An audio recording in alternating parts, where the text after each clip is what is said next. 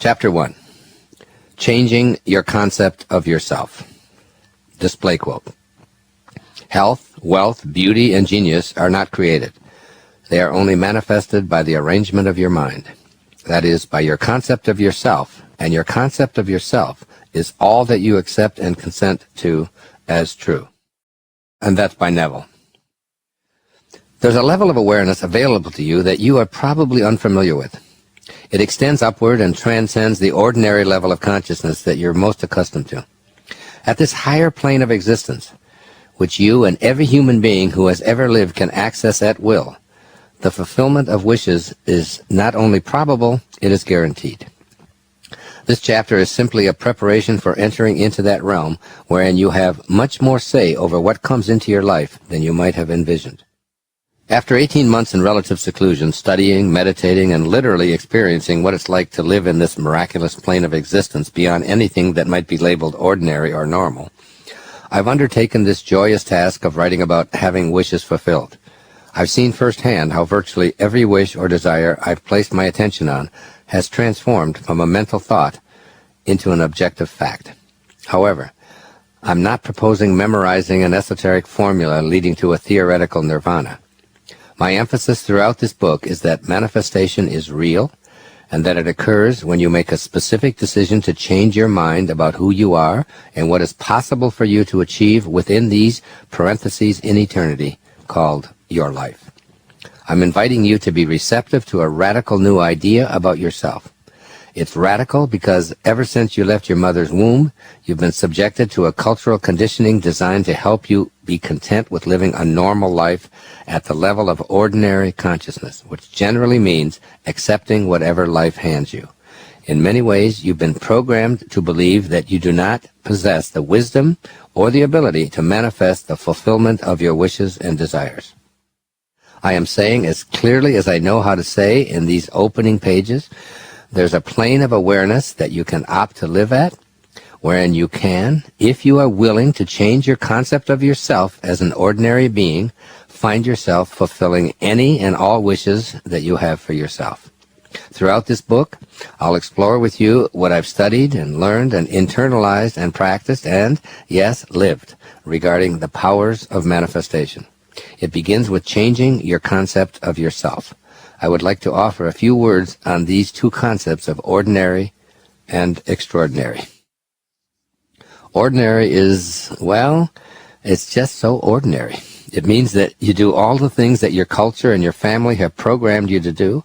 It implies that you fit in, that you study hard, that you follow the rules, that you take care of your obligations, that you fill out the forms and you pay your taxes and you get a job and do what every law-abiding citizen does, and then you retire and you play with your grandchildren, and ultimately you die.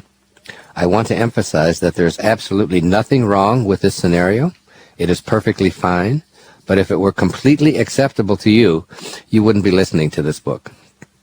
Extraordinary encompasses most of ordinary. Since we all live in the same physical world, there will always be forms to fill out and rules that demand our obedience and bills to pay and family obligations to attend to.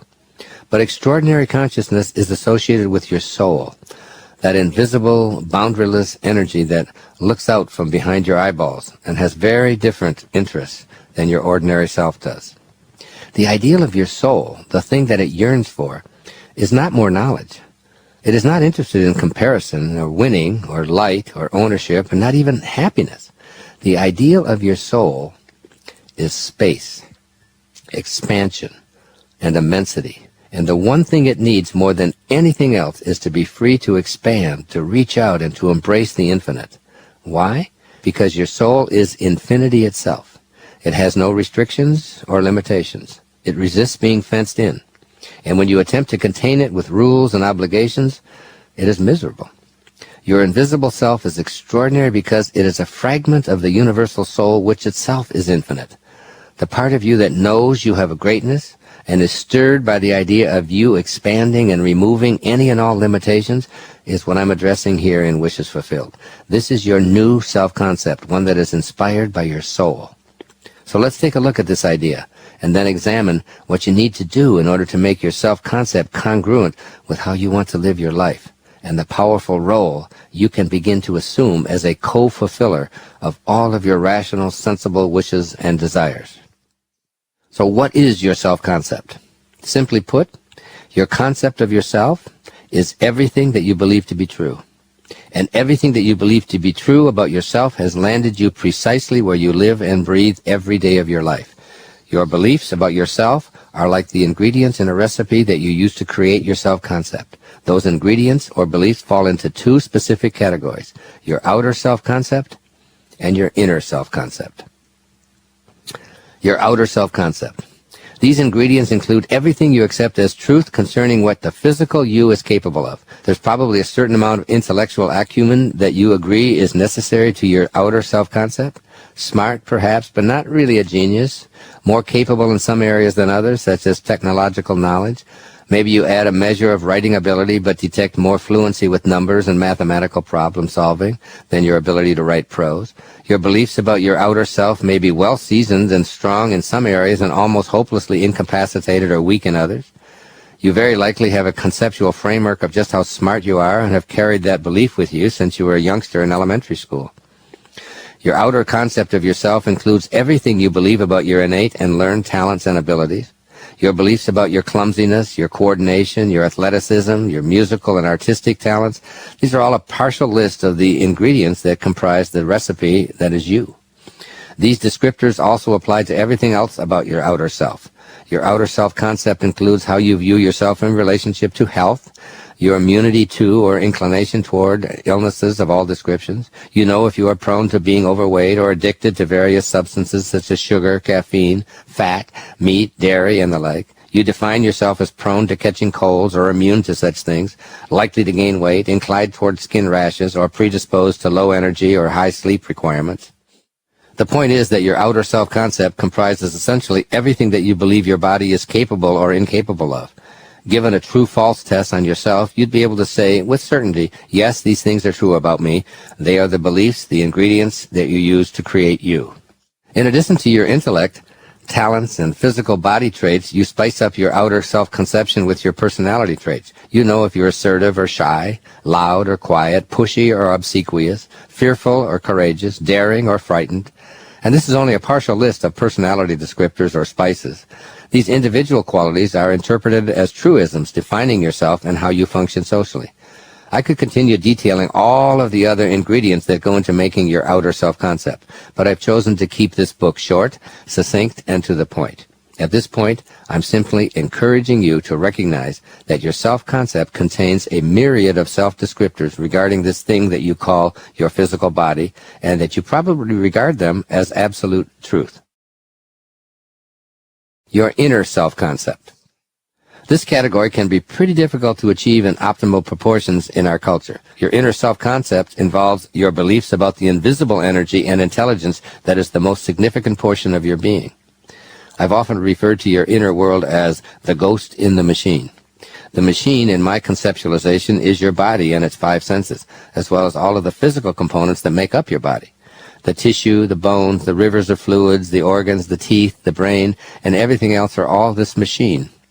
And within this machine is an invisible I that you call mind or spirit, comprised of thoughts that direct the machine. I once had a conversation with a neurosurgeon who was disputing the presence of this invisible world by saying that he'd cut into thousands of bodies and had never seen a soul. I remember his awkward look when I asked him if he'd ever seen a thought while he was poking around inside of a brain. Obviously, there's an invisible inner as well as an outer part of your being. You have a conceptualization of yourself that involves this formless, invisible portion of your being, and you have a pretty specific idea about just how far this inner portion of yourself can take you. You may believe that your thinking apparatus is pretty phenomenal, though not understanding exactly what it is, inside or surrounding you, that allows you to scratch your forehead or pick up a pencil or move your feet on a dance floor, or any of the infinite commands that your mind is capable of directing all day long, every day, and for as long as you are alive.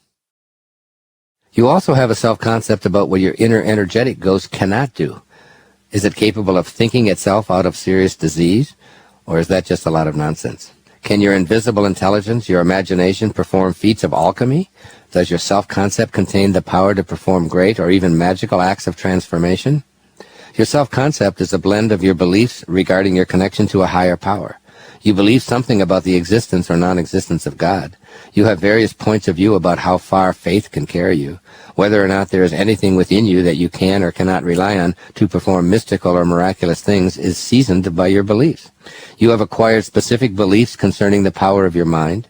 You're generally confident that you can rely on your invisibleness to do the ordinary things in life, such as remember an unseen list of items stored somewhere in your memory and run errands on your way home from work. But what do your beliefs cook up about your ability to create miracles? Is healing your body or manifesting a long-desired soulmate an ingredient in your self-concept? Take a moment to examine that unseen list stored away in your mind. Ask yourself, where is it? How did I put it there? Where is the place I'm calling there? What powers am I using to recall it? Where do these powers come from? This is the list of ingredients that you use to create your inner self-concept. You might then want to open up to there being other beliefs or ingredients that you want to include, and contemplate other ways to season your life. The fact is that an invisible list involves a catalog of inexplicable miracles that you take for granted every day. Your inner self-concept tells you what you believe your mind is capable of and what it's incapable of as well. You know your mind, that invisible ghost in the machine, is unfathomable, but you also know that there are certain limits to what it can do. Have you ever considered how you are creating your life with this inner self-concept list of ingredients? If it seems interesting to consider some changes, then listen on. Changing your concept of yourself. If you would like to become a person who has the capacity to have all of your wishes fulfilled, it will become necessary for you to move to that higher plane of existence where you are a co-creator of your life. This means that you'll need to undertake what is often presumed to be the difficult task of changing your concept of yourself. Recall that your concept of yourself is everything that you believe to be true about your inner and outer self. Those beliefs have created the life you're now living at what I call an ordinary level of awareness. To move into the extraordinary place that I'm speaking about here requires you to change what you believe is true. This can be a laborious project and an undertaking that, in my experience, very few people are eager or willing to take on. I have written this book to give you some very specific guidance and help in doing just that. I'll be quoting a man by the name of Neville Goddard, who wrote and spoke to large audiences in America under the solitary name of Neville. A popular speaker on metaphysical themes from the late 1930s until his death in 1972, Neville authored 10 books in which he captured the sheer logic of creative mind principles. His work has impacted me in a very profound way. In fact, he's been a great mentor to me in the past few years.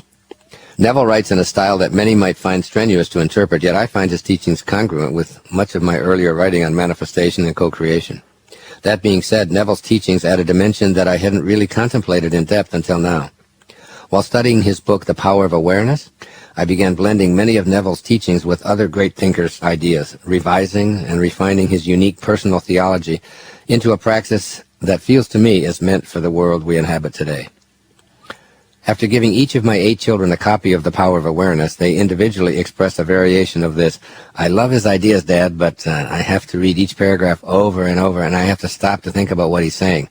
I know he's right, and it makes perfect sense, but I need it explained more, explained in words that I can understand and apply. Their comments fueled my desire to share many of Neville's ideas, most of which are compatible with my own, and create a synthesis addressing the power you have to fulfill your 21st century wishes. I want to share with you my sense of what this great teacher's ideas can do for you, as they have done for me. I know that Neville wouldn't mind because he freely allowed students and audience members to tape his talks without charge. His tapes continue to informally spread his message today, and I've listened to them while preparing to write this book. I feel as like a kindred spirit to Neville, since I too have had the same policy during my entire speaking career, and have been immersed in the same kinds of spiritual inquiry as this great teacher who preceded me by a single generation.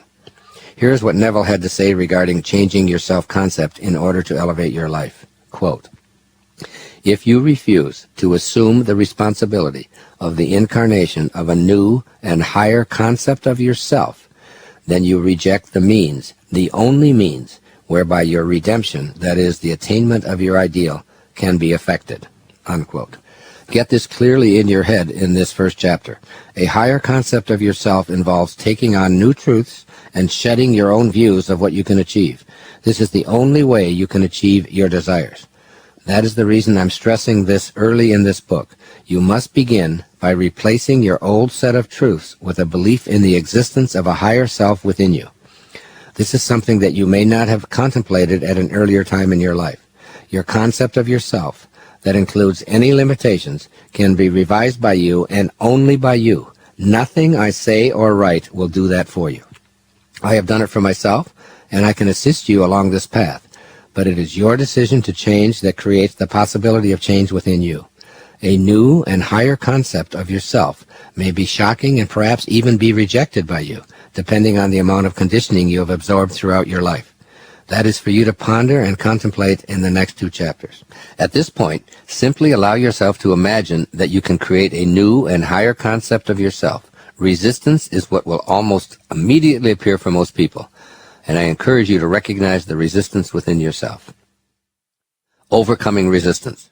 Making the transition from the level of ordinary consciousness to the level of superconsciousness involves a fundamental renewal, a dramatic change of personality. Very few are prepared to commit to this fulfillment of their divine purpose. What I'm inviting you to do, if you wish to be truly fulfilled, is to overcome your resistance to including all that you are in your earthly life. You have the ability to enter higher regions so as to consciously fulfill your highest desires here, now, and for the greater benefit of all. This is akin to doing a somersault and landing in a new reality. A reality in which all things are possible. A reality where you no longer identify yourself with all of those cultural memes and mind viruses that were programmed into you as a young person, preparing you for an ordinary life. You begin this exciting adventure of changing your concept of yourself by being willing to die to your present self. That's right, by relinquishing your personal history as the arbiter of your life. You cease to resist your fuller potential. You simply no longer choose to form your identity on the basis of what you've been taught. Remind yourself that everything you believe to be true has brought you to this point where you want to explore rather than resist your higher powers. Years ago, while reading Napoleon Hill's Think and Grow Rich, I recall him saying that there's one distinguishing characteristic of those who live life at a higher level with a richness that's not just about monetary gain. It's that these unique and rare individuals have a burning desire to succeed. Now, a burning desire is much different from a regular wish or desire because it burns inside, and once ignited, it never goes out, regardless of what transpires. This is a quality that I know well. Often it feels like an obsession, and I've been labeled obsessive many times in my lifetime. Yet it hasn't been a curse because it has always served me in the fulfillment of whatever yearning I felt inside of me. I often think of it as an inner candle flame that never flickers, though the worst goes before me. All transformation begins with an intense, burning desire to be transformed. An inner knowing, along with a burning desire, is the prerequisite for becoming a person capable of manifesting his or her heart's desire. In The Power of Awareness, Neville emphatically explains that to be transformed, the whole basis of your thoughts must change. But your thoughts cannot change unless you have new ideas for you to think from your ideas. How do you find the way to ideas that will help you change your thoughts? Start by saying and writing an affirmation that appeals to you. Create your unique, heartfelt affirmation, such as, I have a burning desire, an inner flame that will not be extinguished by outer forces, to know and live from higher regions, to be transformed so that my new concept of myself will no longer include any limitations. I am willing to challenge and change any thoughts that impede my having a higher vision of myself. Before closing this introductory chapter, it will be helpful to explore your beliefs about the nature of those things we call thoughts and how to change them. Do you really think? No one has ever been able to say from whence a thought comes, or what the thought is made up of. It's generally accepted that we think up things and we make up all of our own thoughts. But to be perfectly honest, for a large portion of my life, I held these same views on thoughts originating with each individual. But at this juncture, I tend to see the entire process as much more of an act of observation, contemplation, and choice. I enjoy noticing that I have a continuous stream of thoughts that come from who knows where. They have no boundaries or forms to examine and apparently are unlimited in number and permutation. I think of the stock market ticker that runs along the bottom of a screen with each stock price representing a simple thought.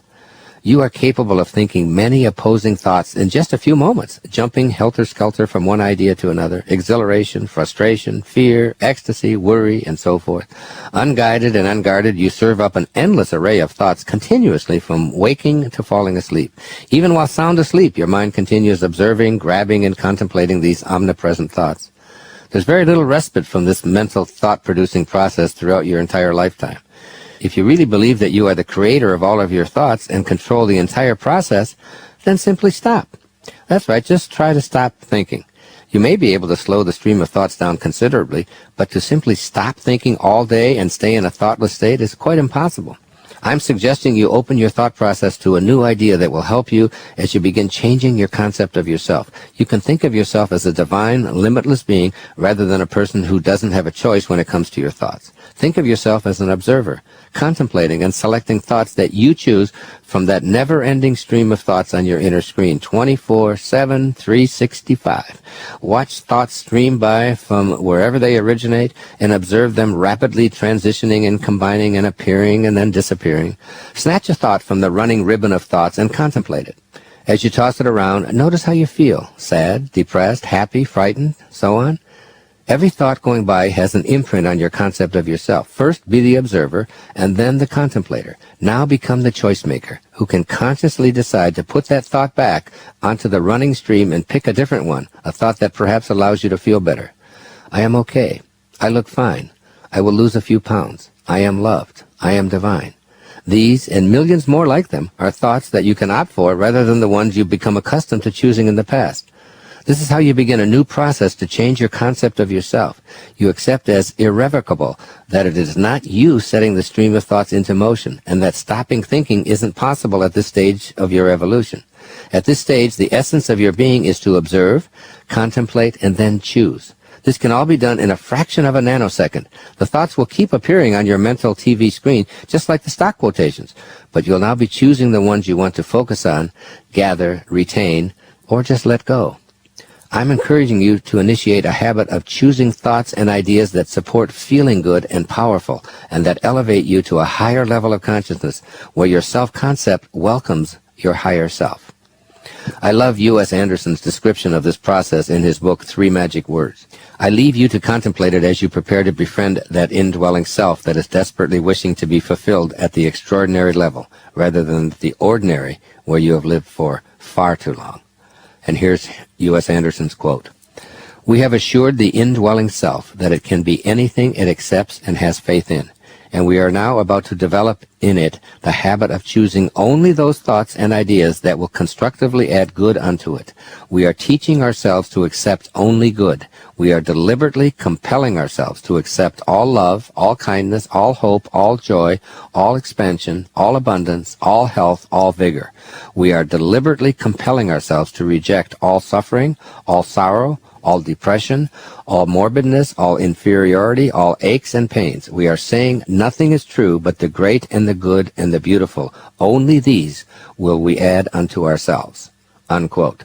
This is your new way of choosing thoughts that will introduce you to what I am calling your highest self, keeping uppermost in mind that if you want to accomplish something, anything, you must first expect it of yourself. And here are 3 suggestions to implement the words of this first chapter. 1. Redefine your self-concept by challenging everything that you've held to be true about yourself up until now. Be open to examining everything you've previously thought limited you in any way. Affirm, I place no limits and no restrictions on all that I intend to accomplish and become from here on in. 2. Allow yourself to become aware of the non-physical reality that you are a part of. Reach out to the angels or occupants of this higher invisible plane. Know that you can access guidance from those who've lived here before. Spend time in meditation, accessing the feelings of a plane of higher consciousness. And 3, whenever you're experiencing discomfort or sadness, rather than trying to change the thought behind your emotional state, instead, just put it back onto the never-ending conveyor belt of thoughts, and then select a different one. Keep doing this until you've selected a thought that allows you to feel good, and you're no longer condemning yourself for creating unhappy thoughts. Chapter 2. Your Higher Self. For the past 18 months or so, I've been deeply involved in the study of what is known as initiatic science, the principal goal of which is to help the initiate, the student, meaning you and me, know and trust in the higher self. These ancient teachings repeatedly explain that emphasizing only the needs of our physical self and ignoring the needs of the higher self results in the soul and the spirit suffocating and dying of hunger and thirst.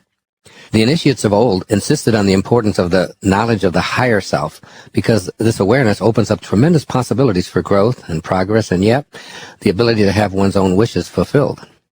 Perhaps it's difficult to imagine yourself so divided as to produce both a higher and a lower self. Very likely this idea of a self within yourself, which is higher than what you think of as your real self, is foreign to your way of thinking.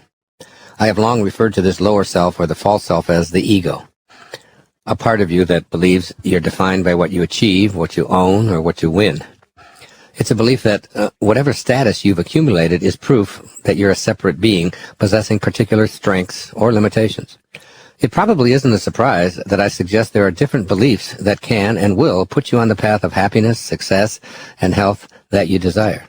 This idea of having a higher self that transcends the self-descriptor derived from almost universal identification with the ego, it may be difficult to internalize. If you've listened to the first chapter of this book, then you know that it's necessary that you make the choice to change what you believe is true. Remind yourself that your current concept of who you are has landed you right here, listening to a book on tape on how to become a more powerful person. Are you willing to internalize radical new ideas that require a shift in your concept of yourself? Are you receptive to the idea of having a higher self that isn't defined by ego concerns? Are you able to entertain the idea of an unlimited higher self that is within you? Can you imagine that you can eschew ego's limiting demands that are keeping you stuck at an ordinary level of consciousness? In other words, can you approach the question of who am I with complete unknowing? Conceiving the idea of a higher self begins with this personal inner query. So let's first examine this question of who you are. Who am I? Consider how many bodies you've occupied since birth. Who is the I that continues to leave one body behind and then enter another? You know for certain that you, the person that you call I, the one attempting to figure out who you are, started out in a little baby body weighing somewhere between 5 and 10 pounds. The I that is you fully entered and occupied that little baby body. Gradually, you began to discard that baby body and move into a small toddler body that crawled, and then it walked, and then it ran, and took on an entirely new appearance. Your 2-year-old self would find it difficult to recognize the baby body that you'd now completely abandoned. You lived in this toddler body for a while and then discarded it, too, including every cell that was in your body at birth. The subsequent body you entered was a prepubescent body that bore a similarity to your toddler body, but was completely different. The I in the question still hasn't been discovered, but it's become absolutely clear that you are obviously not your body. Why? Because the I has remained, though it continuously sheds the body that it occupies. This strange phenomenon of you being an I that continuously enters, discards, and re-enters a new body has proceeded right up until this very moment. I am currently in a 71-year-old body that's nothing like the body I occupied 50 years ago. I remember well what that 20-year-old body I occupied looked like and what it could do and what it knew and what it didn't know, but I can't find it anywhere. It's simply an illusion. It's gone from this physical world, as is every body that both you and I have occupied in our entire lifetime.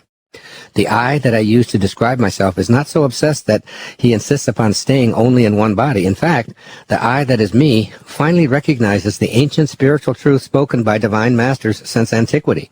None of us are really doing anything. Rather, we, that is our bodies, are merely being done. What is your body being done by?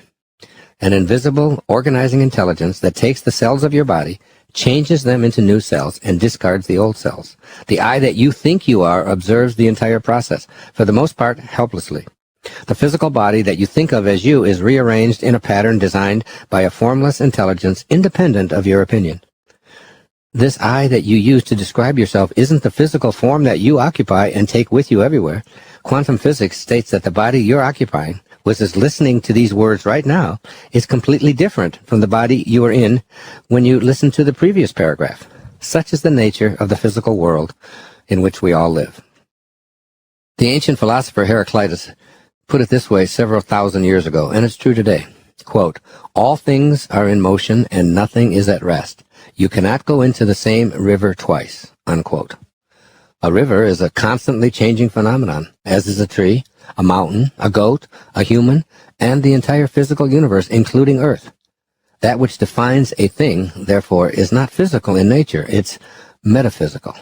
When asked what is real, an ancient spiritual avatar responded without hesitation, "That is real, which never changes."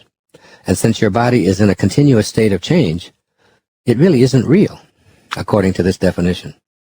If you try to find that toddler body you once occupied, you realize that it's not real, since it no longer exists. Even while you were in it years ago, you couldn't call it real, because the moment you pinpointed and defined it as real, it would be something else, something new. What you're calling real would already have disappeared. Still, you know with all of this change taking place that there is a changeless component to who you are. The I in that toddler body hasn't changed. It's in the body that you currently occupy. The I is your higher self, changeless and real. This higher self is who you are. When you make this discovery and consciously befriend the I that you are, nothing is impossible. In Chapter 1, I explained the necessity of creating a new concept of yourself as an infinite spiritual being having a temporary human experience. As you listen on, keep in mind that if it is changing, it's not real. The I in the question, who am I, isn't anything that involves the physical you, since that continuously changes and disappears. Therefore, to answer the question, who am I, with any reference to your body and its various talents, accomplishments, accumulations, or physical prowess, is to define yourself as unreal. Who you are, then, must be changeless, and therefore birthless, as well as deathless. Who you are is a formless energy, a spirit, if you will, with the capacity to be unchanged and at the same time occupy an infinity of bodies. Think about this. It is truly a bewildering phenomenon. You are changeless and therefore real. What you've believed were facts explaining who you are simply illusions, or what metaphysicians call unreal. You were convinced by some well-intentioned relatives and teachers and cultural influences that you really are this ego of yours, when in fact everything the ego uses to define you is disappearing as fast as you can assess it. Your possessions, your achievements, your reputation, your trophies, your bank accounts, even your family members, including your children, are all aspects of a world that is changing, dissolving to nothingness, all unreal. Here is how a brilliant scribe described this phenomenon poetically.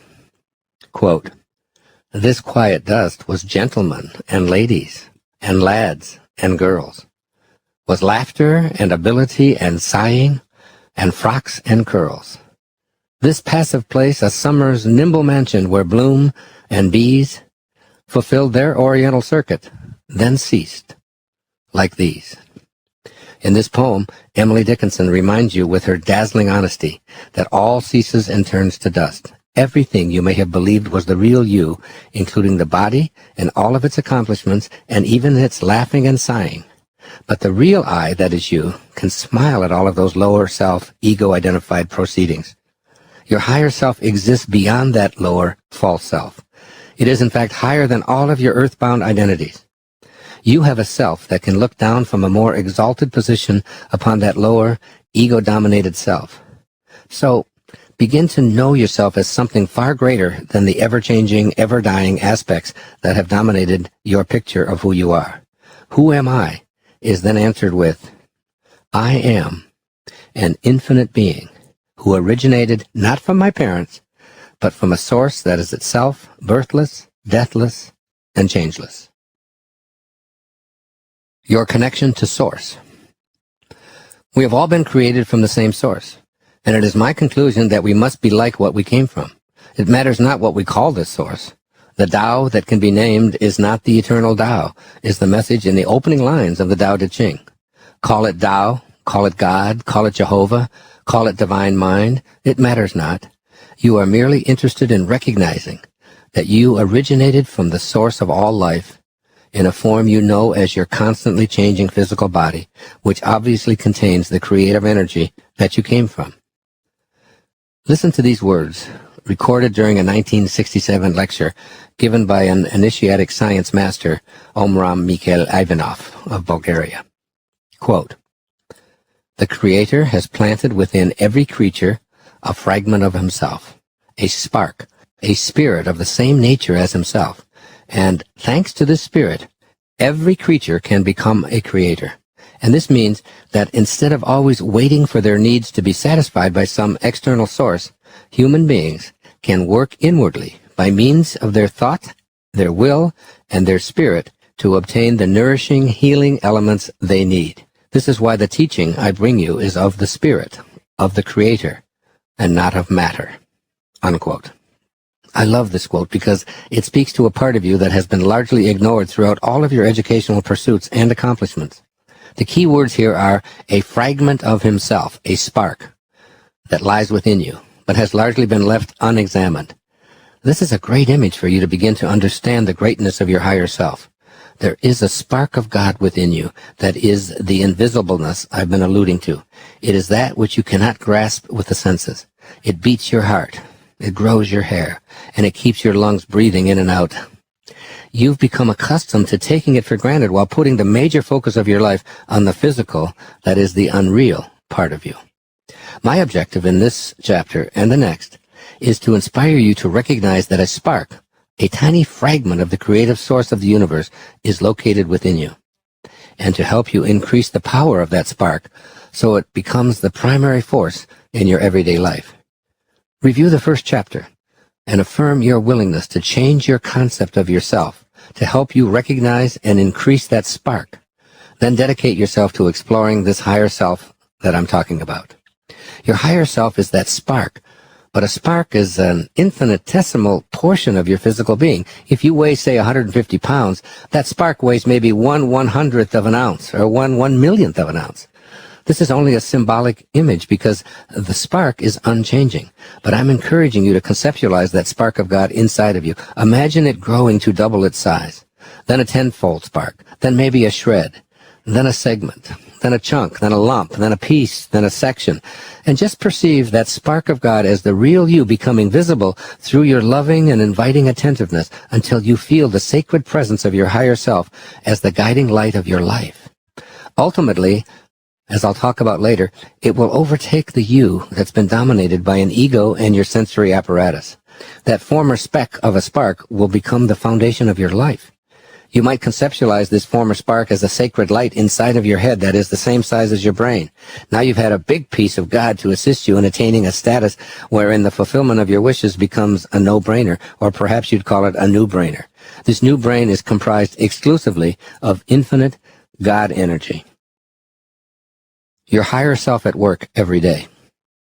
I want you to seriously contemplate another observation made by the initiatic spiritual master Omram Mikhail Ivanov in a lecture given in January of 1971. This is a lecture that I've listened to many times. Quote, "Our higher self is perfect, omniscient, and almighty, a fragment of God himself, a pure, transparent, luminous quintessence." This will very likely be a challenge for you as you consider a new concept of yourself by accepting some truths that you have been raised to believe are falsehoods. Yet I ask you to study this ancient spiritual teaching, which is designed to familiarize you with a radical idea about the powers you possess just by the fact that you are a living, breathing human being. If you are committed to accessing your higher consciousness, then you must be willing to do what is required in order to integrate what this great initiatic teacher is offering.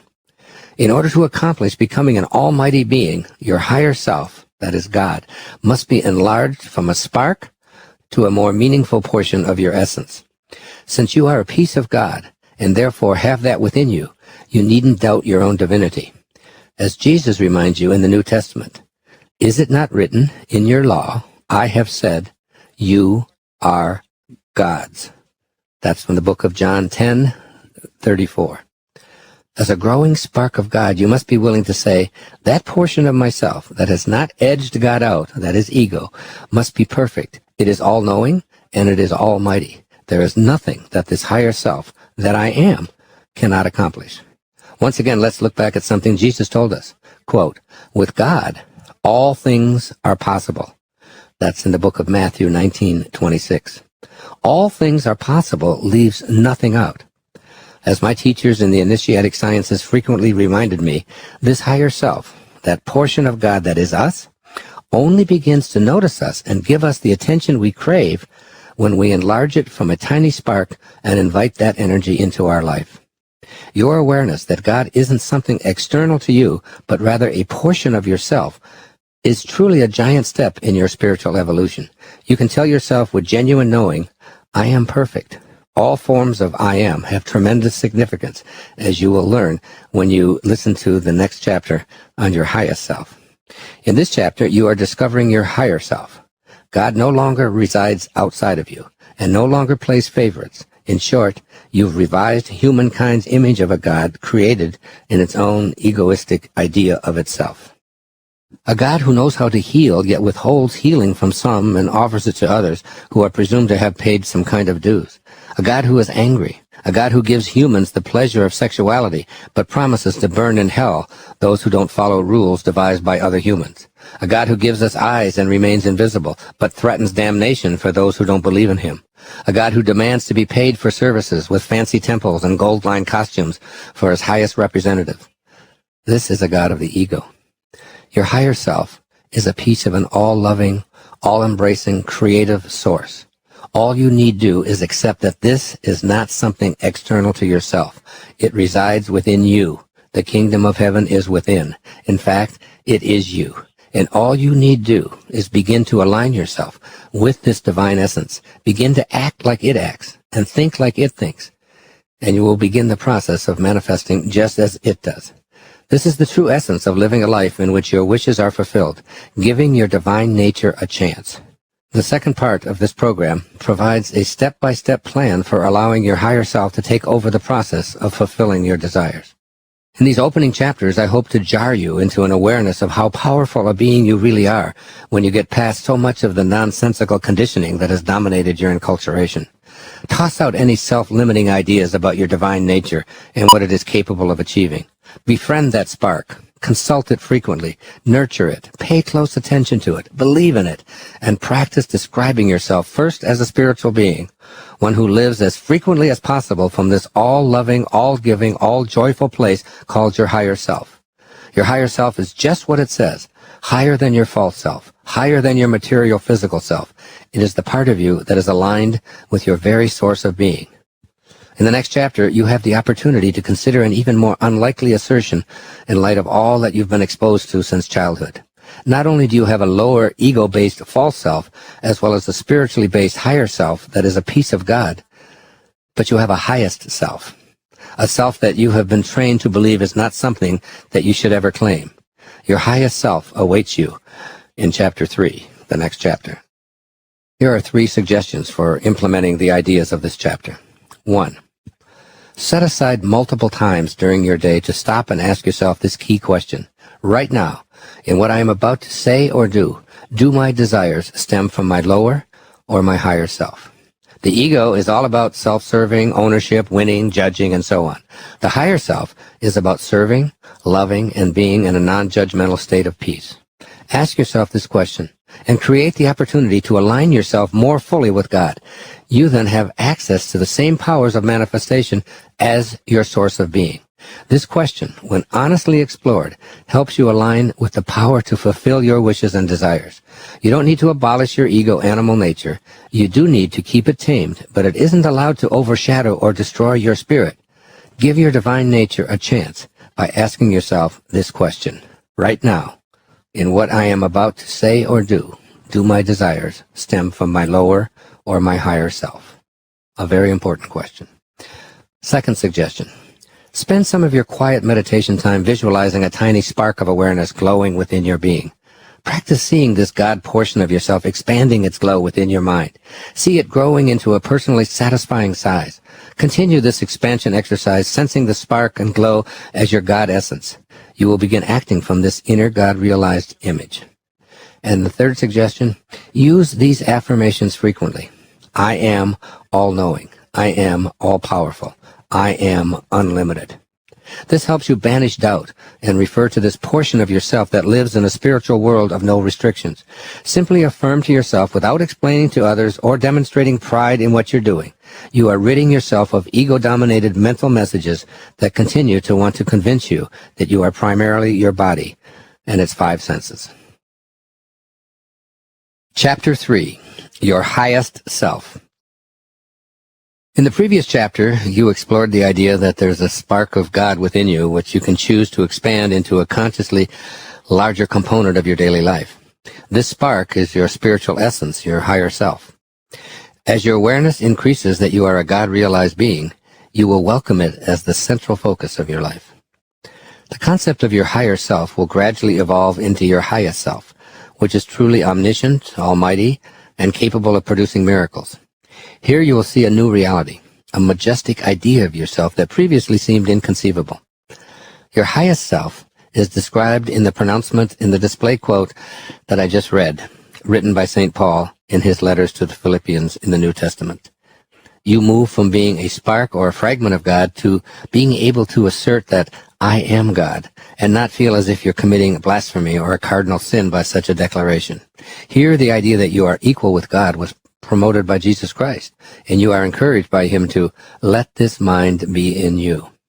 This isn't the God created by humans, the ego-driven deity who plays favorites and requires ostentatious places of worship, has temper tantrums, demands reparations, and is filled with rage, punishing those who do not do his bidding.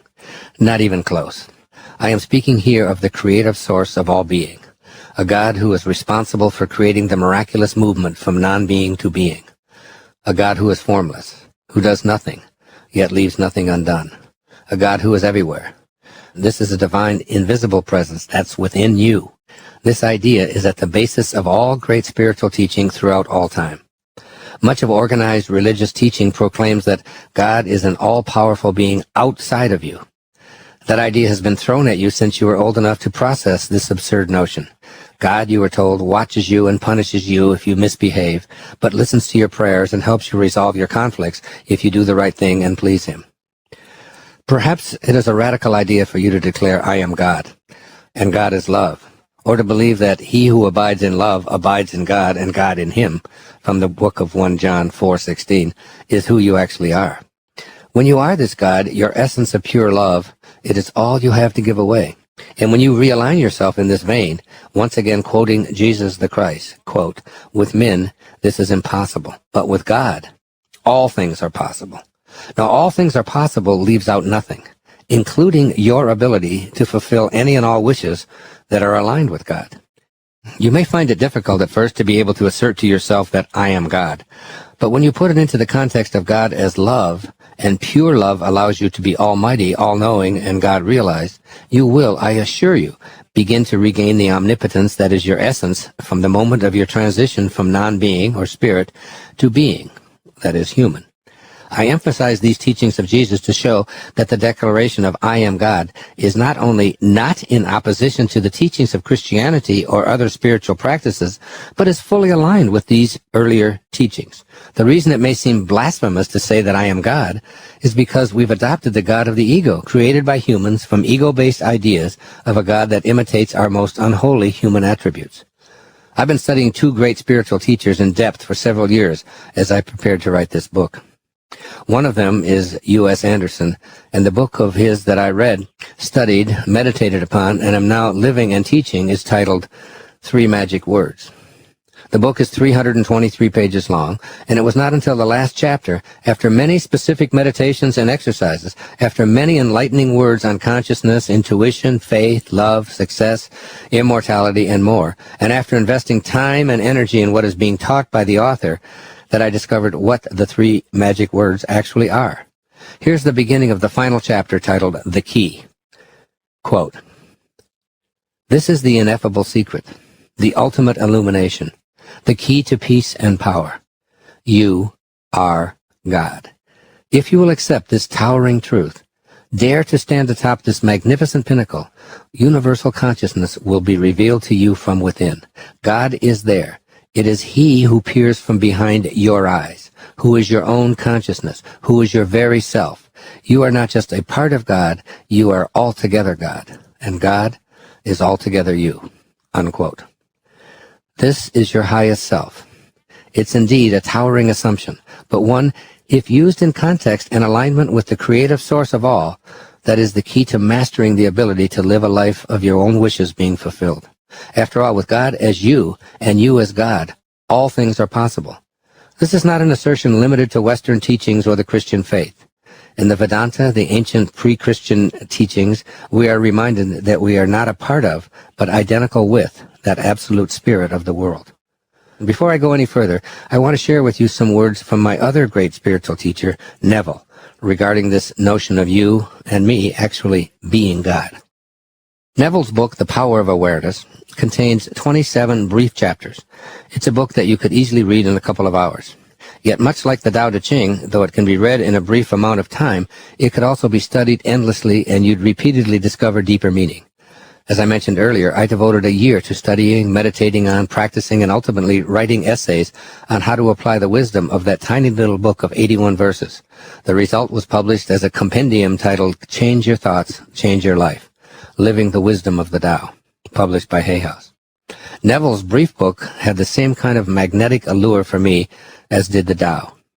It was in my 7th complete reading of Neville's book, and after listening to some of his recorded lectures, that I decided to write this book in an effort to make his stupendous insights more readily available and applicable to those of us now occupying this planet as temporary residents. I've taken extensive notes on Neville's teachings and literally put them to work in my own life. I have lectured throughout the world on the idea of having our wishes fulfilled via the avenue of assuming the power of God that is not only our birthright, but is our very essence.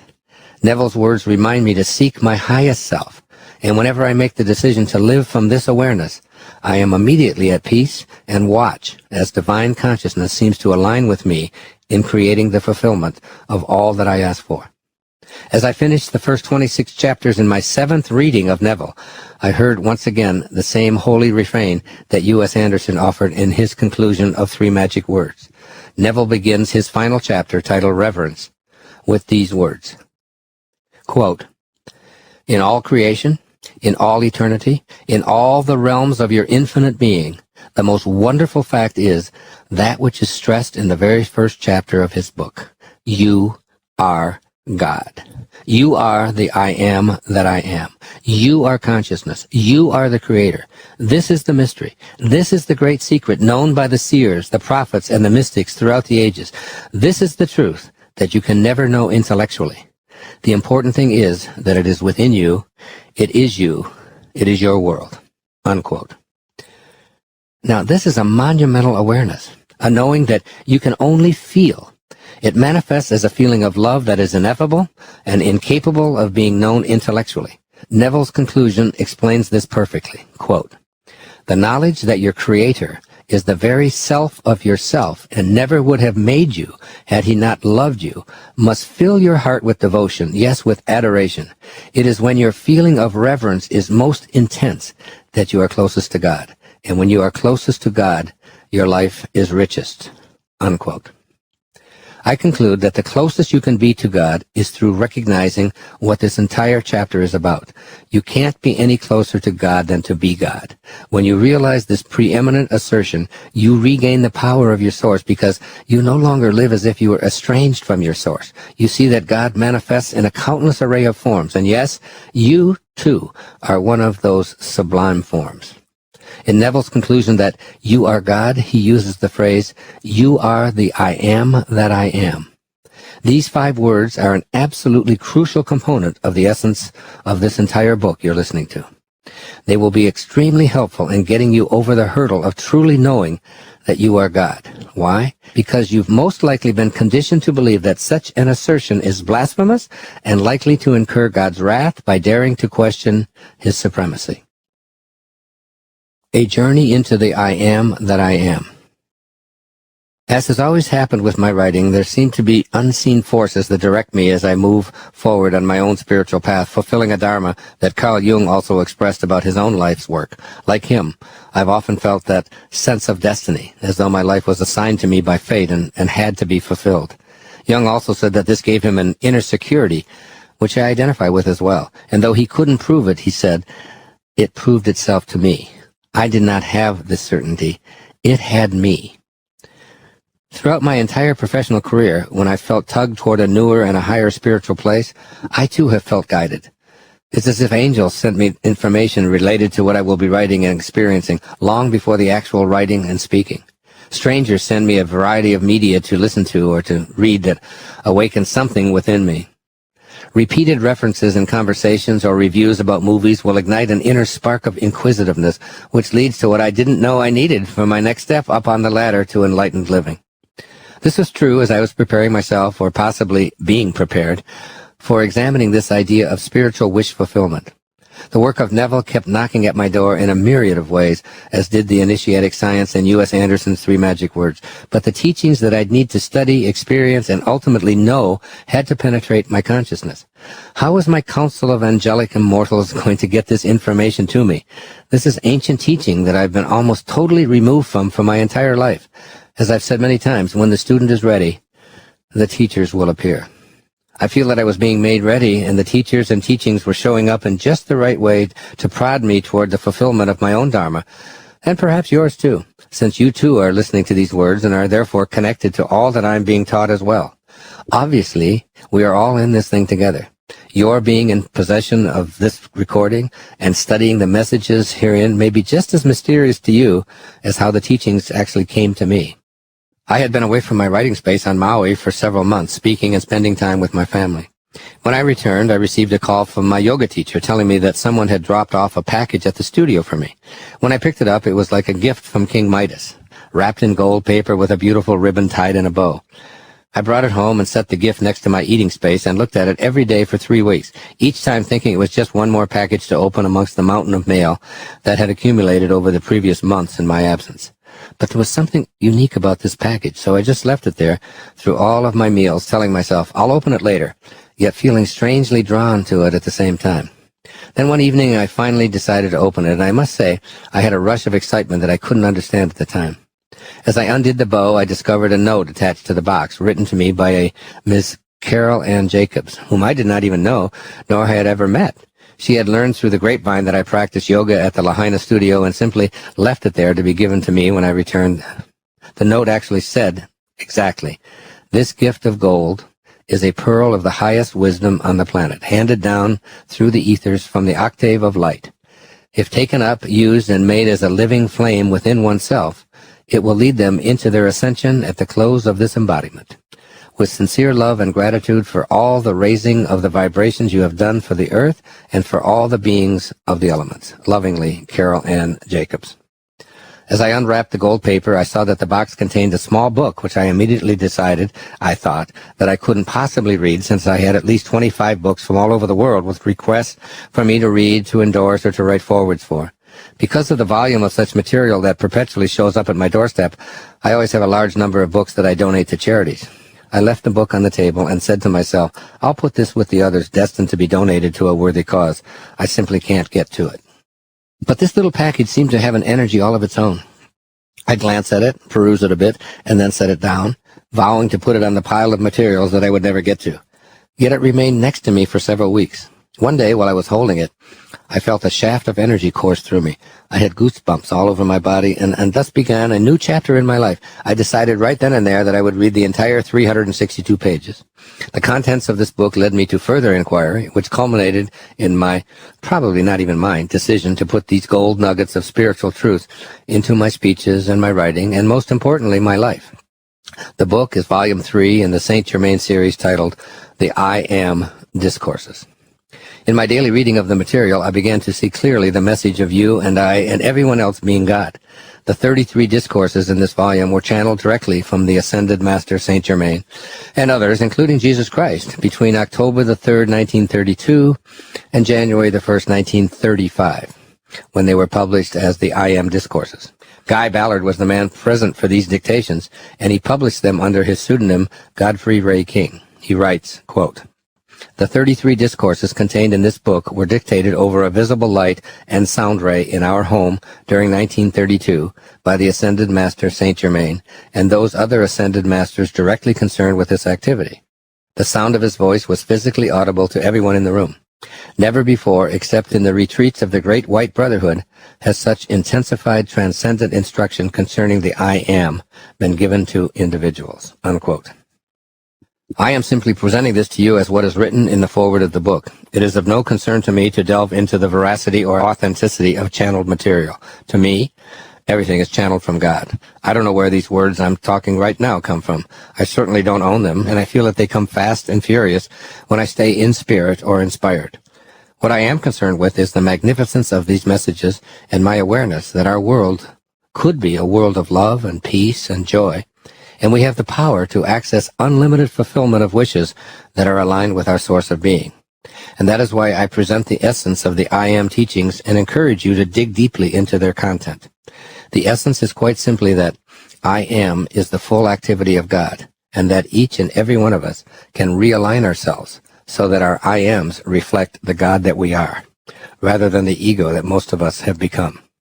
Here is one more very important observation from the first discourse offered by Saint Germain. Quote, "The first expression of every individual, everywhere in the universe, either in spoken word, silent thought, or feeling, is I am, recognizing its own conquering divinity. The student, endeavoring to understand and apply these mighty yet simple laws, must stand guard more strictly over his thought and expression, in word or otherwise. For every time you say, I am not, I cannot, I have not, you are, whether knowingly or unknowingly, throttling that great presence within you." Unquote. This speaks so directly to me and the message I wish to convey. Every time you think of the expression I am, you initiate God in action. Why not continually remind yourself that I live, move, and have my being as God, the I am that I am? I'm going to detour here for a few paragraphs and bring you back to a transmission that is recorded in a book that you're probably familiar with, which is, of course, the Holy Bible. Both the Torah, which is the first 5 books of the Old Testament, and the New Testament.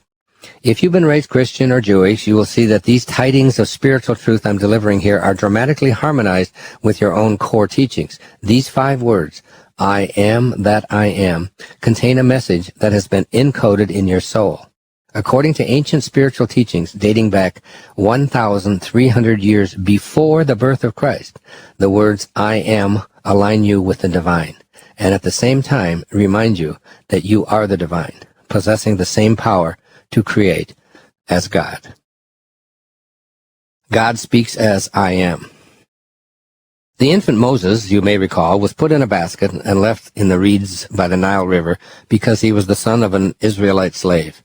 The Pharaoh had ordered every male child born to Israelite slaves to be drowned in the river. However, as luck or divine intervention would have it, the Pharaoh's daughter discovered the floating infant and rescued him to be raised as a prince among his despotic enemies. As a young man, Moses witnessed an Egyptian soldier abusing an Israelite slave and responds by killing the soldier and hiding the body. But his adoptive grandfather, the Pharaoh, discovers his misdeed and orders him put to death. Moses escapes to the land of Midian and finds refuge with Jethro, a local priest, whose daughter Zipporah he marries. Moses lives primarily as a shepherd and husband for some 40 years. Now here's a man born to an Israelite slave who was supposed to be killed at birth by order of the Pharaoh, but was saved by the Pharaoh's daughter and raised as her son, and is now a shepherd. He's out tending his flock when he encounters a burning bush, which continues to burn without consuming the bush itself. Moses then, the ancient scriptures tell us, hears God speaking. Quote, "And the angel of the Lord appeared to him in a flame of fire from the midst of a bush. So he looked, and behold, the bush was burning with fire, but the bush was not consumed. God called to him from the midst of the bush and said, Moses, Moses. And he said, Here I am. Then he said, Do not near this place. Take your sandals off your feet, for the place where you stand is holy ground. Moreover, he said, I am the God of your father, the God of Abraham, the God of Isaac, and the God of Jacob." That's from Exodus 3, 2 to 6 verses. The story continues in the book of Exodus, and God was said to have told Moses that he was to go to the Pharaoh and free the children of Israel, saying, Come now, therefore, and I will send you to Pharaoh, that you may bring my people, the children of Israel, out of Egypt. Exodus 3:10. Then Moses questions how he could do such an enormous task all by himself, and God replies, quote, I will certainly be with you. Exodus 3:12. Moses follows up by inquiring, Indeed, when I come to the children of Israel and say to them, quote, The God of your fathers has sent me to you, and they say to me, What is his name? What shall I say to them? This is Exodus 3:13. And God says to Moses, I am that I am. And he said, Thus you shall say to the children of Israel, I am has sent me to you. This is my name forever, and this is my memorial to all generations. That's Exodus 3, verses 14 and 15. This is also a memorial to you and to me in this generation alive right now. The name of God, which is you and me as I am. This is the fundamental teaching of the I am discourses and becoming acquainted with your highest self. Still having trouble seeing yourself as God? Try this. Imagine God as the ocean. If you take a bucket of water out of the ocean, is the water in the bucket the ocean? Yes, indeed it is, altogether ocean, and the ocean, even though it is larger, is still altogether the whole of the ocean in the bucket. Now think of yourself as a bucket of God. Altogether God, and God is altogether you. It is only when you stay separated from the ocean that the water dries up. This is your task in grasping your highest self, staying aligned and not separating from your source, and remembering what God says in Psalms 46:10. Be still and know that I am God. In the book The Moses Code, the author James Twyman makes a powerful case for getting to this truth. In fact, the subtitle of his book is The Most Powerful Manifestation Tool in the History of the World. I also encourage you to read James's fascinating book for a much fuller treatment of the power of the words that God reputedly spoke to Moses in response to his question regarding his name. The Torah is presumed to have been written some 1,300 years before the birth of Christ. The holy place where God first manifests and tells Moses to remove his shoes is where Moses discovers who he truly is by his very first words to God. Here I am. I say this to you with absolute certainty. The I am that has been with you in all the physical forms you've occupied since your birth is God. The two words I am are God's name. How do you use these words? You strive to know, just like God taught when he said, be still and know that I am God. That with the use of God's name, you release all doubt about being able to manifest your desires, and you live from the exalted pinnacle of your highest self. Just to reinforce this idea that you are indeed the I am that I am, or God, consider moving forward to the time when Jesus the man was on earth. His words let you know that this idea of declaring yourself as I am God is not some New Age interpretation, and it's in no way offensive to Christianity. You are not guilty of blasphemy by allowing this belief to be alive within you. If you're experiencing pangs of guilt, re-listen to the display quote at the beginning of this chapter, which was written by St. Paul. Yes, you are equal with God. It's okay. Jesus speaks as I am. In the book of John, when Jesus is asked if he has seen Abraham, he responds with these words, Most assuredly, I say to you, before Abraham was, I am. That's John 8:58. Here Jesus indicates that God, the creative source of the universe, defined as love, is called I am. Throughout the New Testament, many of the most significant messages offered to all of us begin with the name of God, a name that you too have come to use. All too frequently, though, you use it to define yourself as a part of or distant from your source. I am weak, I am sick, I am poor, I am sad, I am depressed, and so on. By using the words I am, Jesus tells us that he is one with God. He doesn't just say the name, he claims it as himself, and, as you will soon see, asks you to do the same. When my youngest daughter, Sage, was a second grader in a private religious school, she told her mother and me that she hated going into the chapel and seeing a dead body impaled on a cross. It bothered her so much that she asked the school officials if she could be excused from chapel, because the images filled her with such sadness that she couldn't even concentrate on her schoolwork. We were informed that attendance at chapel was absolutely mandatory. The end result was that we transferred her to another school where such images of suffering simply didn't exist. I often think that Sage's experience as a 7-year-old child is indicative of a larger but identical problem on the planet. Jesus said, I am the resurrection, the transcendent being of light made of God. God is love, and that is in all of us. Yet much of the world's Christian attention is focused on the crucifixion of Jesus, the suffering being who has nails in his hands and feet, a crown of thorns, blood dripping down his face, and a wound in his side. This is an image focusing on the suffering, tormented soul in all of us, which then promotes more suffering and terror. It dwells on the false idea that God is equated with suffering. I prefer the artistic interpretations of Jesus as the resurrection, filled with love and light, transcending earthly suffering, and encouraging all of us to love each other rather than the offerings that depict him as a tortured soul. How different our world might be if we focused on the resurrection rather than the crucifixion. Collectively, we might live out this mandate and see the eternal resurrected light that truly defines our I am nature. We might be taking a giant step toward the idea reflected in the words, on earth as it is in heaven. Matthew 6:10. In reading the scriptures while doing research for this book, I noted that the word me, when used by Jesus, is capitalized or italicized for emphasis. So who was this great teacher referring to when he used the words like, without me you can do nothing, or no one comes to the Father except through me? If he meant Jesus, the man who walked among us, then it would make sense to idolize Jesus as the one and only anointed one who has all the powers of God as his only Son. Yet in his own words, according to the same scriptures, he reminds us, it is the Spirit who gives life. The flesh profits nothing. The words that I speak to you are spirit, and they are life. John 6:63. This point needs your deepest attention. When Jesus says me, or I am the way, he isn't talking about his bodily self, the man who walks and talks. He is speaking as God, whose name, he has told us, is I am. He reminded us that the flesh counts for nothing, so we can presume he is speaking about his own flesh as well. He further confirms this point by saying, the words that I speak to you are spirit, and they are life. The person who was Jesus knew that the creative source of the universe is the words I am that I am. He was wise and holy enough to realize that the words I am were the Spirit of God speaking and not the human body comprised of flesh and bones. This is the essential message of this chapter on your highest self. You are God.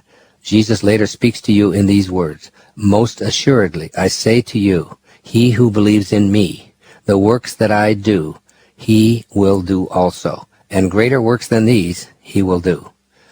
John 14:12. There is that me again, the same me that is you, when you stay aligned, and know that you too can and will do great and greater works when you cast out all doubt about your own divinity and live as you are encouraged to live, not just as a piece of God, but as God himself. Yes, you need not consider it robbery to be equal with God. This is the logical sequence that can and will allow you to change your concept of yourself and recognize your divine nature and the fundamental truth that when you become one with your Creator, as co-creator, you gain all of the powers that are inherent in saying, I am God, meaning, of course, that God is love. As Neville so succinctly stated, quote, it is I am's concept of itself that determines the form and scenery of its existence. Everything depends upon its attitude toward itself. That which it will not affirm as true of itself cannot awaken in its world. Unquote. See if you can accept this logical sequence leading to a new concept of yourself as God altogether. God speaks to Moses and announces his name for all future generations to know. I am that I am. Jesus, some 1,300 years later, acknowledges God as I am. Jesus reminds us that he too is God with his many I am the way pronouncements. Jesus tells us that we are all equal with God. Jesus assures us that he speaks as spirit and that the flesh counts for nothing. Jesus tells us that we too can do all that he does because we are God also. You are God, the I am that I am. Know it and stay in harmony with this divine I am presence. Perhaps now it doesn't sound so foreign to you to assert your divine nature. You might just want to start by being careful not to use the words I am when describing yourself in any way that isn't congruent with your newly awakened, God-realized self. I return to the poets to sum up that original meeting between Moses and God disguised as a burning bush that resists being consumed. Quote, earth's crammed with heaven, and every common bush afire with God. But only he who sees takes off his shoes. The rest sit round it and pluck blackberries. Elizabeth Barrett Browning. Yes, indeed, earth's crammed with heaven, and you are earth, filled to overflow with God. So take off your shoes and respect the holy space that is you. Here are 3 suggestions for implementing the ideas of this chapter. 1. Become conscious of precisely how you are using the words I am in your daily conversations. If whatever follows these 2 words is not fully aligned with your perception of how the creative source of the universe would be speaking, then make the correction on the spot. Say to yourself, I am the resurrection and the life in thought and feeling. According to the I Am Discourses of Saint Germain, quote, it immediately turns all the energy of your being to the center in the brain, which is the source of your being. You cannot overestimate the power in this statement. There is no limit to what you can do with it. It was the statement that Jesus used most in his most difficult trials, unquote. Secondly, notice how those around you, particularly family and close friends, use and misuse the inherent power of I Am in their lives. Observe that many people say, I am weak, I am poor, I am depressed, I am sick, sad, afraid, I am unlucky, and so on. And they continue to attract that into their life. If they are willing to listen and change, gently remind them that there's no way to attract what they prefer without acknowledging and applying the active presence of God in them. No arguments, just gentle reminders. By observing and teaching the I Am awareness, you will become more aligned with your highest self. And 3, remind yourself often that you have to send the old, unworkable fabrications about your highest self out of your life forever. Be able to say, I am God with pride and assurance that you are not being blasphemous or inappropriate. Believing in that ego-driven idea of a guide as a malevolent super being who plays favorites and is filled with rage if you displease him is akin to believing in the Easter Bunny and praying to that rabbit to solve your problems. Keep uppermost in your thoughts the words of Jesus. God is love, and that you are proud to be that all-powerful God yourself. Chapter 4. The First Wishes Fulfilled Foundation. Using your imagination. Display quote from Albert Einstein. Quote, imagination is more important than knowledge. Knowledge is limited. Imagination encircles the world. While walking down a crowded street in London many years ago, I noticed a window display devoted to the English poet William Blake. There was a quotation on a sign in the window that I read over and over. The words seemed to touch my soul, and I was prompted by an internal calling to write those words on the back of an envelope. Blake's 200-year-old words resonated strongly with me. I had a curious knowing that I'd one day be writing about what he had to say. Fast forward some 10 years later to the day I began writing this chapter that you're listening to about that most mysterious function of our human lives, our imagination. During the morning, before settling in to write, I was searching for some tax records in a desk drawer. Unsought, the Blake quote, scribbled on the back of an envelope 10 years before, had long been misplaced, appeared. As I grabbed the 10-year-old envelope, I pondered for a moment how divine synchronicity is always working, moving the pieces around while our ego believes that we're in charge. Here I was, ready to begin writing a chapter on how to use your imagination, and that day, of all days, these scribbles appeared after a decade of being lost. How could I ignore this synchronicity? So I share these words with you from my spiritual mentor back in the 18th century, William Blake. Quote, the tree which moves some to tears of joy is in the eyes of others only a green thing that stands in the way. Some see nature all ridicule and deformity, and some scarce see nature at all. But to the eyes of the man of imagination, nature is imagination itself. Unquote. The greatest gift you were ever given was the gift of your imagination. Within your magical inner realm is the capacity to have all of your wishes fulfilled. Here, in your imagination, lies the greatest power you will ever know. It is your domain for creating the life that you desire. And the best part of it is that you are the monarch with all of the inherent powers to rule your world as you desire. The essence of this great gift is found within another observation made by William Blake, the intuitive poet who lived at the time of the American Revolution. Writing in The Marriage of Heaven and Hell, he made this wry comment that is the great secret for living a life of creative manifestation. What is now proved was once only imagined. Allow yourself to contemplate this. As this one line of great wisdom sinks into your consciousness, your imagination will then begin to take over. Look around you. Everything that you can experience with your senses was once in someone's imagination. This is the great truth that you must come to realize for yourself. In order for something to get into this world where things exist and are proved, as Blake says, they must first be placed firmly into your imagination. Without your imagination as the reason for future creations, the process of creativity is halted. You have this great power within you. It is a power that is virtually unlimited, and it has been given to you as your birthright. Before putting this gift to work, It is crucial for you to know that virtually all spiritual teachings have spoken of the power that Blake comments on in that insightful sentence. What is now proved was once only imagined. In the year that I spent researching and living the Tao for my book, Change Your Thoughts, Change Your Life, this truth jumped out at me in the lines of the 40th verse of the Tao Te Ching. Quote, "Being is born of non-being," unquote. This was Lao Tzu's observation 2,500 years ago. The visible world of being originates in non-being. Some 500 years later, Jesus would tell his followers, "It is the Spirit who gives life." John 6:63. I could go on through all of the great spiritual traditions and offer you quote upon quote that states that it is in the invisible, formless realm that the originating spark of life begins.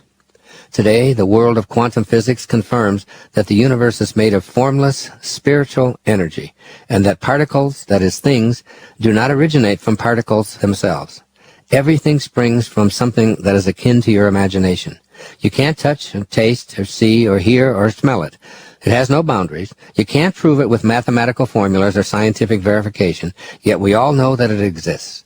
These invisible thoughts that you have, these ideas that continue to percolate within you, these fanciful imaginings that are always with you, are beyond the scope of science to prove or disprove.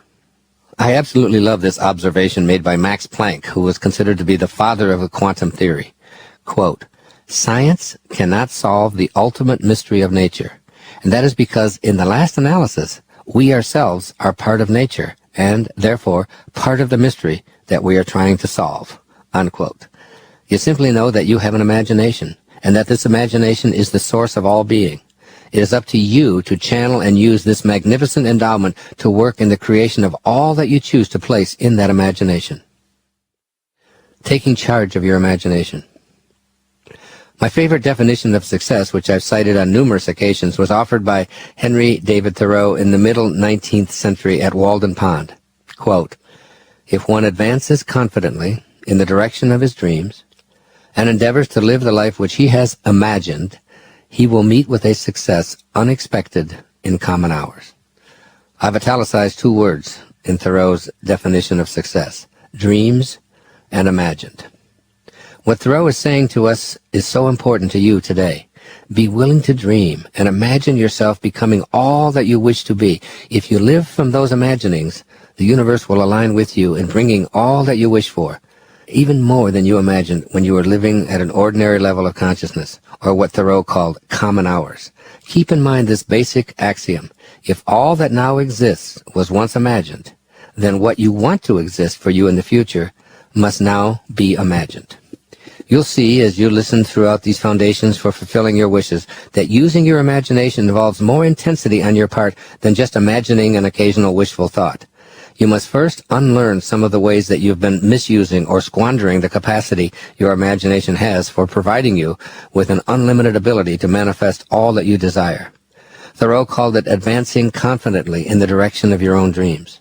Unfortunately, some of us have learned to do the opposite with our imagination, and instead regularly use it to develop mental habits of advancing in precisely the reverse direction of our highest dreams for ourselves.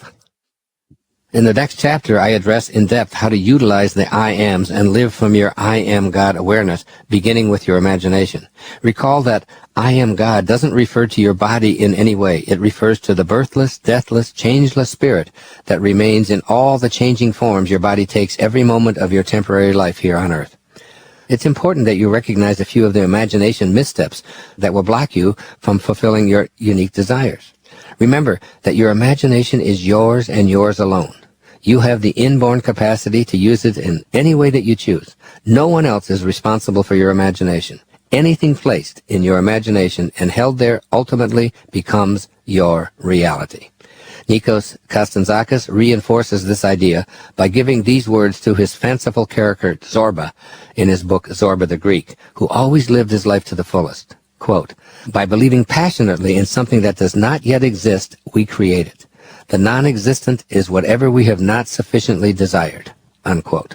This is the power of your imagination, when what you desire is imagined sufficiently to make it your reality. Don't diminish this great gift by using it in a way that is antithetical to its I Am God original nature.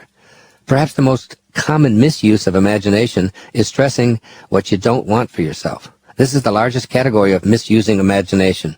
Start paying attention to general conversations and you will be astonished by how incredibly prevalent it is. Imagining that finds expression in phrases like, I don't deserve prosperity, I'm always so unlucky, things never work out for me, and I'm unhealthy and can't be healed.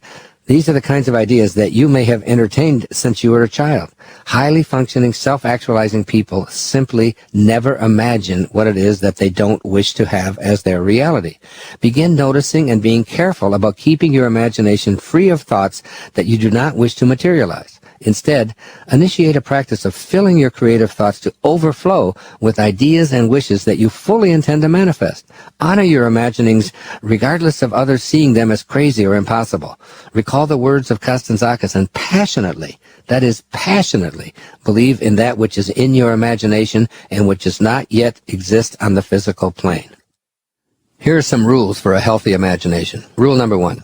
Never place into your imagination any thought that you would not want to materialize. Rule number 2.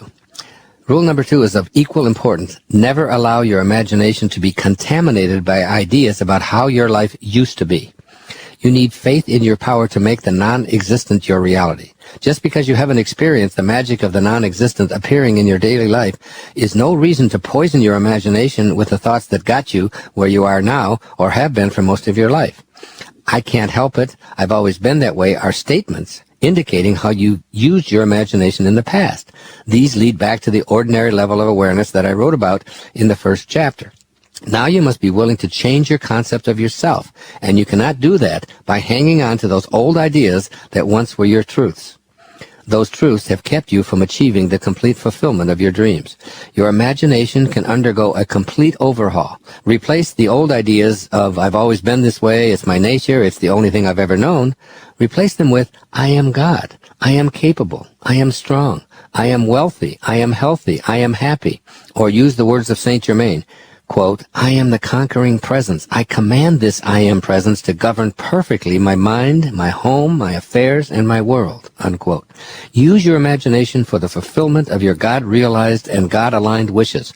Expand your imagination beyond the concept of yourself that limits you to ordinary consciousness. Rule number 3 is a strong reminder to you that your imagination is yours and yours alone.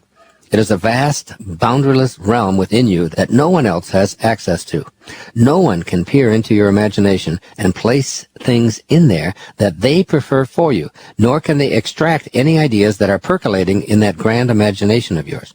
Your imagination is your own fertile field for growing any seedlings that you choose to plant for a future harvest. This rule advises you to never allow someone else's ideas about what is possible or impossible for you, how you should be thinking, or who you should be, or anything else to occupy your imagination. Regularly inventory the thoughts in your imagination. Notice how many of those ideas were originally suggested by well-meaning others, dating all the way back to your early childhood up to and including today. You may have been told that you have always been a dreamer, as if this were a fault. I can speak here from experience. Family, friends, teachers, and even advisors frequently disparaged ideas that burned brightly in my imagination. I often heard comments such as, Wayne, you're such a dreamer. Get real. You're never going to make it as a writer or a television performer or a movie personality. Be realistic. We know what's best for you. When I was being discharged from the Navy at the age of 22, my superiors warned me that starting college at my advanced age was loaded with uncertainty, particularly since I had no higher education experience and I would be competing with younger, recent high school graduates. Since I already had a skill as a cryptographer in the Navy, they advised me to pursue what they felt was best for me. But I had a dream. An imagination filled with the ideas of teaching and writing and speaking to large audiences. I saw myself on stage. I saw myself as a prominent author, and this vision could not and would not be sabotaged by someone else's vision of what I should or could become. As a young boy in a foster home, I almost always ignored other people's ideas about what I should be thinking or doing. I simply was indifferent to their opinions regarding what I could imagine for myself. I've carried this kind of inner discipline regarding my own imagination with clarity, refusing to allow external opinions to cancel or diminish what for me was hallowed ground. Recently, others advised me that acting in a movie was not sensible for me as a 68-year-old man with no acting experience. I once again remembered to hang the Do Not Disturb sign at the entrance to my imagination, and proceeded to take acting lessons and adopt the self-enforced regimen that allowed me to create a movie. It is a product that fills me with pride today, all because I have diligently practiced rule number 3. I urge you to watch The Shift and see what I mean. Never, and I mean never, allow anyone else's ideas of who you can or can't become to sully your dream or pollute your imagination. This is your territory, and a keep out sign is a great thing to erect at all entrances to your imagination. Generally speaking, the viewpoints of other people regarding how you should occupy your imagination involve their own self-interest. My naval superiors were really not so concerned with my own ideas about becoming a teacher, a writer, and a public speaker. They saw a promising naval officer in the making and wanted me to re-enlist to help fulfill their own objectives and their quotas. And so it is with most well-meaning, self-appointed life coaches who tell you how you should be thinking about your future. Often they're trying to fulfill their wishes of needing to feel superior by advising others what to do. Frequently, the inclination to meddle in your imagination is a way to get something for themselves by persuading you of the folly of your dreams. Enlist only those, including yourself, who are primarily interested in what you see or hear in your imagination about your life. Rule number 4. Rule number 4 may surprise you. It concerns what you don't want to let monopolize your imagination. Do not let your imagination be restricted to the current conditions of your life, or what I call being obsessed with what is. Your imagination is unlimited, and if you've opted for an ordinary level of living, it is tempting to stay in what is rather than what you unabashedly intend to manifest for yourself. Keep reminding yourself that everything that you've believed has gotten you to precisely the point where you are now. This is a rather persistent theme in this book, so it bears repeating here. If you want to elevate your life and become a manifester, then you have to change what you believe to be true about yourself that has landed you exactly where you are today. The sentiments of, this is reality, this is just the way things are, there's nothing that I can do to change it, and the like are pernicious thoughts that will taint and defile your great gift of I am that I am, which is your divine inheritance from your Creator. Just as growth isn't possible if one continues doing things exactly the same today as yesterday and tomorrow, so is your imagination charged with the same challenge. In your imagination, you can replace the thought of, I will one day be in a better place with, I am already in my mind where I intend to be. This may sound irrational because you are accustomed to evaluating your life on the basis of what your senses tell you is your reality. After reading Chapter 5 and familiarizing yourself with this imaginative way of approaching your life, you're going to be able to integrate this idea in your own special way. As a brief teaser here, I ask you to remember that God didn't say to Moses, my name is I will be, because to do so would be to admit that God is lacking something now that he will ultimately become. He said, I am that I am. You too have been bestowed with the I am legacy. You can make the choice to reprogram your imagination to take you where you intend to be in the now. Creation originates in the world of spirit, or to say it differently, your imagination is the source of all that has yet to manifest for you. By staying only with what your senses tell you is your reality, you place a barrier to letting your imagination create all that you wish, all that you desire. Your imagination is unlimited. What is today is restricted by just that, what is today. Albert Einstein made this astute observation. Logic will get you from A to B. Imagination will take you everywhere. Your logic, that is, the facts that you've accepted as true, have gotten you to point B. Now you're going to reprogram your imagination to take you everywhere, and everywhere that you are brave enough to envision for yourself. In the quotation on success that I shared with you earlier, Henry David Thoreau's last sentence is fitting for this first foundation for a wishes-fulfilled life. You will meet with a success unexpected in common hours. Thoreau suggests that the universe will begin to conspire with you to fulfill your wishes. It isn't just your imagination that will bring you what you desire. It's the fact that you're realigned with the I am that I am. When you become it in your mind, you gain the same powers as that which you are now casting your lot with, God or the Tao. Your highest self and your imagination. The essence of you, the you who is a spiritual being having a temporary human experience, is cultivated in your imagination. The I am that I am, that is, the you that is God, is impervious to the senses. There's an invisible realm within and around you that is you, and your imagination is your key to realigning with this I am presence, which Einstein said will take you everywhere. Within this realm, guidance is always available when, number one, you are open to it, and most importantly, two, when you are aligned in body, mind, and spirit. This means living in harmony with your own personal dharma, feeling on purpose, living the life you were intended to live, and feeling the presence of your highest self at work. This guidance comes in ways that you don't experience when your life is off purpose, or when you prefer negative emotions such as fear, anxiety, worry, hatred, sadness, and the like. Each of these dubious emotional states takes you away from your God-realized self. Remember, God's name is I Am. So how could God say, I am afraid, I am worried, I am angry, I am sad, and still be God? Impossible, because God is love, and God is oneness. In order for God to be afraid, or worried, or angry, or sad, she'd have to divide herself and have something other than self to fear, or worry about, or hate, or be sad toward. This would make God two, that is, herself, as well as an other to feel gloomy or angry toward. And God cannot do this and still be God. And so it is with you as well. Every time you put a non-God descriptor after I am, you negate your divine nature. The words I am are your sacred identification as God, your highest self. Take care how you use this term, because saying anything after I am that's incongruent with God is really actually taking the Lord's name in vain. Practice using imagination to define yourself only in ways that are compatible with your highest self, and the universe will supply the happiness and the love and success that you previously imagined eluding you. This is the meaning of Thoreau's statement, meet with a success unexpected in common hours. Common hours are the times you spend in ordinary awareness, unaware of the nature of your God-realized being. I emphasize this based on my own experience. As I proceed through my 70s, I'm beginning to recognize more readily the relationship between my conscious invitation to the God within me and what the universe has in store for me. It is simply a sacred imperative for me to live from the knowing that I am God in the truest sense of the word. The result is being fully aligned with my own dharma in ways that often appear not to be connected. Carl Jung called this phenomenon synchronicity, a collaboration with fate that seems to take place with strange and wonderful coincidences happening.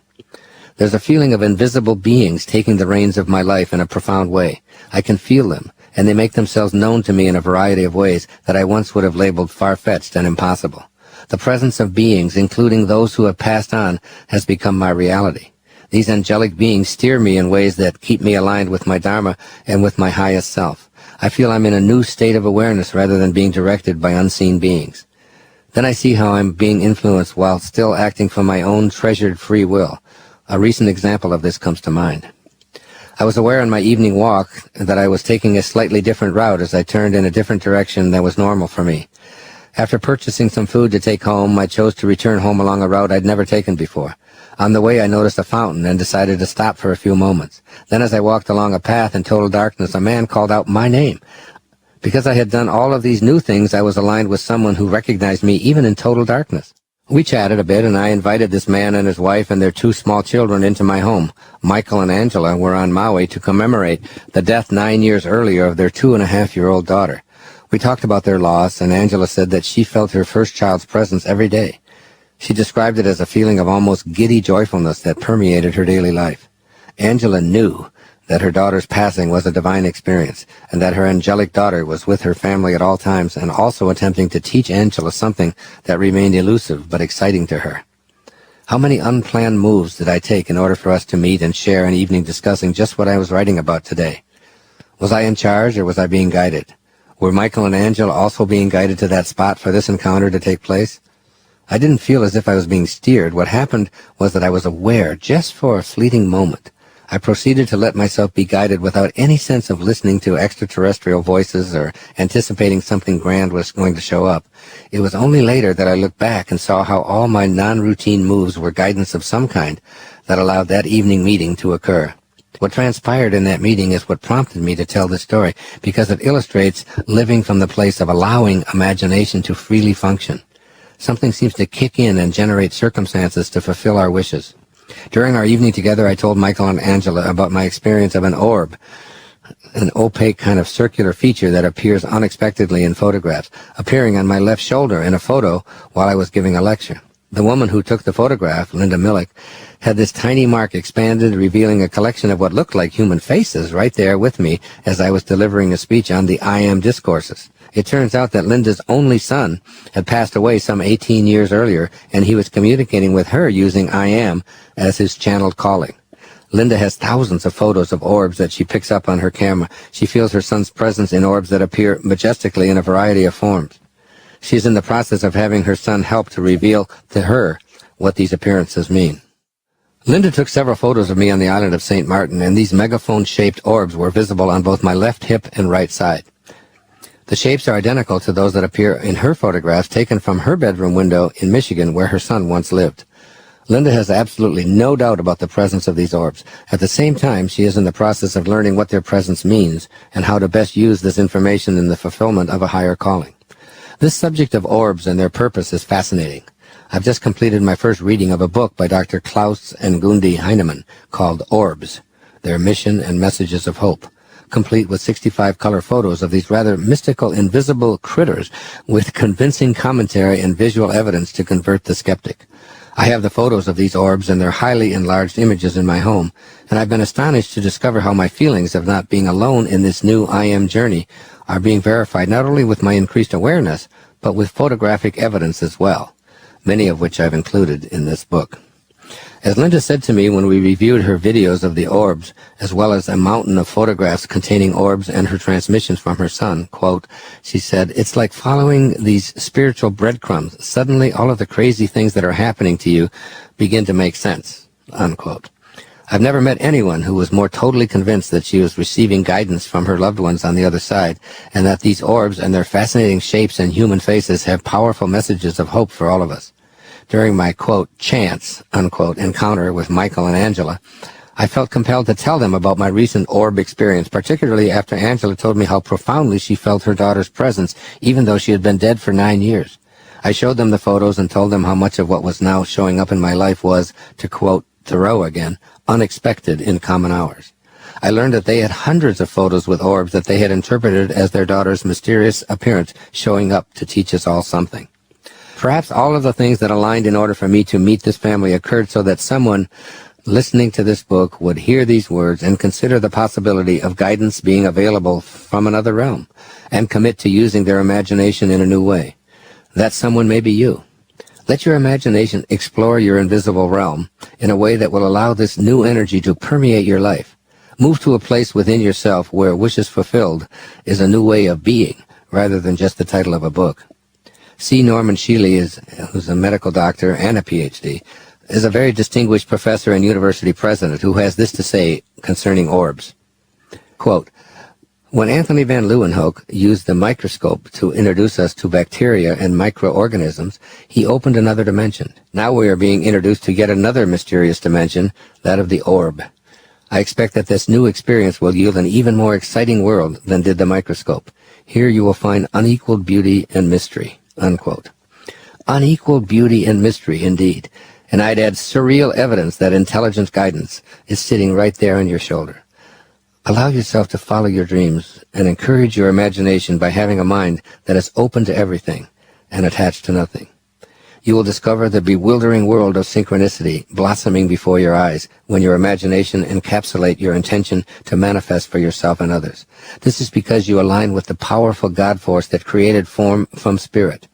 As you've heard many times, with God, all things are possible. This divine force awaits your imaginative energy. It can quite easily send the right people at the right time. Your highest self says, of course, though it appears mystifying at the time. This happens naturally when you turn your attention and your imagination to God within. A sacred sense of rightness lets you know you're evolving to a new level rather than living through your ego's limited ideas of who you are and what you can or can't become. The presence of angels to lift you up when you are down, to rearrange things so that what seems like enigmatic, unexplainable circumstances is reality. Healing that seems blessedly baffling. The confounding showing up of financial aid at precisely the moment it is needed. The perplexing arrival of a book containing the information you've been desiring but has been eluding you. The unexpected phone call that gives you the answers you've been seeking. the sudden healthy shift in behavior of a loved one who was seemingly lost. The possibilities here are just endless. Congruency with the creative source of the universe in your own divine imagination makes what you wish for not only probable, but dead-on inevitable. I want to again refer to my spiritual soulmate, Neville, the inspiration for me to write this book. He directs us to St. Paul's letter to the people of Ephesus. Quote, "Now to him who is able to do exceedingly abundantly above all that we ask or think, according to the power that works in us." From Ephesians 3:20. Neville suggests that the him in this passage, who is able to do more than we can think or ask, is imagination, the power that works in us. He states, quote, "Understanding imagination to be him that is able to do all you ask, and attention to be the power by which you create your world, you can now build your ideal world. Imagine yourself to be the ideal you dream of and desire. Remain attentive to this imagined state, and as fast as you completely feel that you are already this ideal, it will manifest itself as reality in your world." Unquote. In the chapters that follow, I present at length the significance of feeling that you are already this ideal and the importance of the word attention in manifesting your new reality. As I close this chapter on the relevance and utter momentousness of your imagination, keep in mind St. Paul's words. There is a power in the universe that is able to go way beyond all that you could ever ask or even think, and it works in you. What else could this be other than your own imagination? Stay in a state of grace and gratitude for this resplendent gift that is always yours to do with as you choose. And here are 3 suggestions for implementing the words of this chapter. Number 1, become adamant about your imagination being your private, sacred inner space. Be clear that no one is ever allowed to besmirch it in any way. Speak to your imagination with reverence. Pay homage to it. Stay in a constant state of gratitude for this beautiful inner sanctum that is your highest I am that I am, which you share with the creative source of the entire universe. Second, place no limits on what you allow yourself to imagine, and store those exalted ideas in a private place within you that no one is capable of sullying or discouraging. Place a keep out sign at the edge of your imagination to remind yourself that this is a private venue. And third, invite the mysterious unseen world of spirit to guide you. Create an atmosphere of allowing it in without pushing it.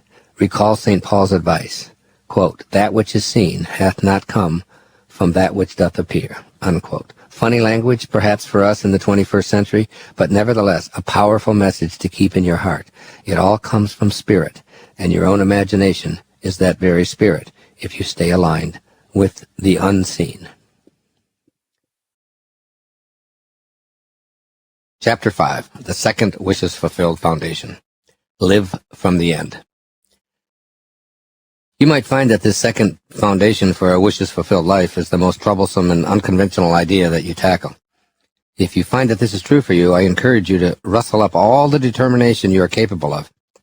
You're going to begin retraining your imagination so that it accepts the idea that anything placed there isn't for a future experience, but represents your reality right here, right now.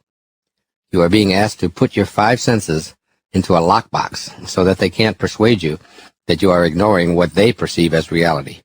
You are now stepping into a new dimension, the unaccustomed reality that St. Paul speaks of in his letter to the people of Rome in Romans 4:17 that I cited above. Keep in mind a fundamental axiom of this book, the strong knowing I described in chapter 3 and stressed throughout this book. We are all God. Is it not written in your law, I said, you are God's?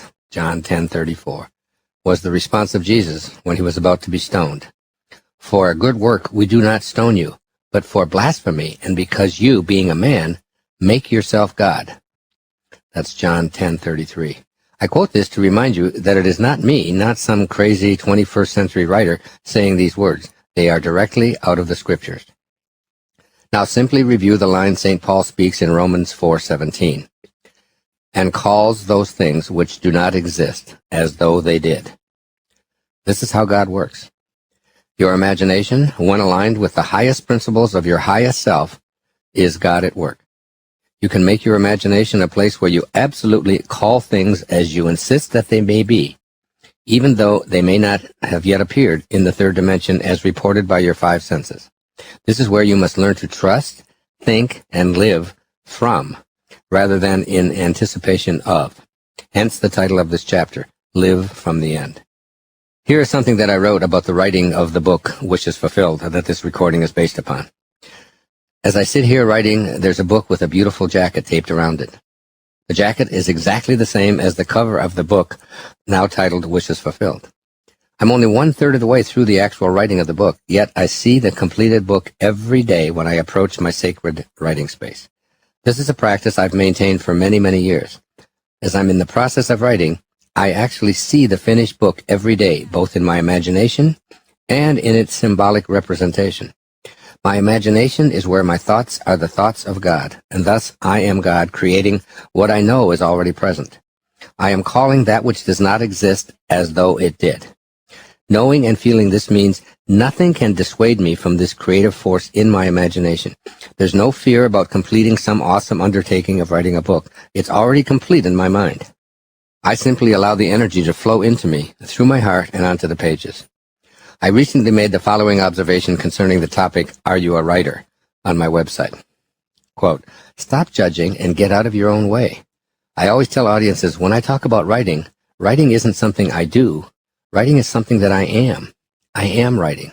It's just an expression of me. Notice the words I am, the name of God for all generations to come, which were told to Moses in the Torah. Begin to focus your attention on words that follow the sacred name of God, your highest self. That is, I am. Begin to recognize the power of your creative imagination to fulfill wishes with I am. The power of your imagination. Figuratively, tattoo these words of Neville onto your forehead. In other words, memorize them and repeat them to yourself every time you look into the mirror.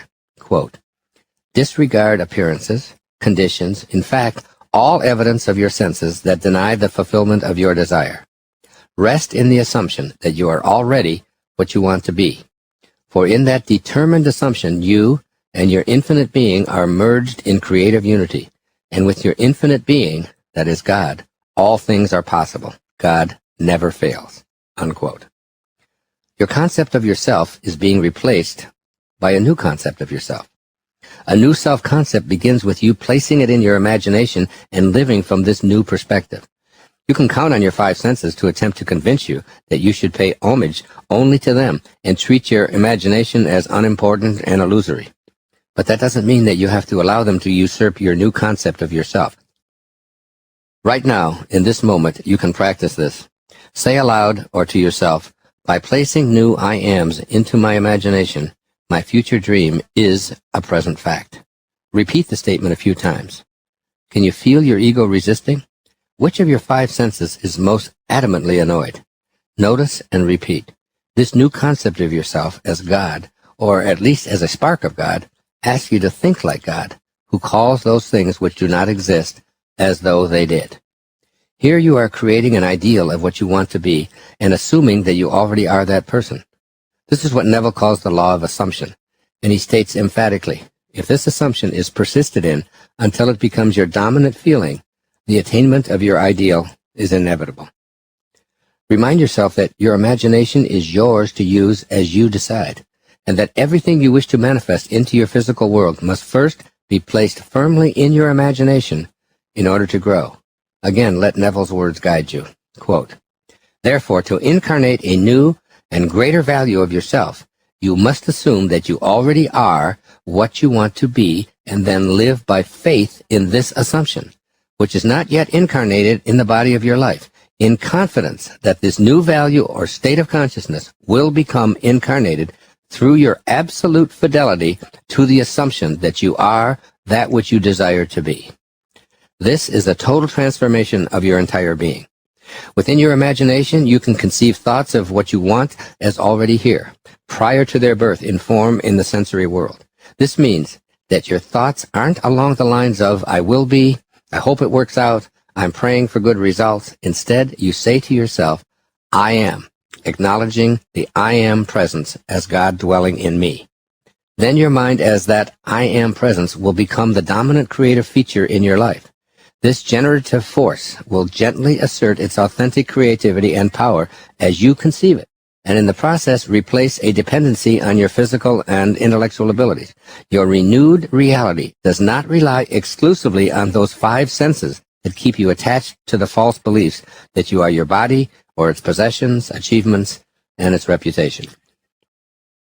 You've already discovered that the different bodies you've occupied throughout your life so far no longer exist for your senses to experience. Now you can choose to consciously participate in this non-sensory supreme reality, your imagination, where you assume your future dream to be a present fact and live from this new awareness. This isn't pretending or fooling yourself. It is inviting your spirit, rather than your physical form, to generate this creative essence of your reality. It's what it means to transform your life. The word transformation has the word form right smack in the middle, preceded by trans, meaning going beyond form. Live from the place that will indeed take you way beyond the limits of your seemingly limited life. Explore imagination, which is the source of all being or physical reality. Throughout my life, I've often been called excessively persistent and even obsessive in going after what I wish to fulfill. The truth is that I have within me a very powerful knowing that when I place something into my imagination, it is already a fact for me.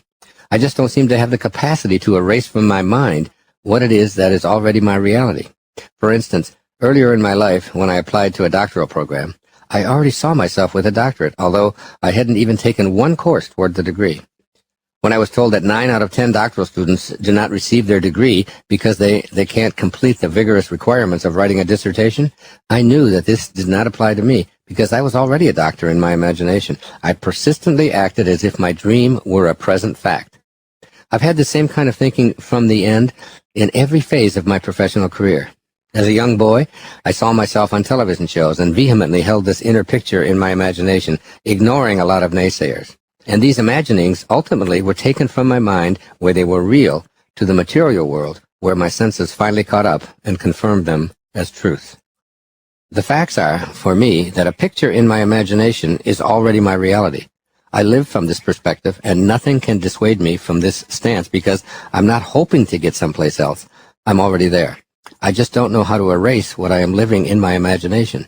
Even if the whole world attempts to persuade me of the folly of my dreams, this is a mindset you can choose to embrace. Let go of all doubt. Forget about the when. It will develop into a material fact on divine time. Forget about the how. Live it inwardly. This is a great power that you possess if you are willing to claim it as your own. I cannot emphasize strongly enough how vital it is for you to claim this inherent power of God and use it for manifesting the life you desire. Be obstinate regarding this idea. Hold your vision relentlessly, and more than that, live each day as if that idea you have in your imagination is in fact your reality. In the I Am discourses, Saint Germain repeatedly reminds us that we are the master and that we have dominion in our lives. And once this is part of your awareness, you can access the energy and the power and the intelligence of the mighty I Am presence, which is your very birthright.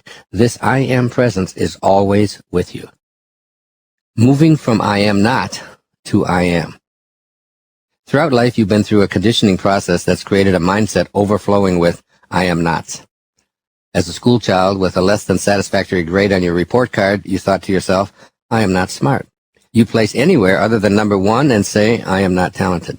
You feel criticized and believe that I am not good. You look in the mirror and compare yourself to a glamorous movie idol or homecoming queen and tell yourself, I am not attractive. Your relationship fractures and you think, I am unloved or I am unworthy. These and many more like them are repeated throughout your developmental years and into adulthood and become your core defining self-concept. You are listening to this book because you wish to elevate your life to heights way beyond ordinary. You are endeavoring to adopt new truths that are harmonious with your higher and highest self. Now is the perfect time for you to begin discovering the God within you and yourself as God, and to expand your self-concept. I applaud you. Your self-concept is everything that you believe to be true about yourself. Overcoming this I am not mentality begins with trusting your inner world of spirit. There are no boundaries restricting your inner world, but your worldview and your self-concept in the outer world are defined by your 5 senses.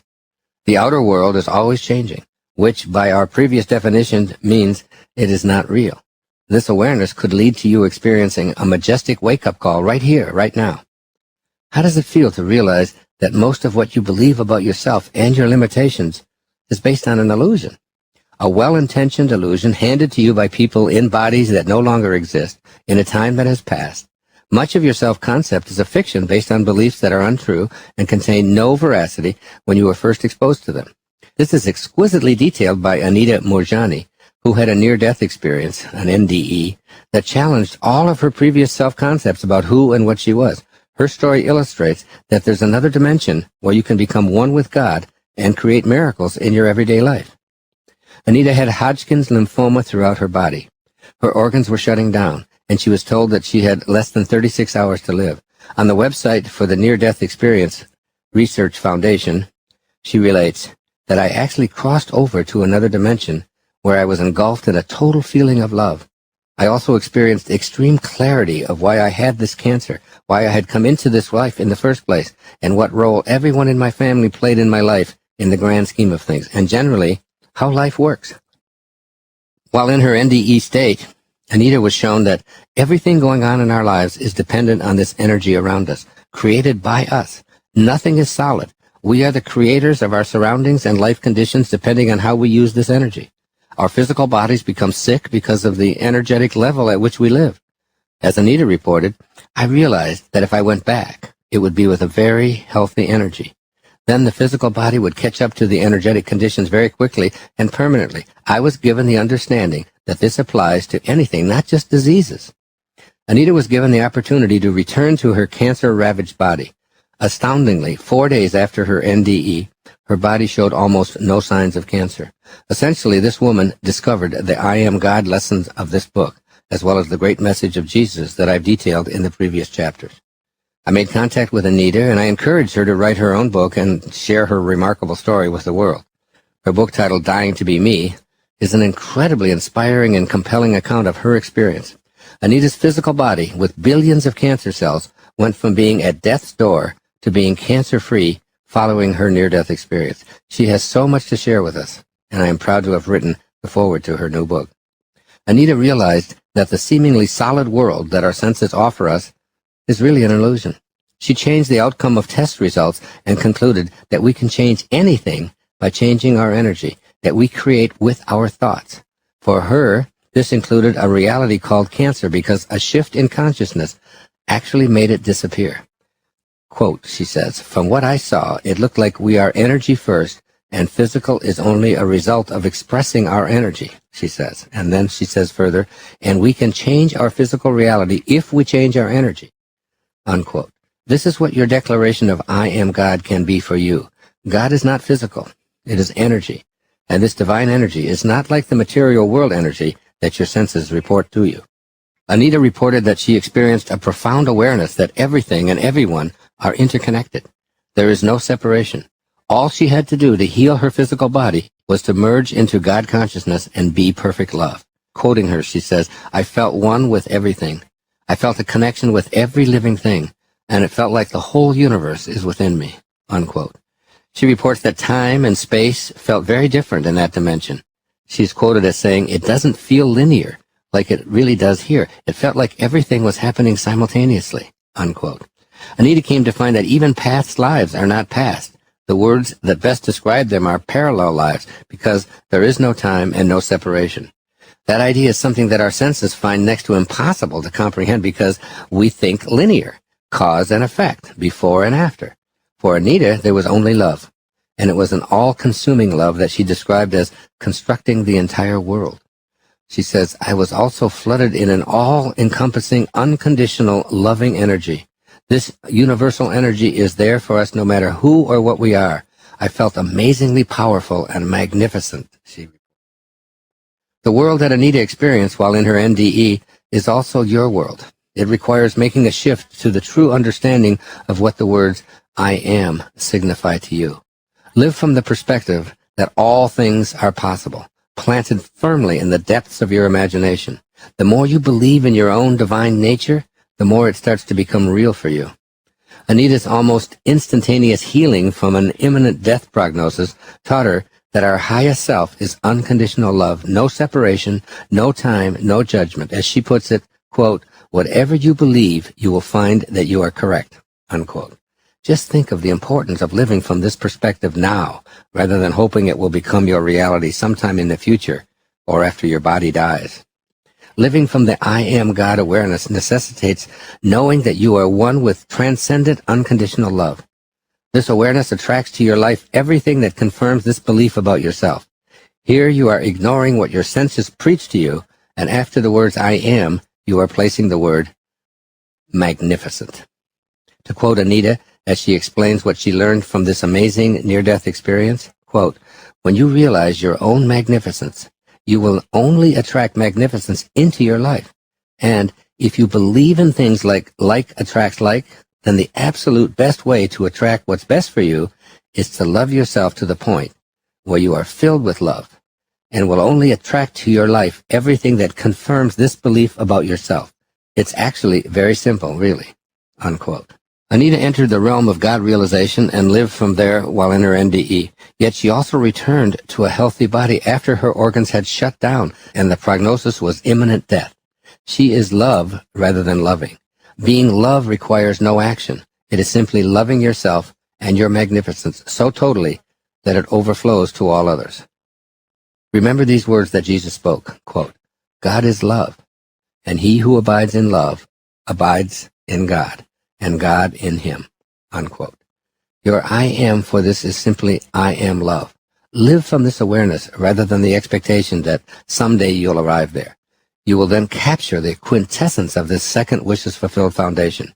I bring Anita's experience to you here because I was floored by the description she offered concerning this great feeling of being bathed in unconditional love, and this is why I sought her out to write her own story for the world to hear. I want to bring to your attention one final observation she made about this concept of being in the state of God realization. There is no there. It's all just being. So there is no being here, because here implies the existence of there.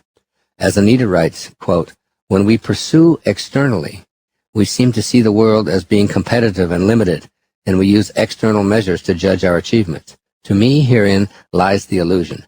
There is no limited supply of beingness. We seem to measure our beingness by the achievement of goals. I don't, and neither do most people who are happy. My point is to shift your views. See the magnificence in your being, whether you are rich or poor, physically impaired or not, with the one you love or not, and so on. I am now just focused on being, and am now the creator of my life. That is, the artist of my life, unquote. Apropos of the message of this chapter, Anita concludes, quote, the only thing you need to learn is that you already are what you are seeking to attain. I am inviting you to live this way, first in your imagination, be it. Then live your life in the way St. Paul suggests, treating those things which do not exist as though they did, and surely they will become your reality. Your reconstructed I ams. Run through as large an inventory as you can of the things that you would like to define your life. Then make the shift in your imagination from an I am not or I am hoping to become to I am.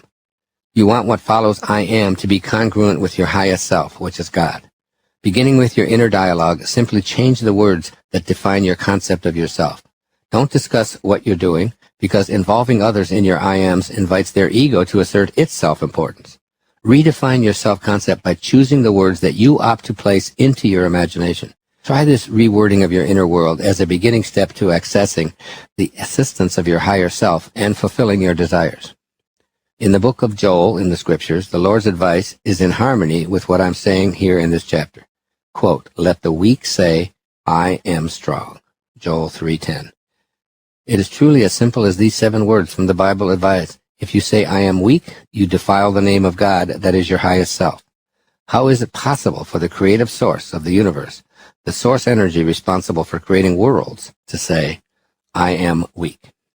As I've quoted previously, Jesus said, is it not written in your law, I said, you are God's? So how can you, as you now operate in your life from your highest self, ever even think such a thought as I am weak, let alone define yourself in such a blasphemous manner? By thinking I am strong, you place in your imagination the tools you need to achieve your pronouncements. and you align with the source of all, with strength instead of weakness. Align yourself so as to synchronistically invite the guidance that is unavailable when you declare, I am weak. Instead of I am incapable of getting a job, shift to I am capable. Similarly, replace proclamations of I am not able to live in peace with I am peace. I am unlucky in love is replaced by I am love. I am unworthy of happiness becomes I am happiness. The words I am, which you consistently use to define who you are and what you are capable of, are holy expressions for the name of God, the highest aspect of yourself. Break lifelong habits of unwittingly besmirching this holy name. Discontinue using pejorative labels to cast aspersions on your holy self. One of the many great lessons of the I Am discourses is to always make your very first consideration to your divine self. In fact, adoration to it will allow you to rise to previously unimagined heights. You must make your outer self accept the unlimited power of your inner presence. Expanding your inner presence. It is impossible for me to overstate the significance of using these two words, I am. They have transformative energy to guide and direct the highest power in the universe, revealing you as a God-realized being. The next 4 chapters explore in detail how to manifest a wishes-fulfilled life. This chapter emphasizes training yourself to become comfortable with recognizing your tendency to think and say, I am not, or I hope to be, and replacing it with, I am. Neville spoke of it this way, quote, by creating an ideal in your mind, you can identify yourself with it until you become one and the same with the ideal, thereby transforming yourself into it, unquote. It matters not how long you've been stuck in a pattern that's kept you from fulfilling your highest ideal of yourself. By shifting so that you restate who you are in your imagination and choosing to live from this perspective, you will, as Neville suggests, achieve that transformation. This is true whether you've been a drug addict, a chronic stutterer, enmeshed in poverty, riddled with illness, chronically lazy, unlucky in love, intellectually inferior, or whatever you've wished you weren't. Apply the teachings of the next 4 chapters first in your mind and then with actions that match your inner I am. Here are a few examples. With addictions, affirm, I am sober, I am perfectly healthy. With stuttering, affirm, I am in perfect command of my speech. With poverty, affirm, I am prosperous. With illness, affirm, I am well, I am perfect health. With laziness, affirm, I am in possession of unlimited energy. With love, affirm, I am love, and I am in a loving relationship. Intellectually weak, affirm, I am a genius. You might be thinking that this is all just self-delusion, and just saying I am doesn't make it so. It's probably natural to feel skeptical if you believe that what your senses tell you is your only reality. The scriptures offer some words that may help you overcome your cynical viewpoint. The opening words in the book of John in the New Testament are, quote, in the beginning was the Word, and the Word was with God, and the Word was God. John 1:1. 13 verses later, there's this phrase, and the Word became flesh and dwelt among us. John 1:14. What do you suppose the phrase, and the Word was God, means? You are more than your sensory awareness. You are also your own spiritual divinity, which is impervious to those 5 senses. God proclaims in the same scriptures, as I noted in the previous chapter, my name is I am. Those 2 words are now in your imagination in such a way that they align perfectly with God. This is your beginning. Steadfastly retain and repeat I am, and then you will discover the reality of, and the Word became flesh and dwelt among us. Yes, the words I am. Calling upon this name and placing it in your imagination and living from this place literally joins you with the source of power that allows you to become all that you've affirmed, as well as to create miracles. Begin by being willing to use these divine words as the name of your highest self, God.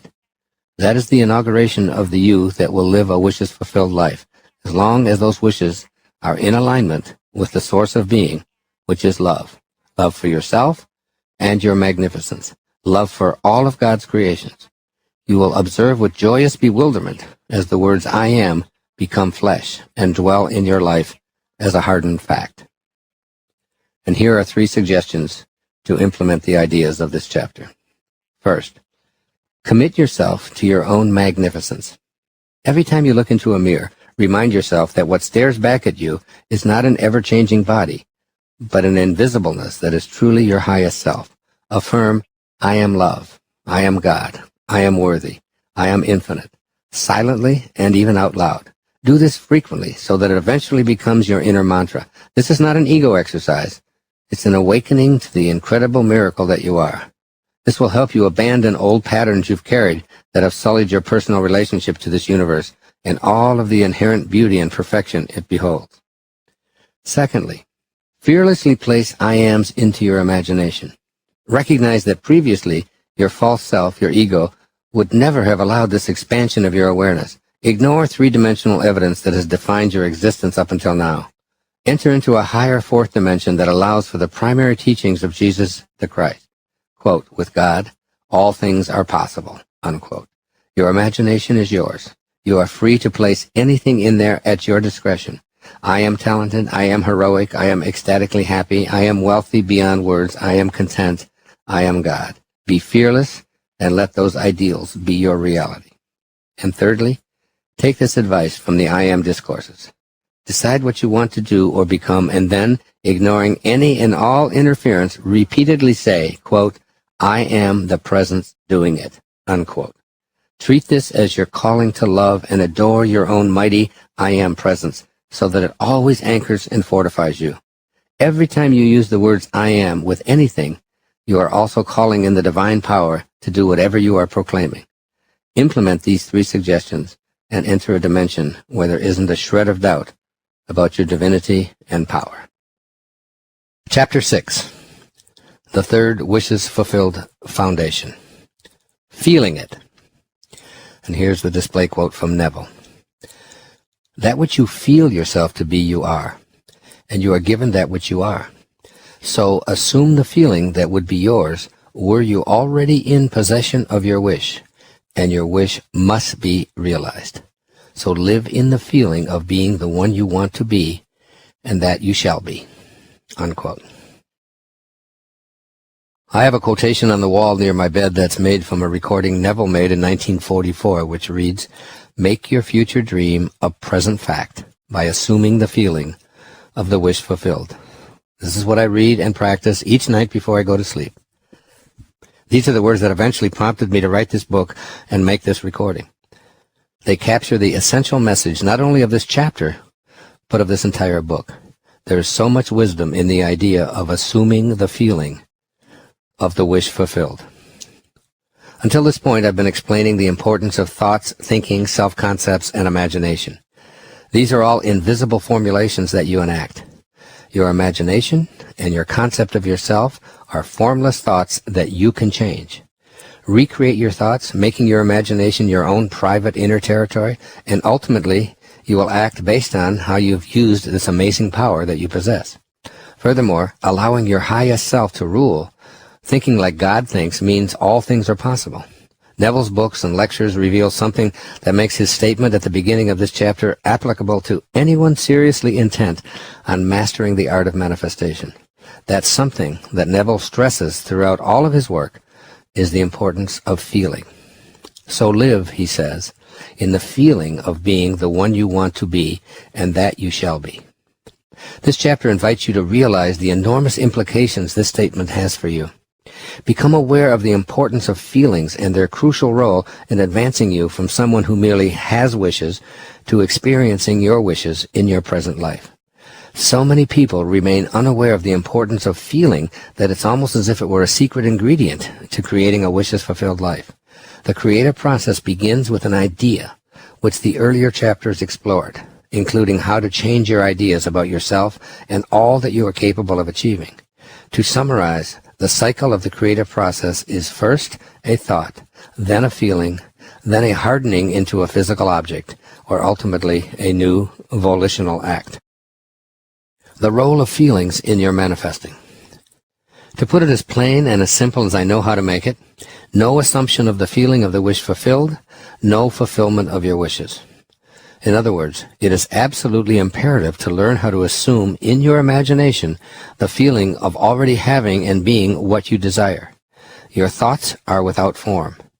If we could find a location in space for these thoughts, They would be in your head. But your head has boundaries, and your thoughts do not have boundaries, so they could reside anywhere or nowhere. You choose the thought that you prefer from the trillions of thoughts that continuously flow through your mind on that never-ending conveyor belt. You can pick one that suits you, put it back, and take another one at any time. Your imagination is the repository of thoughts that you opt to keep. Your feelings, on the other hand, are experienced in your body, the place where you do all of your living in this corporeal, material world. Your feelings play more of a role in your life than you realize. In order to learn something intellectually, you engage in the practice of mental discipline, studying, researching, memorizing facts, cogitating, participating in discussions, and seeking expert opinions. Ultimately, you draw conclusions about what you've been analyzing. You know the facts and are confident you've mastered the subject through the thinking process. Knowing something spiritually is a very different matter altogether. Here you can cogitate, ruminate, and analyze endlessly without accessing any more enlightened awareness of what you are studying. In order to know something spiritually, you must experience it. There is no other way. You cannot simply think your way to a new awareness. You must experience it. And the only vehicles you have for directly experiencing a new and higher vision of yourself are your feelings. What does it feel like in your body? You may have placed a picture in your imagination of who you'd like to be, but if you can't assume the feeling of that wish fulfilled, you'll find it impossible to make your future dream a present fact. Yet you do have this wondrous power to take a thought that is in your imagination, live from that place in your daily life, and then experience in your body exactly how that feels, and stay with this feeling. These words I am channeling for you right now are among the most important you will hear in this entire program, and perhaps in your entire lifetime. Your feelings are where you live.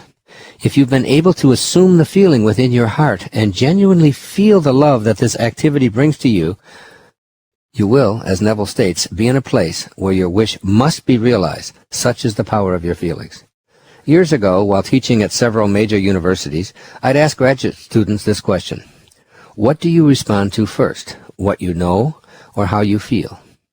I wanted them to determine which domain captured their primary attention. For instance, on the cognitive level, their analyzing ability, mathematical prowess, mastery of the rhyming scheme of an Elizabethan sonnet, or ability to memorize scientific formulas. On the feeling level, loneliness, sadness, fear, heartbreak, anxiety, love, ecstasy, joy, and so on, all reported that the feeling level was primary. You most likely will agree that how you feel takes precedence over what you know. Affect rules over cognition. Formal education experiences, however, are almost exclusively devoted to the what you know aspect of your being. I'm suggesting that you assume an entirely new approach. I want you to get the full brunt of the message that the assumption of feeling of the wish fulfilled will bring home to you. Here's what Neville says, speaking on this subject back in 1944 at one of his lectures. Every feeling makes a subconscious impression, and unless it is counteracted by a more powerful feeling of an opposite nature, must be expressed. The dominant of two feelings is the one expressed. I am healthy is a stronger feeling than I will be healthy. To feel I will be is to confess I am not. I am is stronger than I am not. What you feel you are always dominates what you feel you would like to be. Therefore, to be realized, the wish must be felt as a state that is rather than a state that is not." Unquote. The words I am strong are simply cerebral abstractions. The feeling of I am strong is a sensation. And as Neville sums up, quote, "Sensation precedes manifestation and is the foundation upon which all manifestation rests." Unquote. Here you are being encouraged to feel only the state you desire to realize. By literally feeling the reality of the state that you seek, which is firmly in your imagination, you have the means of creating miracles. A change of feeling is a change of destiny. Keep this beautiful tidbit from Neville omnipresent in your consciousness. I have placed a thought in my imagination concerning the completion of this book that you're now listening to and having it published and available to large numbers of people, including you. I've always had a picture of the completed book sitting in front of me, even though I was only halfway through the first draft. Yet these ideas and pictures are not the driving force that will allow my future dream to be the obvious present fact that it is. I have assumed the feeling of the wish fulfilled, feeling the love in my body as I imagine millions of people learning these lessons that have so impacted my own life. I look at the book jacket, I see the book as completed, and most important, I feel love in action. My subconscious mind has been programmed to act automatically on the desire I have placed in my imagination. But the actual fulfillment of that desire comes about because and only because I have assumed the feeling of the wish fulfilled within me right now, even though it appears that it has not yet materialized.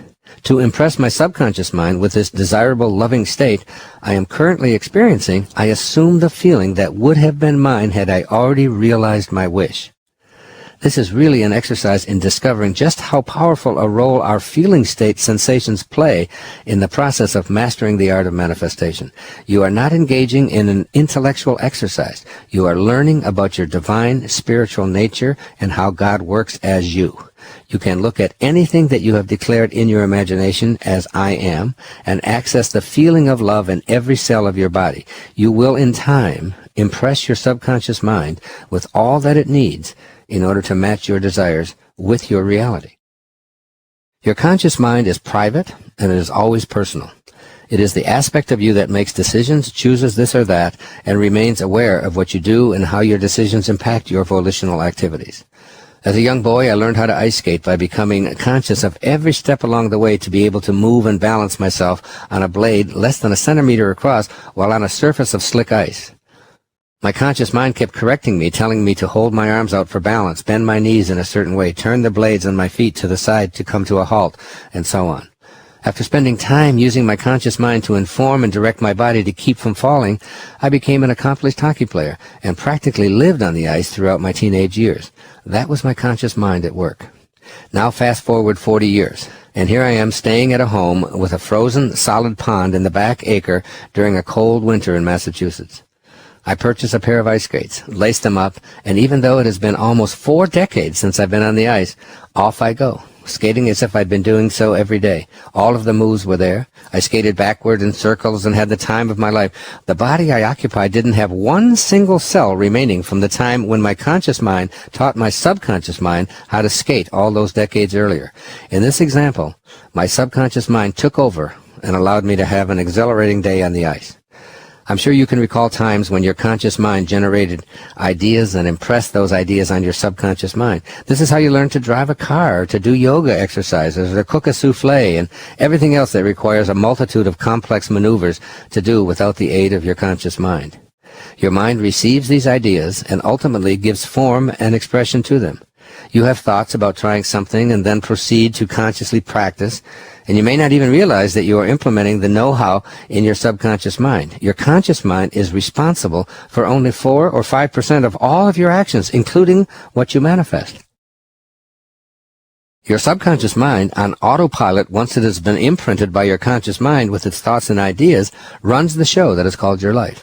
It accounts for some 96% or more of everything you do and everything you attract into your life. However, all things, including what you desire to manifest for yourself, evolve out of your thinking conscious mind and must then be impressed upon your subconscious mind. This is the cycle, and without this precise sequencing, nothing will be made.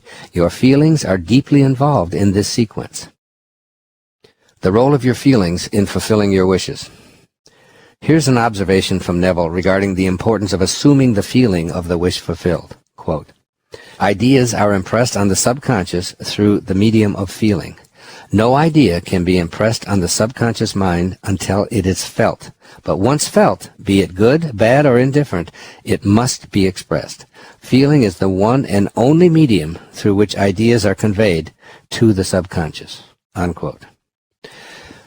Your subconscious impressions are reflected in the conditions of your world. The strange and wonderful thing about your subconscious mind is that it always accepts as true what you feel to be true. The key words here are feel to be true.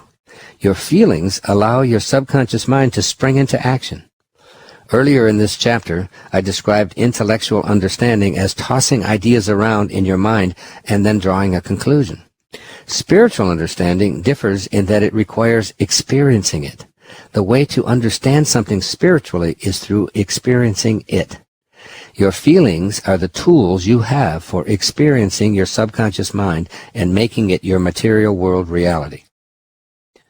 Your feelings happen in your body, where you live and breathe. How you feel is your experience of life. These feelings flow from the thoughts you place in your imagination, and you are free to select any thought you desire. As I've reiterated throughout this book, when these thoughts are aligned with how your source of being thinks, your feelings emanate as God-realized experiences within your body. The utmost feeling that defines God and your own highest self is the feeling of love.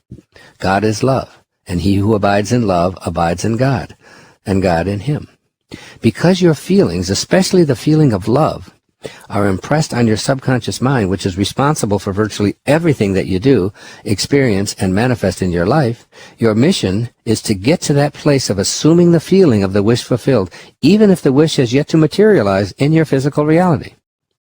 Assuming the feeling of the wish fulfilled involves this fundamental awareness of how the subconscious mind works. Your subconscious mind is not personal. It's an expression of the one universal subconscious mind that we all use. This is a gnarly concept because your ego, where you spend the vast majority of your time, is so personal that you cannot grasp that we all share the same, the only subconscious mind. As Neville states, quote, "The subconscious is not selective. It is impersonal and no respecter of persons," unquote. You want to keep tabs on what feelings you are associating with the wishes you have placed in your imagination, because whatever they are, you will see the universe aligning with them to provide experiences that match up with what you have impressed upon this universal subconscious mind. Think thoughts like, "I am well, I am strong, I am prosperous, and I am employed." Place them into your imagination, and then assume the feeling of that wish fulfilled. If you can experience the feeling of love and joy and exhilaration, peace and happiness in your body, even when your sensations are contradictory, your subconscious records the feelings. Neville is very clear about this. He says, quote, "To impress the subconscious with the desirable state, you must assume the feeling that would be yours had you already realized your wish," unquote. Feeling any state you wish to achieve is the experience that impresses it on the subconscious. Once again, turning to Neville, he tells us, quote, "The subconscious is the womb of creation. It receives the idea unto itself through the feelings of man. It never changes the idea received, but always gives it form," unquote. Always gives it form, meaning that you must begin programming your subconscious mind, which will take over much like mine did when I laced up those ice skates without any prodding from my thinking or conscious mind, in spite of a 40-year interval. The subconscious mind accepts as true what you feel is true. Your feelings determine your reality because they're impressed on the subconscious. Consciously feeling hopeless and entertaining the idea in your imagination with even more imaginative feelings of hopelessness will impress on the subconscious mind the idea of failure.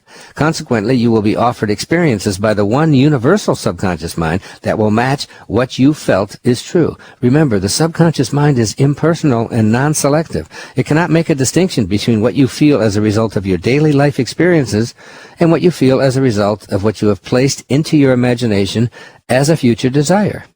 If you put the seed of failure into the subconscious and feed it with feeling that way, it will reproduce failure. If you plant the seed of disease into your subconscious mind by feeling this way in your body, it will augment disease for you. If you plant the seed of misery into your subconscious mind by feeling miserable, it will cultivate and produce misery for you. This is why it is so all-out crucial to begin feeling in your body what you would like to manifest into your life. You can get to the point where the magnetic-like power in your own field of energy is so joyfully loving that you can have a mere flash of imagining and feeling something powerful and good, and with almost no passage of three-dimensional time, it will appear in your life. Whatever you wish to manifest, associate a feeling with it, and impress that feeling on the universal subconscious mind, and it will do the rest. Throughout the writing of this book, this is how I wrote it out. I am doing this as I contemplate the completion of this book in my imagination at this moment as I am writing. I bathe this thought in pure love and feel the happiness that these words will bring to millions of people. I feel that loving sense of accomplishment in my entire being, inner and outer. The feeling I'm impressing on the subconscious mind is pure, ecstatic love. God is love, and with God all things are possible. I know the universal mind must act upon what has been impressed upon it, and I am patient, and I am content. If you seek on the outside that which you are unwilling or unable to feel on the inside, you're simply seeking in vain. You attain that which you are, not simply what you want.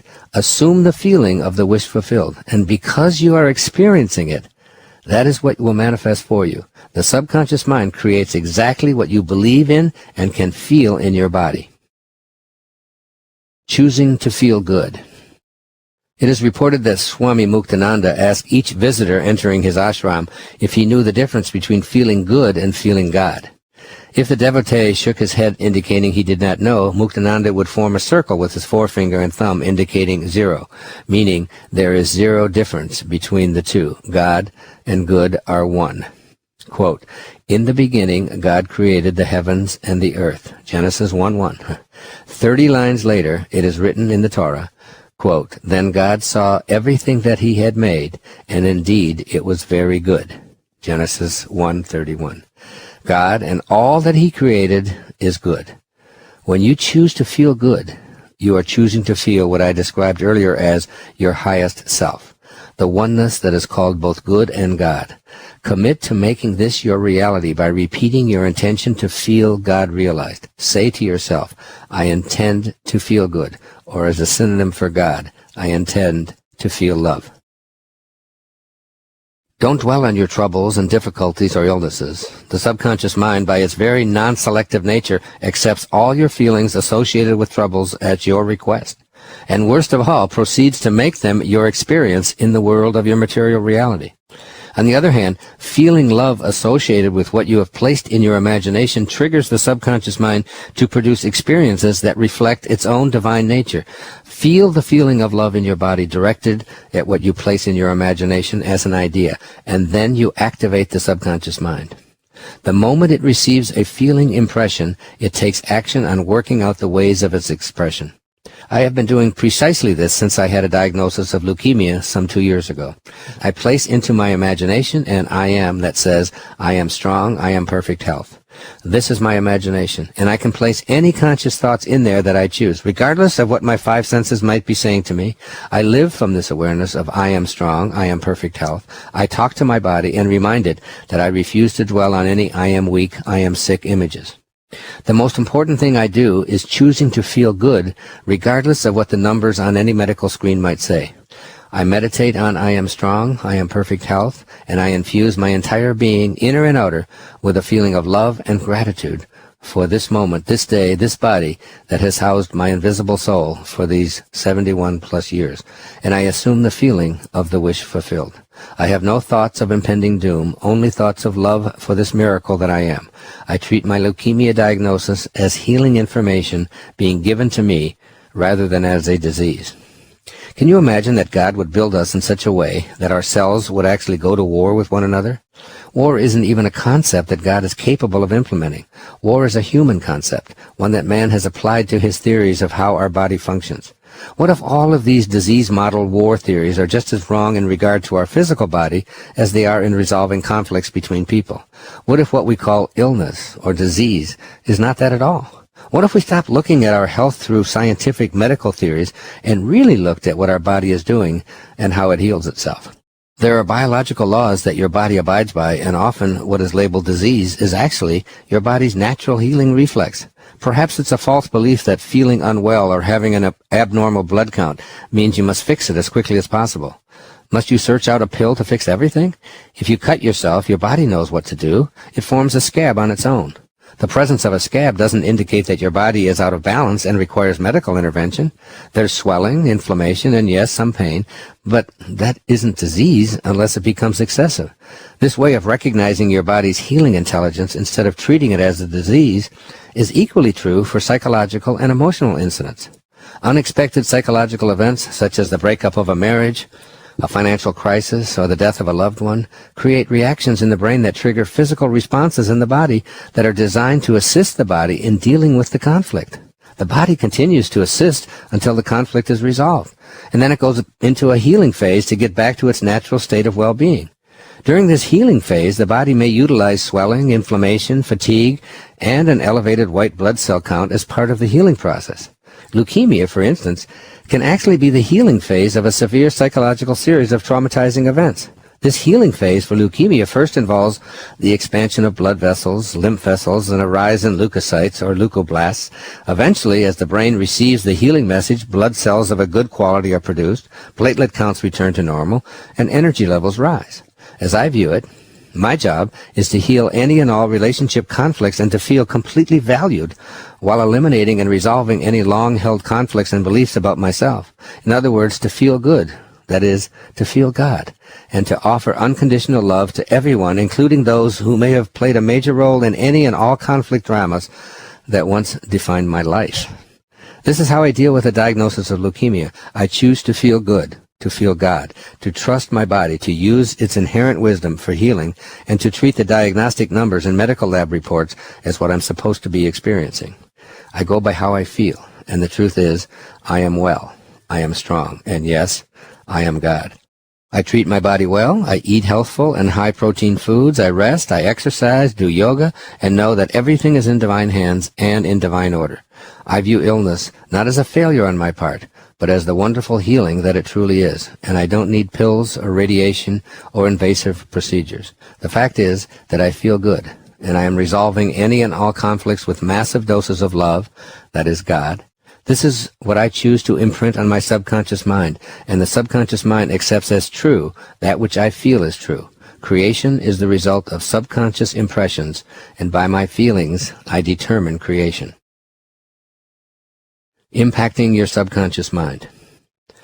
As I close this section on the necessity of assuming the feeling of the wish fulfilled to facilitate your having an active role in manifesting a wishes fulfilled life, I offer you 3 reminders for how the subconscious mind works in collaboration with your feelings as a crucial component of this magnificent and mystifying process. 1. The subconscious mind responds to suggestions. You can reprogram your subconscious mind so that it goes on its accustomed role of autopilot with mental and feeling images from yourself.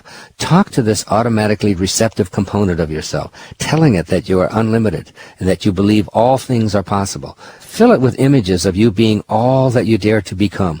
Go to a quiet place and feel in your body what it would feel like were those thoughts in your imagination your present reality. And 2, the subconscious mind possesses the power to manifest physical reality from thoughts. Every object and circumstance in this world is representative of a mental thought. All that now exists was once imagined. Such is the power of the subconscious mind. But in order to partake of this incredible powerhouse of creation that you are, you must be able and willing to experience within yourself, in your mind, that which you wish to manifest. Thoughts become things when you feel them and are able to impress them upon the subconscious mind, which will then just take over. Here's how Neville describes this phenomenon. This substance is consciousness. It is your imagination which forms this substance into concepts, which concepts are then manifested as circumstances and physical objects. Thus, imagination made your world, unquote. And then his take on the importance of feelings in programming the subconscious mind. He says, quote, "The reality of your assumption has its being in complete independence of objective fact and will clothe itself in flesh if you persist in the feeling of the wish fulfilled. When you know that assumptions, if persisted in, harden into facts, then events which seem to the uninitiated mere accidents will be understood by you to be the logical and inevitable effects of your assumption," unquote. And 3, love is the feeling you must learn to assume. Subconscious mind is really a piece of the one mind, and you and I are living in that mind. This universal subconscious mind is the first cause and the stuff from which all things are made. This thingless thing is really love. When you feel it, truly feel it within as your private inner awareness regarding what you would like to manifest, you gain the power of creation. Recall what St. Francis of Assisi said in one line of his famous prayer, "Lord, make me an instrument of thy peace. Where there is hatred, let me sow love." You are asking in this prayer to have the feeling of the wish fulfilled. When you experience anger, frustration, fear, doubt, worry, stress, and so on, ramp up your love and immerse those negative feelings in a container of pure love. Simply choose to feel good, because every moment of offering love brings your little sliver of subconscious mind into harmony with the all-creating one universal subconscious mind that is defined as love. I trust I've awakened with you the awareness that your feelings play a huge role in your becoming a God-realized, manifesting being. Neville states this very clearly, quote, "Denying the evidence of the senses and appropriating the feeling of the wish fulfilled is the way to the realization of your desire," unquote. Apply his wisdom beginning now. It will serve you in ways that you may never have imagined in common hours. And remember that picturing the future without assuming the feeling of the wish fulfilled is nothing but futile daydreaming. So here are 3 suggestions for implementing the ideas of this chapter on feelings. 1. Practice feeling a thought that you have inserted into your imagination. Remember that a feeling is what you feel in your body as you contemplate what it is you wish to manifest or who you would like to become. Close your eyes and experience what that feels like in your body. Work with sensations that are not only your experience of what you are imagining in your body, but are triggers that assist you in moving from a thought to a hardened physical reality. And 2, whatever feelings you are attempting to notice in your body regarding your wishes or desire, bathe it in love, the synonym for God. Imagine what you want. Imagine and feel that love as if you were now in possession of it. Continue doing this using love until your desire actually belongs to you. During this process, remind yourself that the more love, that is, the more God you offer, the sooner desire becomes reality. Look into your mirror fearlessly, saying, "I not only love you, I am love." And 3, acquaint yourself with the subconscious mind.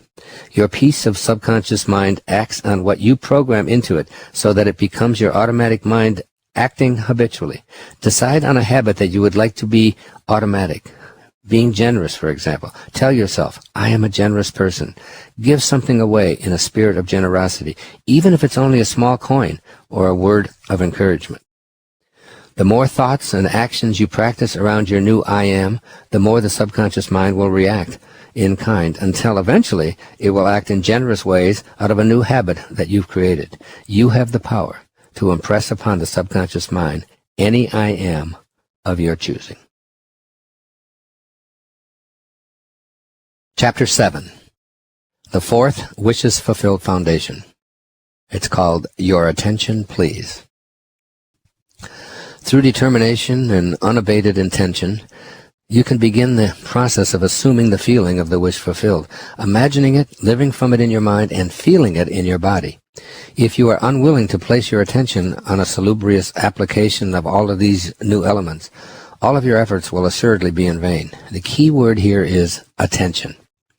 When you decide and begin to use the information presented here to live a wishes-fulfilled life, you're going to encounter a great deal of notice in a variety of forms. Friends and associates will offer uninvited opinions concerning this new you and what you're attempting to manifest. Your immediate family may try to dissuade you from making any changes that they think might cause them to feel inadequate or uncomfortable. You're presented with scientifically verifiable facts to deter you from believing in your unlimited self. Strangers will relate stories about someone who died attempting to do what you are thinking about. Stories of the absurdity of your desires being manifested will be sent to you in the hope that you will realize that you are not a divine being. You might be threatened with punishment from God or Jesus or the devil or some spiritual deity who's angered and going to put a curse on you for offending their sensibilities. As you engage in the process of living from your highest self, trusting in your own God-realized strengths and becoming more peaceful and content, all the while feeling the love you are choosing to align with, your new ideas about who you are and what you can accomplish and become will be noticed positively and negatively. You may have to convince yourself to be steadfast in the attention that you place on the wishes you're going to fulfill. Never let your attentiveness to what you are in the process of manifesting be sidetracked by external pressures of any kind. As Neville reminds you, quote, "All progress, all fulfillment of desire depends upon the control and concentration of your attention." One of the things I love about my new iPad that was given to me by my children is the feature that is called Trash. What a concept. I'd like you to implement this technology in all areas of your life. When you receive information or a request that runs counter to the I ams that you have placed in your imagination, simply push that trash button in your mind and watch it sail over to the left side of your screen, and then mentally touch the delete button. This is how you keep your attention focused on what you are manifesting into your life. You are in the flow of a new consciousness that has no limitations. You are thinking, feeling, and acting as a divine being, a part of the universal one mind that knows that all things are possible. Yet you live in a world where this stance is often considered insane and outright preposterous. You have to choose what kind of attention you give to the feedback you will receive. Essentially, there are two modes of attention that you can choose from: objective and subjective. Objective attention is the most common. Abandon it in favor of subjective attention. Objective and subjective attention. It's always your choice. You employ objective attention when you monitor external inputs such as information and attitudes that originate outside of you. This is an important aspect of functioning in your life. However, you need to consciously bring into your awareness your ability to select and switch between objective and subjective attention. With awareness and practice, you will discover that by employing subjective attention first, you almost magically are released from an addiction to external impressions. It is your choice, and the rewards are exponential. Do not give attention to what others do or fail to do. Give attention to what you do or fail to do, is very sage advice. Whatever wish you have placed into your imagination will engender stimulus responses. Those responses that come to you from the external world, while often valuable as feedback, are things that you're going to work at ignoring if they in any way represent an obstacle to the fulfillment of your dream. Here's what Neville has to say concerning these two disparate approaches to how you should place your own attention. Quote, "There is an enormous difference between attention directed objectively and attention directed subjectively, and the capacity to change your future depends on the latter, that is, subjective attention. Becoming a wishes-fulfilled person involves learning to strategically employ this subjective attention. Whatever you are placing in your imagination and feeling is present and will become a part of your daily life, suddenly appearing in many of your conversations and activities. Television, movies, internet tidbits, and news reports on the same subject will make their way to your consciousness. Contradictory information may appear out of nowhere. There will be friends and strangers who want to express their opinions and share their stories about someone who attempted to do what you're working on. This is when, having learned to differentiate between subjective or objective attention and practicing choosing one or both becomes critically important to your success. Start with subjective attention. Put your subjective attention on the I am that you have firmly planted in your imagination, and refuse to allow any external data to interfere with directing your loving attention on the subjective I am. Attend first to the feeling within you by giving it your wholehearted attention rather than reacting toward the external person or influence. Redirect your attention with trust, love, and kindness from outside to inside. This is called subjective attention.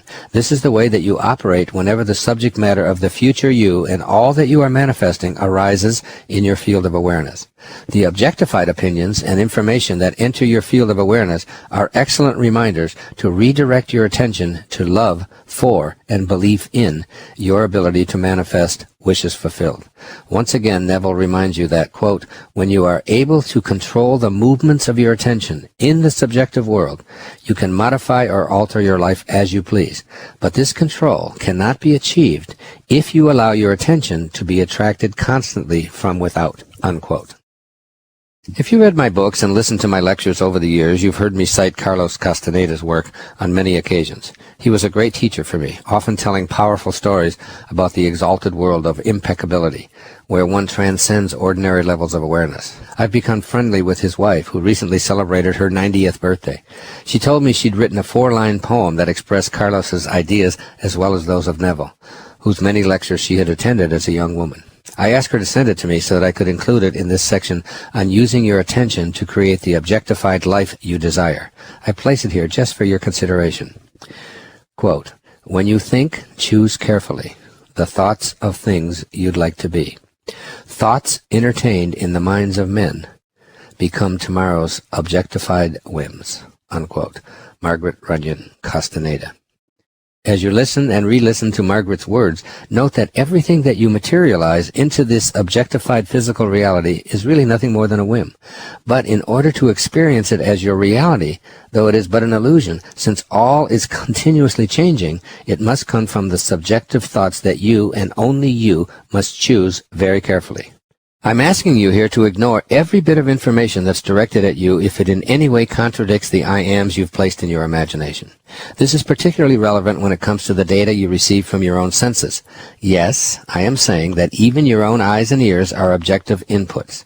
An X-ray that shows you have a tumor that you can feel with your fingers contradicts the I am in your imagination that says, I am perfect health. You want to decide to live from the end you're wishing for, not toward an end that others have decided for you. Thus, you must discard what your senses tell you and stay with your subjective attention, persistently and adamantly proclaiming, I am perfect health. Your subjective attention is unrelated to what you have conditioned your subconscious mind to believe to be your reality, as indicated by what your five senses so convincingly tell you. You are the I am that I am, and that is your tumor-free existence. Redirect your attention away from debates aimed at disputing or convincing an external attitude and towards placing your attention on the feeling of the wish fulfilled. The outcome depends on your inner attitude, your subjective attention. You might consider being like a pit bull, teeth firmly planted on a rubber bone. You must attach yourself spiritually to what you have placed in your imagination as a future fact, and never, but never allow anyone, anything, any circumstance, no matter how persuasive their case, to alter what you know to be your destiny. Every single item that brings up the subject of what you are in the process of creating for yourself must immediately trigger in you a response of putting all of your mental, emotional, and physical attention on the I am that you have placed in your imagination. This is where using that wonderful trash button will be immensely useful to you.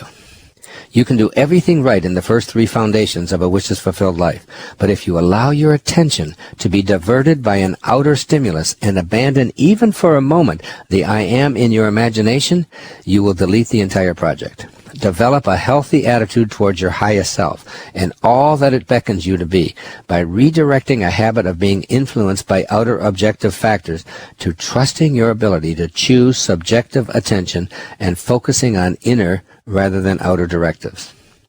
Abraham Maslow spent a good part of his adult life researching and writing about the ideas of self-actualization. He described the small percentage of people he called self-actualizing as living at the extraordinary level of consciousness that I mentioned in the opening pages of this book.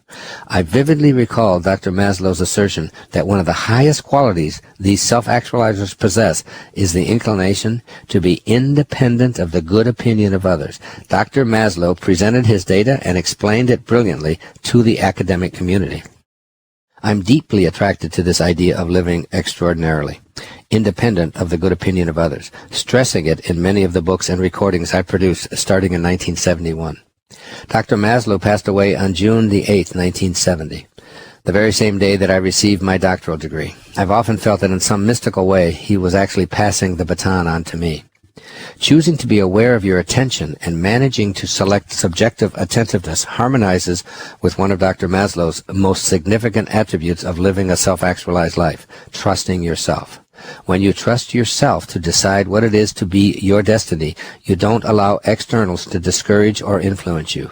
What you place your attention on is your burning desire and intense yearning combined with an intention to make that your reality. You never allow outer circumstances to deflect you from your desires. This inner picture in your imagination is undisturbed by opinions or provocations that originate outside of yourself. Subjective attention means that you and only you are the subject that impacts the burning desires in your imagination. Remember, these ideas in your imagination are simply thoughts that are being treated by you as present facts. You are living and feeling as if your future dream is already a present fact. Allowing a research report or news stories or contrary opinions or contradictory incidents, pronouncements by a government agency, new laws, or anything else to take your attention away from the wishes in your imagination dismantles and destroys your desired outcome. You must have faith and faith is attained through complete trust and confidence in the power of the one universal mind, which you are inextricably a piece of. It is the God-realized you that placed those thoughts and feelings into your mind and your body. You are the subject here, and therefore you must trust in your subjective attention and not allow external objective factors to hold sway over how you use your attention. One of the reasons I'm able to write about the hidden powers of manifestation buried deep within each of us is that during childhood I unconsciously practiced these ideas while in foster homes, and they simply became a part of who I am. Throughout my life I've been labeled stubborn and obsessive and headstrong and unyielding when it comes to what I have in my imagination and seeing it become my physical reality. In order to assume the feeling of the wish fulfilled, you must be able to feel it in your body long before your senses are aware of it. This requires tenacity on your part and an unwillingness to allow your imagination, where all things are created, to be objectified by anything external to yourself. When you are adamant about not letting your attention be directed by outer influences, you are in the process of developing a habit that works for rather than against you. Your inner pictures and the corresponding feelings that are connected to your vision belong only to you, and you begin to treat this inner world of thoughts and feelings as sacred territory. You make the shift from believing to knowing, and what you absolutely know is not tinged with doubt. As William Shakespeare put it, our doubts are our traitors. Anyone or anything trying to diminish your inner feelings with doubt is a traitor to be banished. With a recent diagnosis of leukemia, I've done precisely what I'm writing about in the same way that I have for my entire life, concerning my own fate and my own well-being. What I know for certain is that there's an emotional component to every illness. As I indicated earlier, I view my elevated white blood cell count as part of my body's employing its God-realized intelligence to heal whatever damage I've caused by participating in psychologically traumatic activities, particularly in my relationships with loved ones. So rather than cursing my body's innate wisdom, I'm in a profound state of gratitude for all that has come my way, including these elevated blood cell counts. The more I assume the feeling of my I am well, I am strong assertion in my imagination, the more the universe seems to send me the right information and the right people to assist me in living a wishes-fulfilled life. One particular incident stands out. The day that I received the diagnosis of chronic lymphocytic leukemia, I, quote, coincidentally, unquote, met with Pam McDonald, who had flown to Maui to see if I would be willing to collaborate with her in her integrative medicine practice.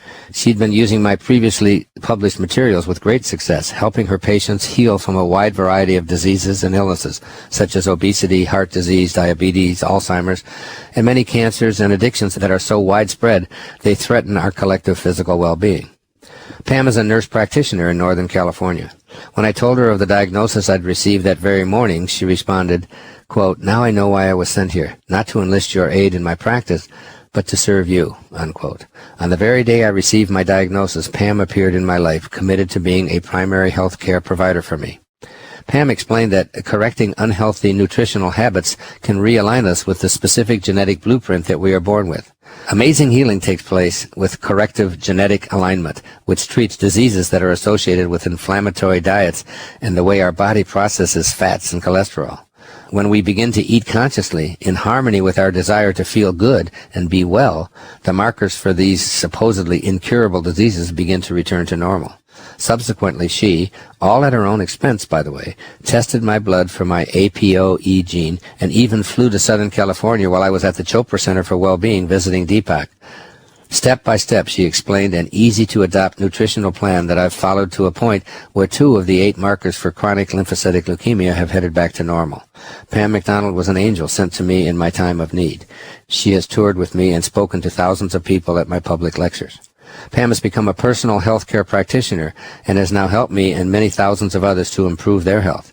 She's written a powerful book titled The Perfect Gene Diet, explaining all this in professional detail.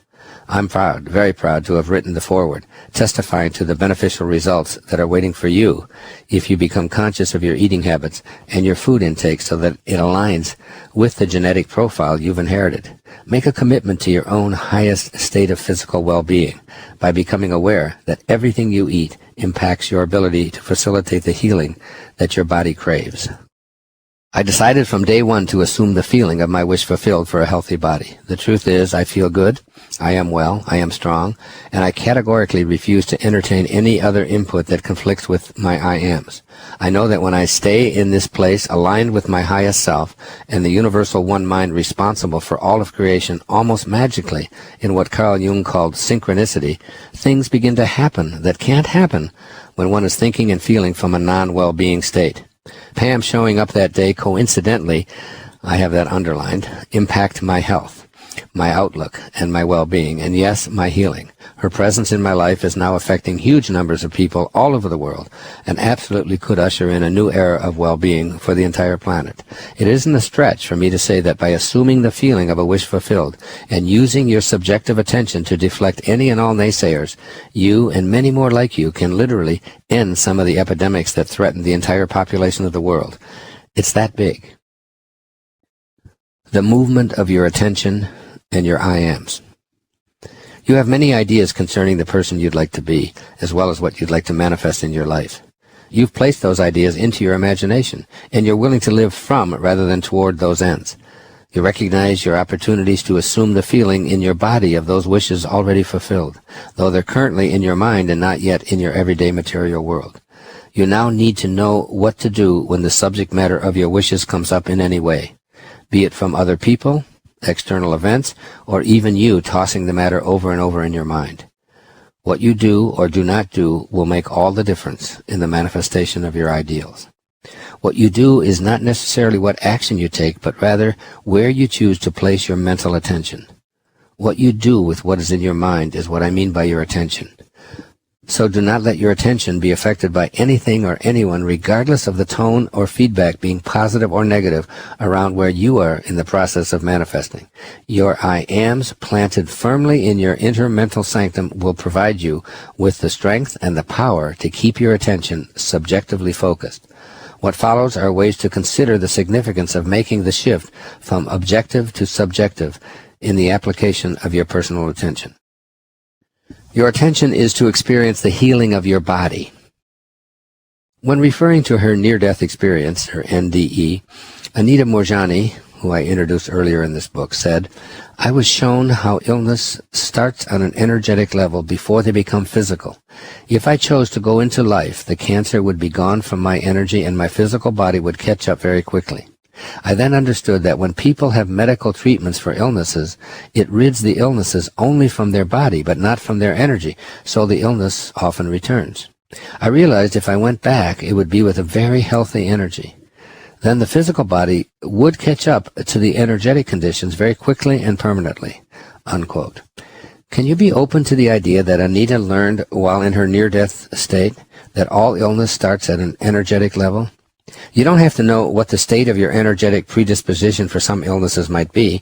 All you need to do is align your subconscious mind with the conscious suggestion that you have an energy body. And if you can heal the energy that presupposes your illness, then you can quickly and permanently heal your physical body. You might say that this is grandiosity, and it just offers false hope to those who are incurably ill. I always love the words of Michelangelo regarding this subject. Quote, "The greater danger is not that our hopes are too high and we fail to reach them, it's that they are too low and we do. Hopes are thoughts in your imagination that you can change into present-day facts. You do so by assuming the feeling of the wish fulfilled and choosing to use your new I ams as facts that you feel and give subjective attention to. When you experience any kind of maladjustment in your body, you are offered a great deal of objective information to consider. A friend of mine died from what you have, you might hear. Here's some of published research describing what you have as incurable, you might hear. Trust modern medicine rather than these airy-fairy ideas, you'll likely hear.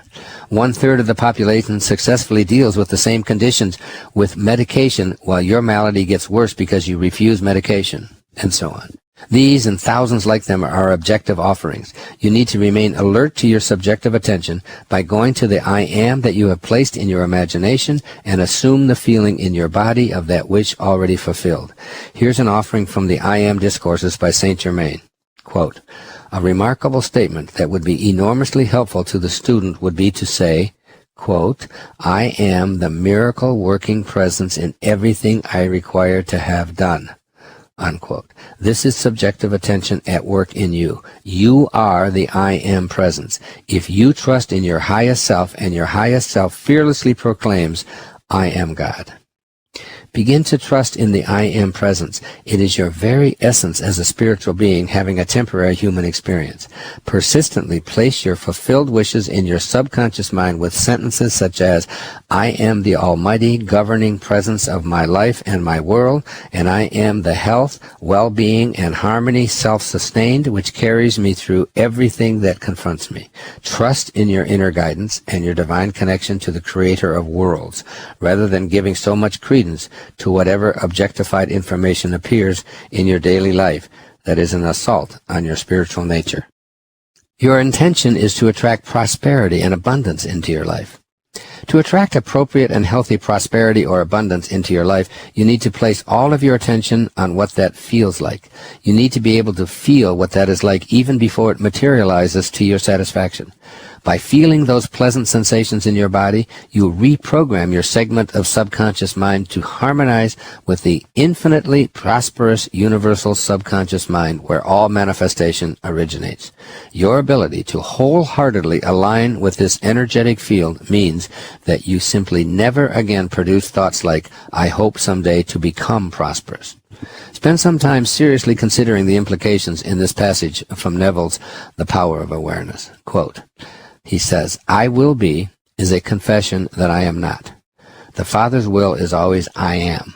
Until you realize that you are the Father, there is only one I am, and your infinite self is that I am, your will is always I will be. Unquote.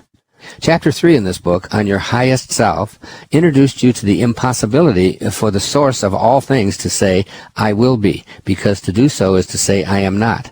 How could God say, I am not? Wanting to attract more prosperity into your life is equivalent to sending the message of, I am not. As long as this is your conscious thought, you are unwittingly programming your subconscious mind to offer you experiences that match your feeling. I am not projects a state of lack. There will be an avalanche of objective thoughts and ideas thrown at you regarding the intention you have of experiencing a life of prosperity. I know this personally because I've heard it all my life. As a student of human nature, I long ago came to the conclusion that most people simply do not know how to make money or attract abundance into their life. It's a rare person indeed who is the exception to this observation, although I am certain that you listening to this, are in the process of leaving that mindset behind. Many people feel that their life isn't fulfilled because they don't trust their own highest self. Quite likely this is so because they didn't discover earlier in life that they even have a higher or a highest self. When a person knows that he or she is God and has awareness of his or her own divinity, it's impossible to say, I will be. Why? Because I will be means I am not. Your subjective attention is how you choose to think and especially feel about what you've placed in your imagination. The words that Srimati Kashi Moni, the sacred mother who spoke to Paramahansa Yogananda in his book Autobiography of Yoga, have stayed with me my entire adult life. She said to him, seek divine wealth, not the paltry tinsel of earth. After acquiring inward treasure, you will find that outward supply is always forthcoming. Unquote. Your inward treasure is your feeling of living in a world of unlimited abundance. Refuse to allow any external data to deflect you from what you have placed in your imagination. Always live from your subjective feeling of, I am prosperous, I am wealthy, I am content. With your imagination, you will then program your subconscious mind to align with experiences that match what you feel in your body.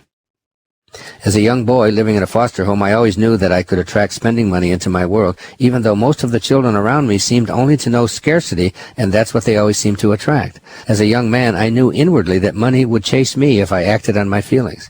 As Paramahansa Yogananda's sacred mother's advice relates, I seemed to seek the divine wealth of inner feelings and knew that the outward supply would find me. I was told by objectified attention that being a school teacher ensured that I'd never have wealth because it's a low-paying profession. But I expunged such silliness from my inner world. The same was true for my writing, my lecturing, and all of my other professional activities. I feel prosperous, and I know that I will continue to act on my inner experiences of abundance, and that universal mind will also offer me the right people and the events and the circumstances guiding me on this spiritual path of extraordinary higher awareness. My story concerning the manifestation of abundance throughout my life is never allowing anyone, no matter how persuasive, to infiltrate my imagination, which feels prosperous and able to attract unlimited abundance. By holding this inner view as sacrosanct and never allowing anything to besmirch this inner knowing, I acted in ways that produced prosperity. But the universe always seems to send me the assistance I require to make my future dreams a present fact. Here is Saint Germain in the I Am Discourses on the power you possess as a result of your very beingness.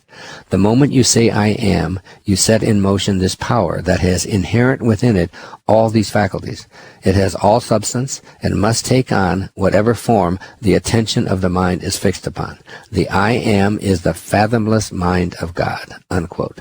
Use this fathomless mind of yours to place your attention always on what is aligned with your source of being, the unlimited abundance that is the highest good for all concerned. Your intention is to live a life of happiness. Happiness isn't something in the material world that can be acquired and stored and used when needed or wanted. If it were, I'd give you a lifetime supply that would guarantee a happy life. No, happiness is an attitude that comes from within you. It's accessible when you place in your imagination an I am statement that reflects your attunement with the simple truth that happiness is indeed an inside job. Happiness is an inner belief that you bring to everyone and everything you undertake, rather than expecting your happiness to come to you from others or from your accomplishments or your acquisitions. There is no way to happiness. Happiness is the way. State your intention to live a happy, contented life, place it squarely in the most prominent place within your imagination, and live from that place as if it were your reality. When circumstances and or your five senses try to influence you that you're wrong, gently and with loving confidence, let the fearful or naysaying thoughts drift by like passing clouds as you focus on your nourishing imagination, which cannot be altered without your agreement. Neville speaks without hesitation on this matter. Quote, "The promise is definite that if you are shameless in your impudence in assuming that you already have that which your senses deny, it shall be given unto you. Your desire shall be attained." Unquote. Don't be dismayed when you encounter people and circumstances that attempt to convince you the I am happy assertion that you've placed in your imagination is absurd. Don't let these objective attempts influence you to assume the feeling of a wish for unhappiness to be fulfilled. Persist in stating your inner mantras of I am happy and I am content, while assuming the feeling in your body of this already fulfilled.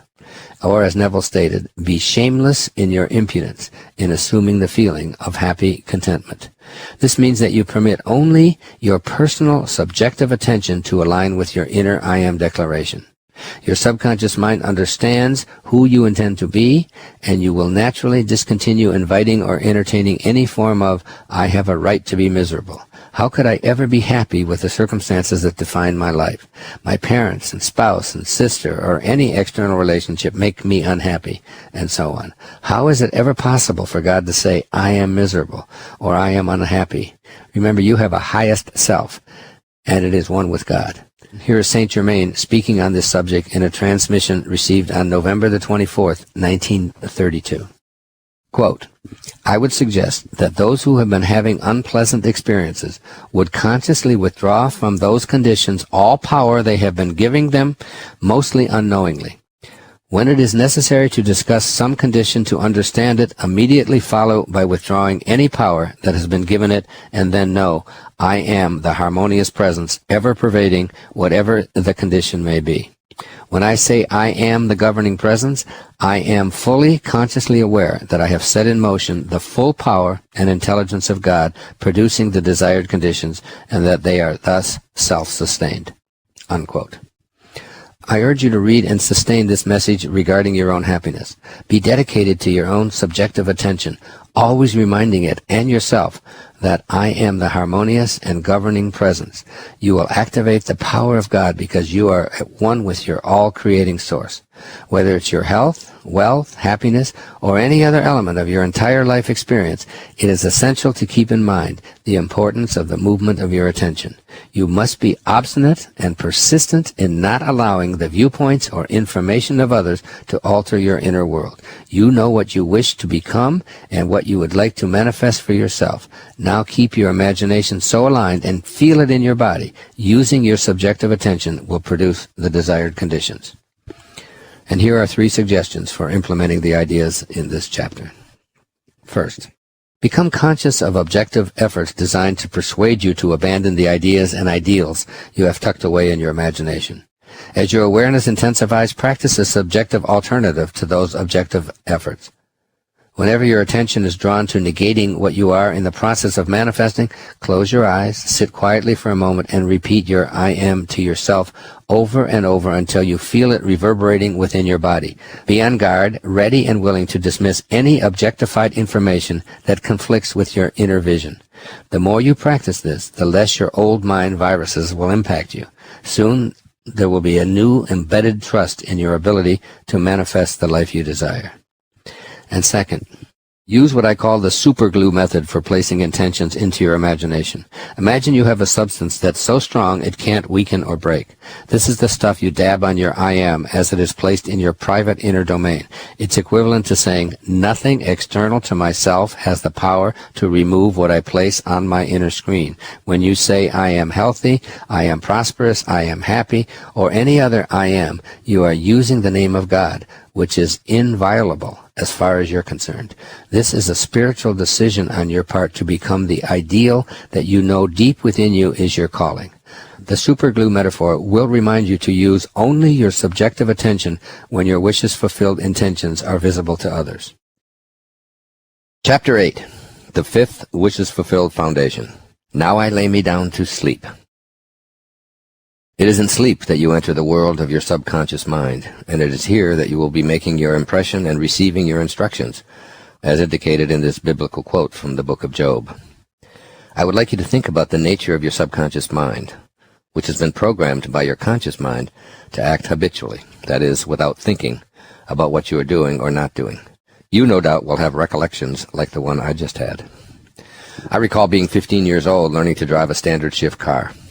I was using my conscious mind to practice a seemingly endless list of maneuvers with a thought process that went something like this. I have a car here with 3 foot pedals, and I only have 2 feet to work with. I must push my left foot down on the clutch pedal, and with my right foot on the accelerator pedal, slowly, and I mean very slowly, let the clutch pedal out while simultaneously pushing down on the accelerator pedal with the same amount of pressure with my right foot as the pressure I'm releasing with my left foot on the clutch pedal. Too much gas or not enough clutch and the car will stall. And then there's that third pedal for braking, which I have no idea how to use as the car keeps lurching forward. Which foot? How much pressure? On and on went my conscious mind, trying to master this seemingly impossible task of learning to drive without jerking the car and stalling the engine. Then came the time when I was on a steep incline of a hill, waiting for a red light to turn green. While I sat there with 1 foot on the clutch and 1 foot on the brake to keep the car from rolling backwards down the hill into the car behind me, and no feet left over for the all-important gas pedal to move forward. My point is that my conscious mind was sending impressions and instructions to my subconscious mind until ultimately I no longer needed my conscious mind to drive a standard shift car. It all became automatic, and my habitual subconscious mind took over and did it all for me. This subconscious mind of mine didn't care how I was feeling, how much time had passed since I'd previously driven, what I believed, what others said about the difficulty of driving a standard shift car. All it did was react to the programming I offered it. And then it took over the act of driving smoothly and effortlessly without my ever having to think about it again. 30 years passed, and I took my family to Italy for a 2-week tour. When we rented a car in Milan, the only one available was a Fiat with a clutch, brake, and accelerator pedal. I hadn't driven a standard shift car in 3 decades or so, yet my subconscious mind knew precisely what to do and took over the driving for our entire time in Italy. Much like the ice skating story I wrote about earlier, that habitual mind of mine had been sufficiently trained and needed no further reminders in order to take on the present-day task. The subconscious mind is forever imprinted once it has been sufficiently programmed and received its instructions. It simply takes over, and the conscious mind is seldom needed.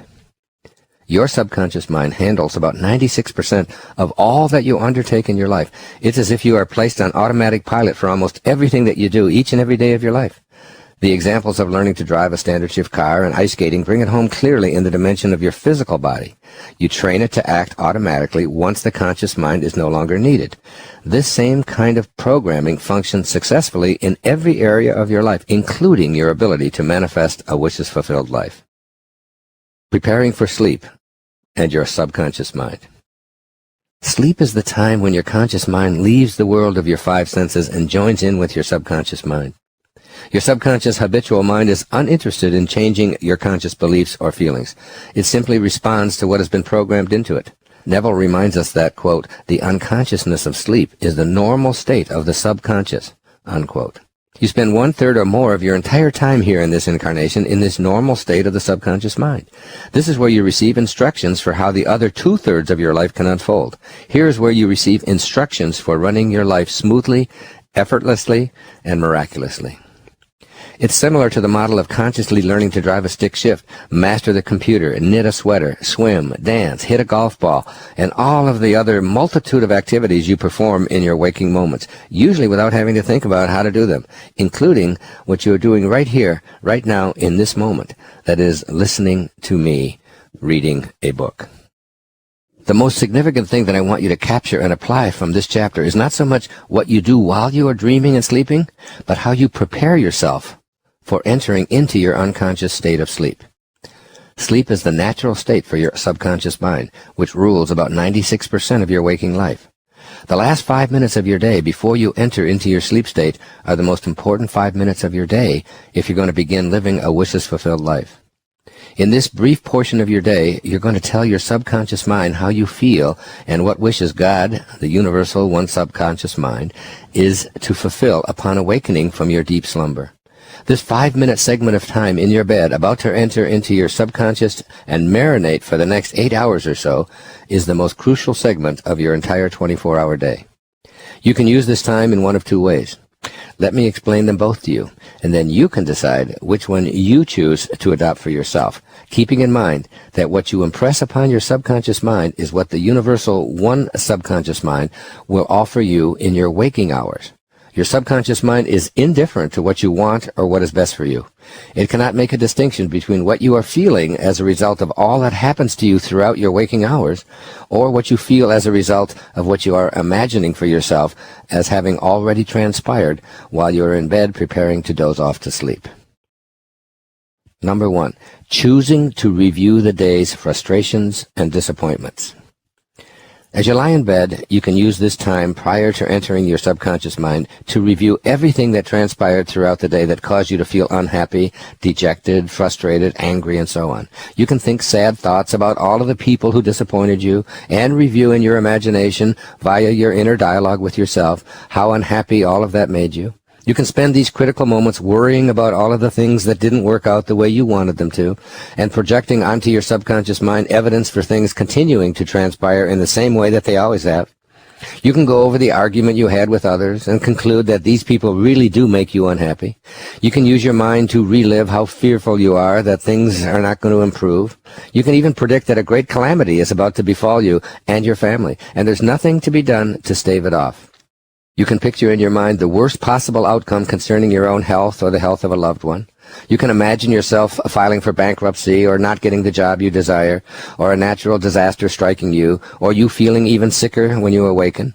The potential disasters that you can entertain with your thoughts as you prepare to go to sleep could fill the next 100 or so pages of this book I'm reading. Whatever you opt for, such as these examples of thoughts that make you feel bad, is a choice to send those messages to your subconscious just as you are about to go to sleep. In effect, you are imprinting your subconscious mind with, I am unhappy, I am frustrated, I am pessimistic, I am afraid, and so on. Your subconscious mind, unable to distinguish between what you are telling it through your pre-sleep conditioning ritual and what is actually happening in your everyday world, says to you, okay, I've got it, I got it. Your thoughts are on what you do not want and what you despise, and your feelings in your body bring you worry, fear, anxiety, hate, sadness, and the like. Your subconscious mind responds with no desire to change your conscious waking state because it only reacts to what you place there. So it will proceed to offer you experiences from the universal one subconscious mind that aligns with what you've programmed it to do. You placed your thoughts in your subconscious when it would most likely have at least 8 hours of sleep to work on them. The subconscious can't be faulted for assuming that you must want them very, very much. Alas, you awaken befuddled by all of the things you don't want that keep showing up in your life, not understanding that by assuming the feeling of what you don't wish for and then going to sleep with those thoughts in your mind, you are programming your subconscious mind to take over, just as it did when you were first learning to drive. The difference is that then you are creating what you desired, and now you are using the same strategy to attract what you do not desire. And this is why you so often fail to attract the ideal into your life. Neville puts it this way, so beautifully, quote, "Whatever you have in consciousness as you go to sleep is the measure of your expression in the waking 2/3 of your life on earth. Nothing stops you from realizing your objective, save your failure to feel that you are already that which you wish to be, or that you are already in possession of the thing sought. Your subconscious gives form to your desires only when you feel your wish fulfilled." Unquote. You can train yourself to do this in the precious 5 minutes before slumber overtakes you. If you decide you do not want to go to sleep with the first choice in your consciousness, you can develop a new habit for your habitual mind to latch onto. You do have an alternative. Those last 5 minutes of the day are your 5 minutes, and they're yours alone. Consider the second option, using your last waking moments before sleep, programming your subconscious mind in a new way. And this is the second choice, number 2. Choosing to assume the feeling of the wish fulfilled. As you lie in bed, feeling drowsy and knowing that you're about to go to sleep, where your subconscious mind is most at home, use these final pre-slumber moments to align with your source of being and become a wishes-fulfilled spiritual being. In these pre-sleep moments, you can program your subconscious mind to automatically present you with fulfilled wishes. You wouldn't train your subconscious mind to repeatedly slam on the brakes or to make a turn into a driveway without safely slowing down. You also don't want to train your subconscious mind to focus on and attract the kinds of things that make you unhappy or create unnecessary pain. These last 5 minutes awake, then, are your final pep talk to your subconscious mind. You want to focus on assuming the feeling of the wish fulfilled that you've placed into your imagination. Here's what Neville offers on this topic. It may be the most valuable information you've ever received in your life.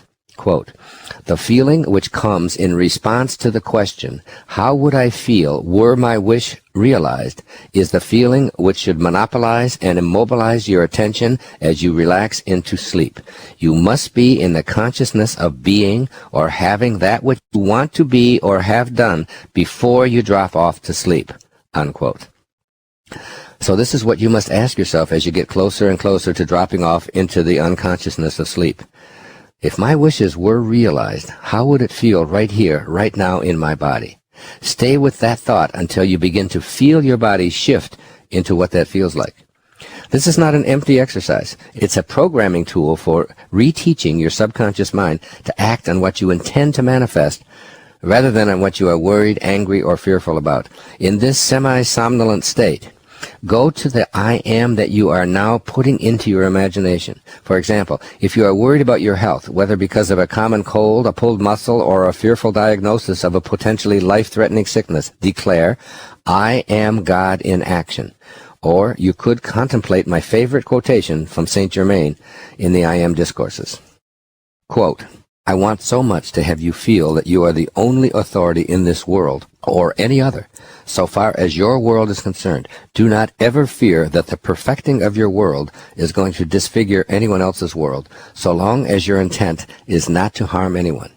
It does not matter what the world about you says, or how much they try to intrude upon you their doubts, their fears, and their limitations. You are the supreme authority in your world, and all you have to do is say, when you are beset by these conditions, 'I am the mighty magic circle of protection about me that is invincible and repels from me every discordant thought and element which seeks to find entrances or intrude itself. I am the perfection of my world, and it is self-sustained.'" Unquote. This is very powerful advice. When he says it does not matter what the world about you says, he is also talking about all of those self-limiting thoughts that you yourself have proclaimed regarding your ability to be healed. As you lie in bed, affirm, "I am perfect health," or use the words of Saint Germain above about being mighty and the perfection of your world. Then notice how that feels in your body. At first, you will be calling upon your ego, which believes that it is separate from God or the universal source of all. And an inner voice will say, "This is silly. I am sick, I am sore, I am dying, and I am only fooling myself." So simply dismiss these mind viruses and conditioned memes, since you are free to use these 5 minutes in any way that you choose. Repeat a new I am that shifts you to the state of the realized wish. Repeatedly tell yourself that I am God in action, and immediately check in with your body to feel the shift from fear and anxiety to peace, love, and contentment. After a little practice, you will find this repeating I am in your mind begins to impact how you are feeling. Sensations of worry and pain slowly dissolve as you assume the feeling of the wish fulfilled. And it is at this point that you allow yourself to drop off to sleep. Use these precious pre-sleep moments to assume the feeling in your body of whatever wishes you desire as already fulfilled. Refuse to go to sleep being upset or disturbed about anything, regardless of how momentous it may appear to be in your life. The natural state of your subconscious is sleep, and it sees you as you believe yourself to be. It matters not to the habitual mind of yours whether what you believe and consequently feel in your body is harmful, moral, good, bad, or indifferent. It will faithfully take on your belief and provide you with an array of experiences and seemingly synchronistic events that give form to what you believe and have placed into the programming of your subconscious mind. On many occasions, I've gone to bed feeling somewhat sick or concerned about what course my body will take with its diagnosis. I've faithfully practiced what I am writing about, and I've awakened symptom-free. The key is to keep checking in with my body until I can say in all honesty that I'm feeling that my desire is a present fact. Feelings are the tools that the subconscious automatic mind uses. You can quite readily break the habit of using your resting time before sleep reviewing things that are frustrating and upsetting. Make this a sacred, satisfying time to nurture thoughts that align with the I am thoughts that you have placed into your imagination. When you see a tendency toward negativity, simply pause and gently remind yourself in your sleepy state that you do not wish to enter your unconscious world with these feelings. Then assume that feeling in your body of your wish fulfilled. You want to enter your sleep with reminders to your subconscious to automatically fulfill your life-enhancing wishes. Your subconscious mind never sleeps. The validity of a universal subconscious mind that is the only one mind is a concept that ego struggles to understand. It is of the highest order of importance if you want to master the art of manifestation. Quote, "This infinite intelligence, then, is the only mind there is. We are all using it. We can't help using it, for it is one and everywhere and is the stuff from which all things are made." Unquote. This quote is from one of my favorite books, Three Magic Words, written by U.S. Anderson, which I've referred to earlier in this book.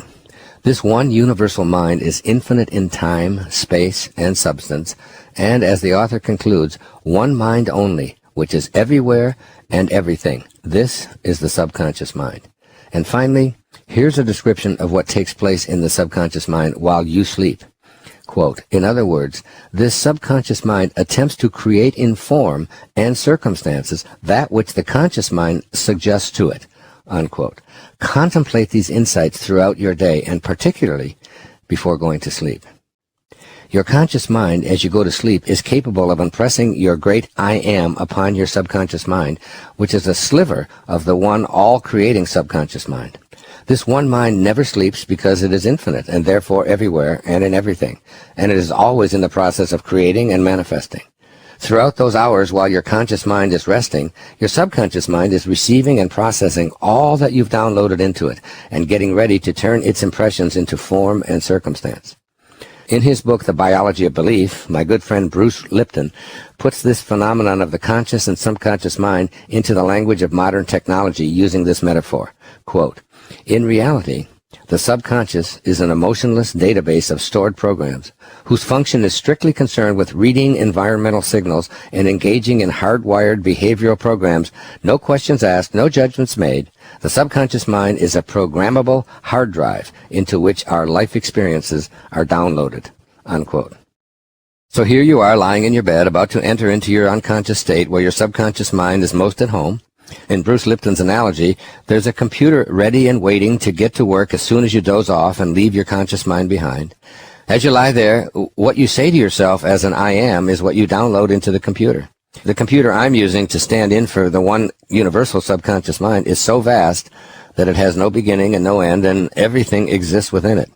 If everything exists within it, and it is infinite, That means you exist within it as well, and it must respond to what you load into it. It cannot sleep. It's too busy turning conscious impressions into form and circumstance. All you have to do is understand this power is within you and be in a state of gratitude for your highest self, which is God. Remember those 3 magic words. You are God. There is only one subconscious mind, and your own subconscious mind is a part of that one mind. That invisible part of you is really the mind of God at work, as long as you don't edge God out. That's ego, which is what your conscious mind has probably been trained to do. If your subconscious mind receives your conviction that you have money, you will have money. If it receives the conviction that I am happy, I am healthy, I am content, I am love, I am wise, or any other statement downloaded with conviction, the subconscious mind will bring it into your physical reality. I am not suggesting that you have hope or tell yourself maybe or use the last 5 minutes awake to say, I will be happy, I will be prosperous, I hope to one day be content. Use the name that God gave to Moses as he described who he is. I am that. I am. This is where faith plays a decisive role. You must extinguish any thought that being one with God is impossible. That is the false self at work. The contaminated personal subconscious that receives toxic self-limiting ideas and turns them into your unfulfilled reality. You are one with the one universal subconscious mind of God that never sleeps and works for you while your conscious mind slumbers. You want it to work for you, using what you downloaded into it, even as you are in deep sleep. While you sleep, your subconscious mind works. One of my spiritual teachers, Ombram Mikhail Ivanov, the Bulgarian mystic philosopher and one of the founders of the Universal White Brotherhood, has this to say about your preparation for sleep and what transpires while you sleep. Quote, "It is the experiences of the last minutes before you go to sleep that are more important, more significant than anything that happened during the day," unquote. He speaks eloquently on the importance of entering the subconscious mind with a purity of spirit, because each night we die, and if we don't know how to prepare for our nightly death, we will be prepared for our true departure to the other world. Quote, "Take care, therefore," he urges us, "never to go to sleep with negative thoughts in your mind, for they will destroy all the good you may have gained during the day," unquote. Your time while asleep, when you leave this house and yet are still attached to it, is to be thought of as a sacred journey that you take daily to connect to the one universal subconscious mind and experience the bewildering wonder of what transpires there. Once again, Ivanov tells us, quote, "Before going to sleep, you must get ready as though for a sacred pilgrimage. Never go to bed with a negative thought in your head, for it will wreak havoc in your subconscious," unquote. In those 8 or so hours that you are embedded in your subconscious mind, you receive instruction. The feelings you brought to your sleep time will be expressed tomorrow and in all of your tomorrows. This is a time when you leave behind the constrictions of your physical world and the limitations of your physical body. You allow the one subconscious mind to create your wishes without active participation from your solid material self. I cannot describe to you precisely how your subconscious mind works while you sleep, nor can anyone give you this kind of detail. As Neville puts it so succinctly, quote, "The subconscious receives impressions only through the feelings of man, and in a way known only to itself, gives these impressions form and expression," unquote. Who can describe the intricacies of a caterpillar weaving its own chrysalis and then emerging as a beautiful butterfly? It is a mystery known only to the one mind, as is how a subconscious impression turns into a hardened fact. But you can be cognizant of the many mysterious things you do while asleep, all the while believing them to be true and experiencing them in your body, even though you are unconscious. I only ask you to enjoy the mysterious and know that it is full of potential. Wallow in it, and when you do, you open yourself up to infinite possibilities. While asleep, you dream, entering a totally unique dimension that feels absolutely real for all the time you're dreaming. During dream time, your subconscious mind takes over, presenting you with a magical world where everything occurs without your active participation. You don't have to get up and do anything. You don't need to move, and you don't need the assistance of anyone. You don't need money, luck, tools, transportation of any kind, your family, your church, an education, a book, nothing. It all takes place while your physical self is in bed, unconscious, out of your body, yet still attached to it. How does all of this stupendous manifestation take place in a way known only to itself? There are some things taking place while you slumber that might give you pause. 1/3 of your life is lived in a reality that offers you clues as to what is possible for you when you're in your dreams awake. You can get a glimmer of how the one universal subconscious mind works if you can look back from a waking state and examine what is taking place during the sleeping third of your life. In your dream state, you're able to create anything that you desire simply by using your powers of thought to make it happen. You don't have to get out of bed, get dressed, set a goal, and then an intention, go to a car dealership to test drive the car you love, write a check, and drive away with your new purchase. All you need to do is place the idea into your sleepy imagination, feel it in your body, your heart rate goes up, your breathing increases, you are feeling the joy in your smile, and voila, there it is. You are driving in your new car. It's all very real, and all you had to do was have the thought, live from the end, and feel it. Your subconscious mind, now fully connected to the one subconscious mind, has allowed you to participate in the true art of manifestation. And as long as you stay in your dream state, unconscious in your slumber, quote, then he opens the ears of men and seals their instruction, as it is revealed in the book of Job. In Anita Moorjani's near-death experience report, quoted earlier, she speaks about the absence of time and the sensation that everything seemed to be happening at once. No time experience, only now. And so it is in your dream state as well. You can be 5 years old and 50 years old, all at the same time in your dream. You can be with the same person simultaneously, alive and dead, in your dream.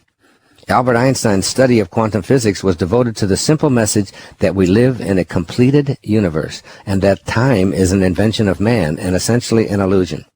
Anita's NDE unconscious state reinforces Einstein's idea of no time. Anita said that past lives did not exist in those moments. Everything was happening now. The only way she could describe it was that what we call past lives appeared to be parallel lives and that everything was simply all one. In your unconscious sleep state, you can be anything and everything. You can be yourself and someone else or something else, even an animal, simultaneously. Linearity seems to disappear. Anything that you can imagine is yours. Nothing is impossible. Want to fly? Then imagine it and feel it, and off you go. While asleep and dreaming, you're not restricted to cause and effect. In your dreaming body, you can come and go as you please. Things do not have to follow the same rules that seem to apply to your waking world. If you imagine and feel it as a present moment fact, it's there for you instantaneously. Everything you need for the dream is created by you in harmony with your subconscious mind. You don't have to do anything. Just allow your thoughts to create what they desire and to feel it in your sleeping body. Think about all of the things that take place in the 1/3 of your life while you sleep.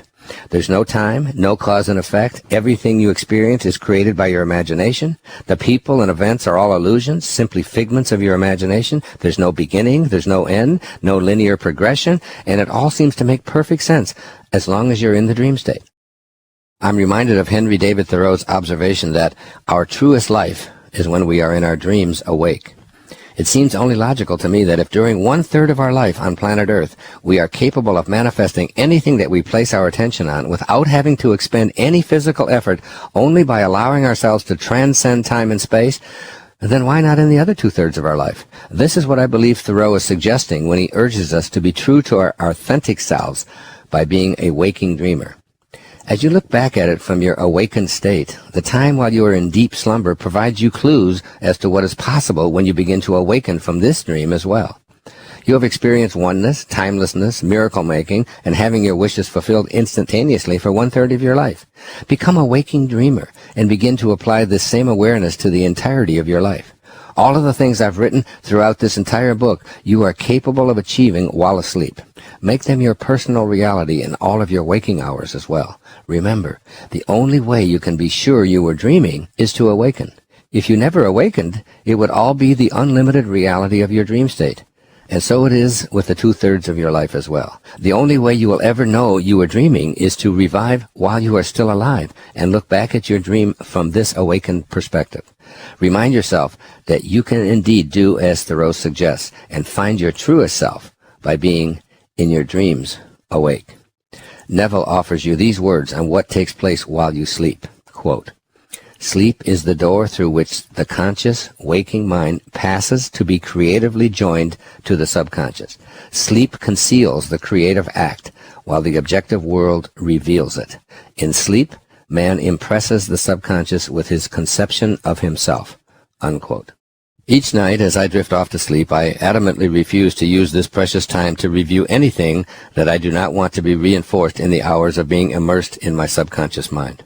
I choose to impress upon my subconscious mind, and therefore the mind of God to which I am eternally joined, my conception of myself as a divine creator in alignment with the one mind.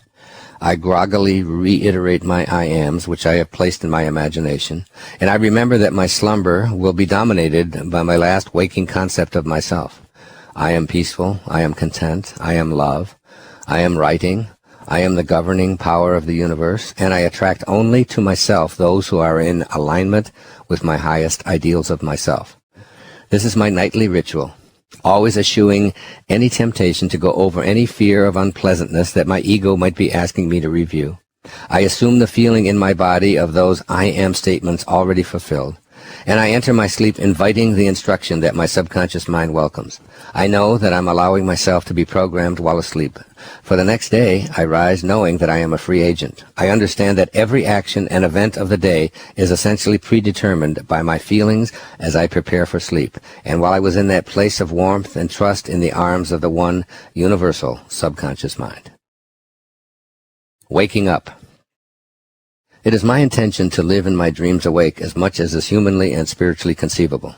I look back upon my dream state and I realize that everything that I needed from my dream, I was able to create with my subconscious mind, without effort and with no need for involving my physical body at all. And so I know that manifesting the person I wish to be while awake also involves effortless perfection, and that I have my imagination or my intentions, my attention, and my feelings to use while awake as well. My sleep time, fully embedded in my subconscious mind, is providing clues for me to put those mental activities into practice when I leave my slumber. I further look back at my dream state from a place of wakefulness, and I see that everything and everyone that was in my dream was created by me with my imagination. I keep this in mind as I gaze at who and what I have created in my awake dream. I look back from my wakeful perspective and realize that I lived in a world where time is an illusion, where nothing is unavailable to me, where cause and effect are total illusions, where all obstacles are turned into either opportunities or revealed as illusions, where there is no beginning and no end, and where my body experiences feelings even though the thoughts that resulted in those feelings are all illusions and were totally devoid of judgments by my dreaming self. And finally, I look back and realize that the only way I know for certain that I was dreaming was to awaken. I remind you here as well that you do have within you these amazing powers of manifestation, and you use them on a regular basis every night and for 1/3 of your entire life in this incarnation. I suggest that while you are awake, you view this 2/3 portions of your life as a dream as well, and realize that the only way you'll know you are dreaming is to awaken. That is, awaken to a new consciousness in which distance and time constraints can be overcome just by a change of state, an awakened state that knows and trusts in the power of your thoughts and feelings to live a wishes-fulfilled life. In all of your waking hours, I encourage you to stay closely aligned to your originating source of being. Practice thinking like God, your highest self, thinks. As I pointed out in a previous book, Excuses Be Gone, when your contemplations are a vibrational match to originating spirit, you are synchronized with divine mind, attracting and fulfilling your desires. You have the same power as originating spirit, as long as you don't replace your divine nature with ego's thoughts, which are essentially the mental meanderings of your false self. While awake, use your mind to repeatedly remind yourself of your true I am that I am nature. Remember that universal one subconscious mind creates in a way known only to itself. It is the great mystery. Learn to live in that mystery, making every effort to use all of your mental and feeling powers to manifest the life you desire, all the while staying in an uncompromised state of love. Here's what Erich Fromm wrote on this subject of living the mystery. Quote, "Rather than being confronted with an overwhelming proof of the limitations of our understanding, we accuse the dreams of not making sense." Unquote. You needn't be concerned with how it will all work out. All you need know is that you are always connected to your source of being, and that you and God are truly one. Just as no scientist can tell you how a caterpillar knows how to turn itself into a butterfly and then migrate thousands of miles without the benefit of a brain, you must simply accept the great mystery of life and death and stay as closely aligned with this miraculous thing that we call creative source of all being as you possibly can. You don't have to understand it all. All you need to do is remain in a state of love while reprogramming your subconscious mind to develop the habits of a God-realized being rather than an ego-dominated person. As the great Lebanese poet Khalil Gibran observed in his classic book, The Prophet, quote, "Trust the dreams, for in them is hidden the gate to eternity," unquote. I urge you to follow the poet's advice and open up that gate and come to know a new external you in your dreams awake, and never forget your own divine magnificence. Here are 3 suggestions for applying the messages of this chapter. Number 1. As you lie in bed preparing for your nightly slumber, remember that the last thought you have in your mind can last up to 4 hours in your subconscious mind. That's 4 hours of programming from just one moment of contemplation prior to going into your unconscious state. Create a reminder like a prayer or a mantra to place by your bed. Write these words and read them as you get comfortable. Quote, "I am going to use these moments to review what I intend to manifest into my life," unquote. Keep that sign there to remind you how to spend your pre-sleep moments nightly. And secondly, reproduce this quotation from Saint Germain in the I Am Discourses, and repeat it at least 3 times as you prepare to go to sleep as a daily and nightly reminder that you are sending forth the greatest decree possible. I am the governing presence, governing in perfect divine order, commanding harmony, happiness, and the presence of God's opulence in my mind, my home, and my world, unquote. Make a serious effort to feel the sustaining power of this in your body. And thirdly, if before dropping off to sleep you are assailed by worry, distress, or fear, do not stay in bed. Get up, turn on the light, take a few deep breaths, read from a spiritual text, meditate for a few moments in front of a white candle, say a prayer, do anything other than staying there lying down. You cannot defend yourself against these onslaughts while remaining snug in your bed. If distressing feelings come back when you return to bed, get up, turn on the lights, and try something else. When you finally do feel peaceful back in bed, repeat the previous 2 suggestions and drift off to sleep, ready to have your ears opened and your instructions sealed. Chapter 9, Making It All Come Together. This final chapter will assist you in achieving that immensity that your soul is seeking. It is comprised of 7 questions for you to contemplate and explore as you begin your wishes-fulfilled life. The questions are based on the 5 wishes-fulfilled foundations and the 3 opening chapters. These questions, along with my ideas and suggestions, are in no particular order of importance. They are offered in the hope that as you finish listening to this book, you have a strong aura of all things are possible swirling around in your consciousness. Once you decide to live from this divine awareness, your life takes on an air of appreciation for the mysterious and a belief in the miraculous. All of your God-realized wishes will indeed be fulfilled. So, question number 1. Does it feel natural?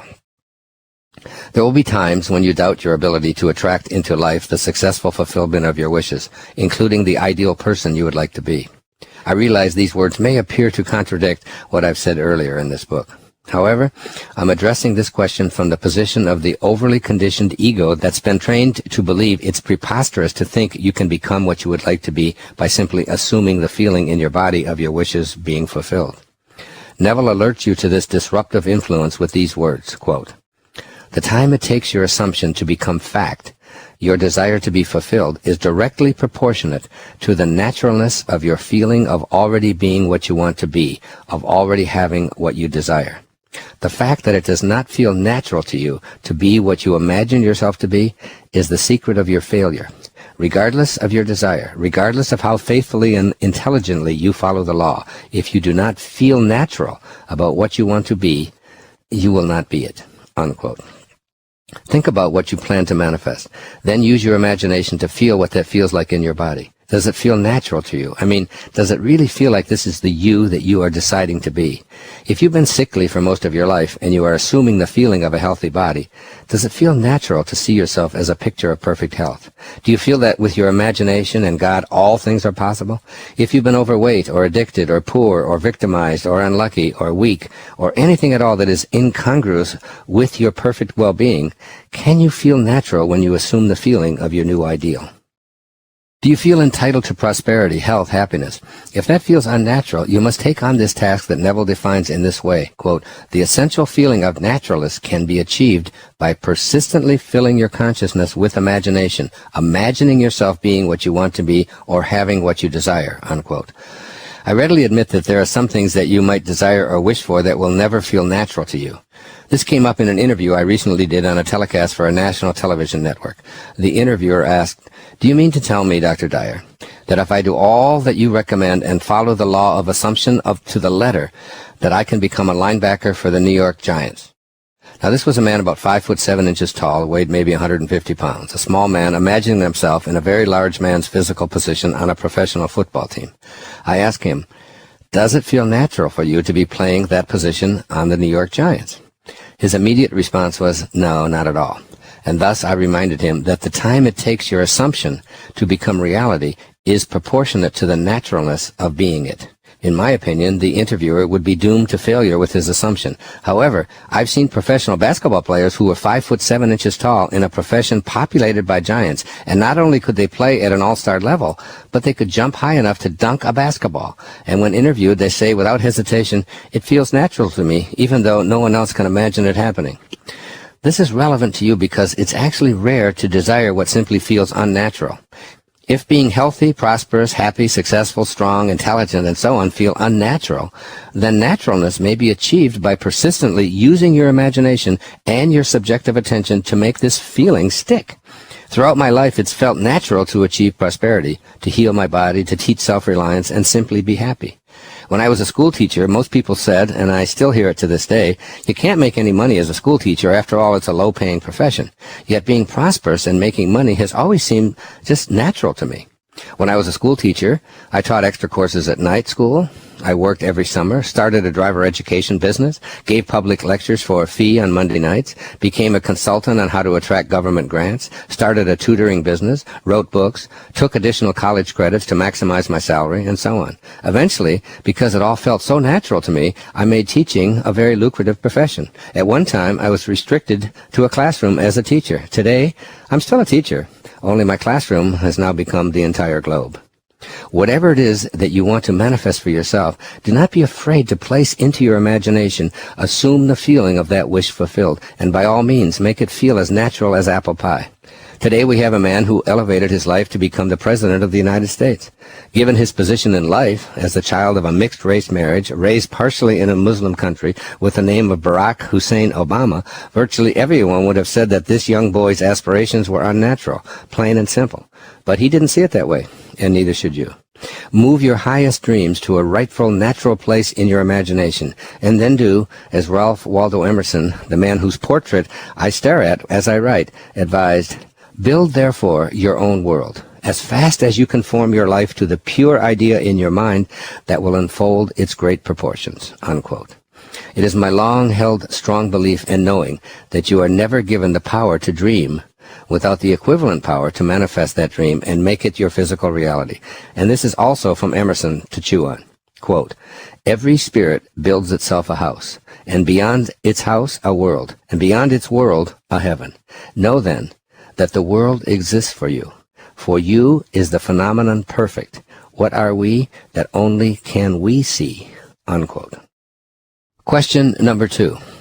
Am I willing to command my I am presence?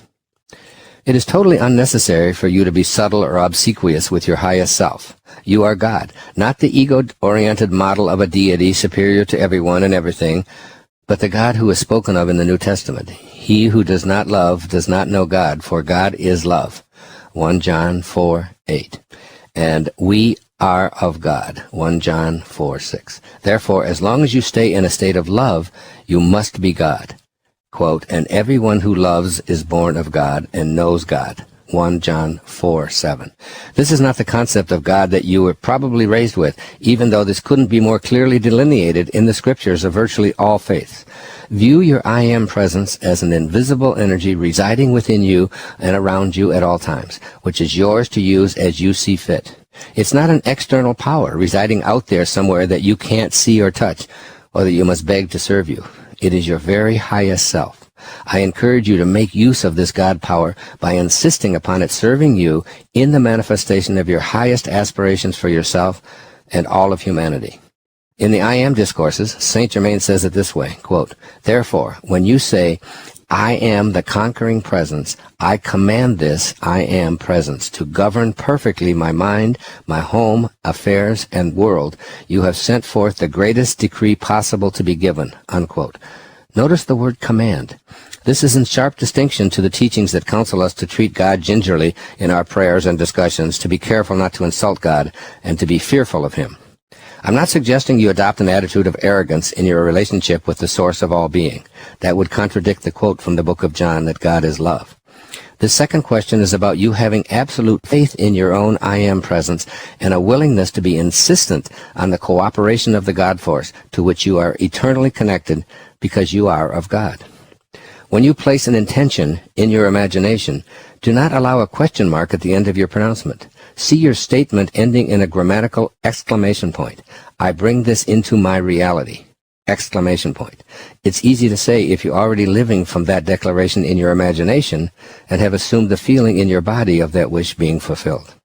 As Saint Germain advises, quote, "Put all your power back with God, and then when you command, no matter what it is you want, you have all power instantly on hand to bring forth the fulfillment of your decree," unquote. And another favorite observation from the I Am Discourses is this, quote, "Say to your divine self, 'See here, God, come forth and take care of this.' God wants you to set him to work. This releases a flood of the God energy, intelligence, and substance which flows forth to do the command," unquote. Here's one final offering from the I Am Discourses regarding your insistence on having your physical body live from a place of divine perfection and well-being. Quote, "You must take the unconditional stand with your body that the I Am presence governs this physical body completely and compels it into obedience. The more attention you give your body, the more it is the master, and the more it will demand and keep demanding from you," unquote. And then to bring this point home to you, Saint Germain offers you these encouraging words regarding your own ability to have the I Am commanding presence work for your perfect health. Quote, "You can positively produce whatever you want in your body if you will fix your attention upon the perfection of it, but do not let your attention rest on its imperfections," unquote. If what I'm saying here makes you feel a bit squeamish, ask yourself why in the world would you feel threatened by commanding your God presence to go to work for you? Do you believe that God is truly love, as it is reported over and over in all of the spiritual texts, particularly the New Testament, the Quran, the Bhagavad Gita, and the Tao Te Ching? Be persistent in the use of your I Am presence. More than that, be insistent and command your highest self to set in motion all of the forces of creation that will result in the hardening into fact that which you have placed into your imagination as an already realized fact. I want to re-emphasize that commanding your I Am presence to manifest your heart's desire is not in any way contemptuous or arrogant. If you are not coming from a place of radical humility, then you've invested your efforts in your ego. And that means, of course, that you have edged God out of the entire process. Insisting upon your highest self serving you in the act of manifestation means that you have an absolute total faith and conviction in your intention. It is much like your everyday act of breathing, eating, beating your heart, and digesting your food. Of course, you're in a profound state of gratitude for all of these and millions more everyday miracles, and at the same time, you demand and insist upon everything that is involved in all of these activities. You are enabled to obey the original fiat of God, as reported in the book of Genesis, to take dominion over the earth. Taking dominion means that you insist on it, and remember at all times that you can ask that love take dominion over you and the entire world. Be in a deep state of gratitude for all that you are currently experiencing and all that you are in the process of manifesting, and remain humble for all that comes your way. At the same time, be 100% insistent upon having your wishes fulfilled with the divine assistance of your spiritual source of being. Simply know beyond all doubt that your desires are in the midst of hardening into objects, circumstances, facts, and events, along with a new, divinely inspired you, as long as those desires are consistent with the third question that you are about to ponder. Question number 3. Are my wishes in alignment with my highest self? This principle invites you to choose which possibility you identify with, and, as has been stressed throughout this book, to live as if it had already occurred. If you place into your imagination wishes that are misaligned with your highest God-realized self, you will find yourself frustrated and immobilized. God is love. If your aspirations in any way are outside of this mantra, you will feel lost and you will not succeed. If God is one, then God is incapable of being divided. If your desires involve conflict for yourself or anyone else, then you have brought two into the picture. That is yourself, as well as the second party who might be harmed by the fulfillment of your wish. God being only oneness wherein all things are connected, and God, your highest self, being love, cannot even recognize the dichotomy that you bring to the picture. If God acknowledged a desire that would bring harm to anyone, God wouldn't and couldn't be God. How could that which is all one recognize two, which is needed in order to have conflict, and still be God? This is what happens when you attempt to manifest from a place of selfishness or potential harm to anyone else. You invoke the ego, which is always about winning, overpowering, being better than others, accumulating for the sake of feeling superior, achieving for adulation or recognition, improving your status, and so on. And again, ego is edging God out. I love the way Neville speaks to this point. Quote, "You never draw out of the deep of yourself that which you want.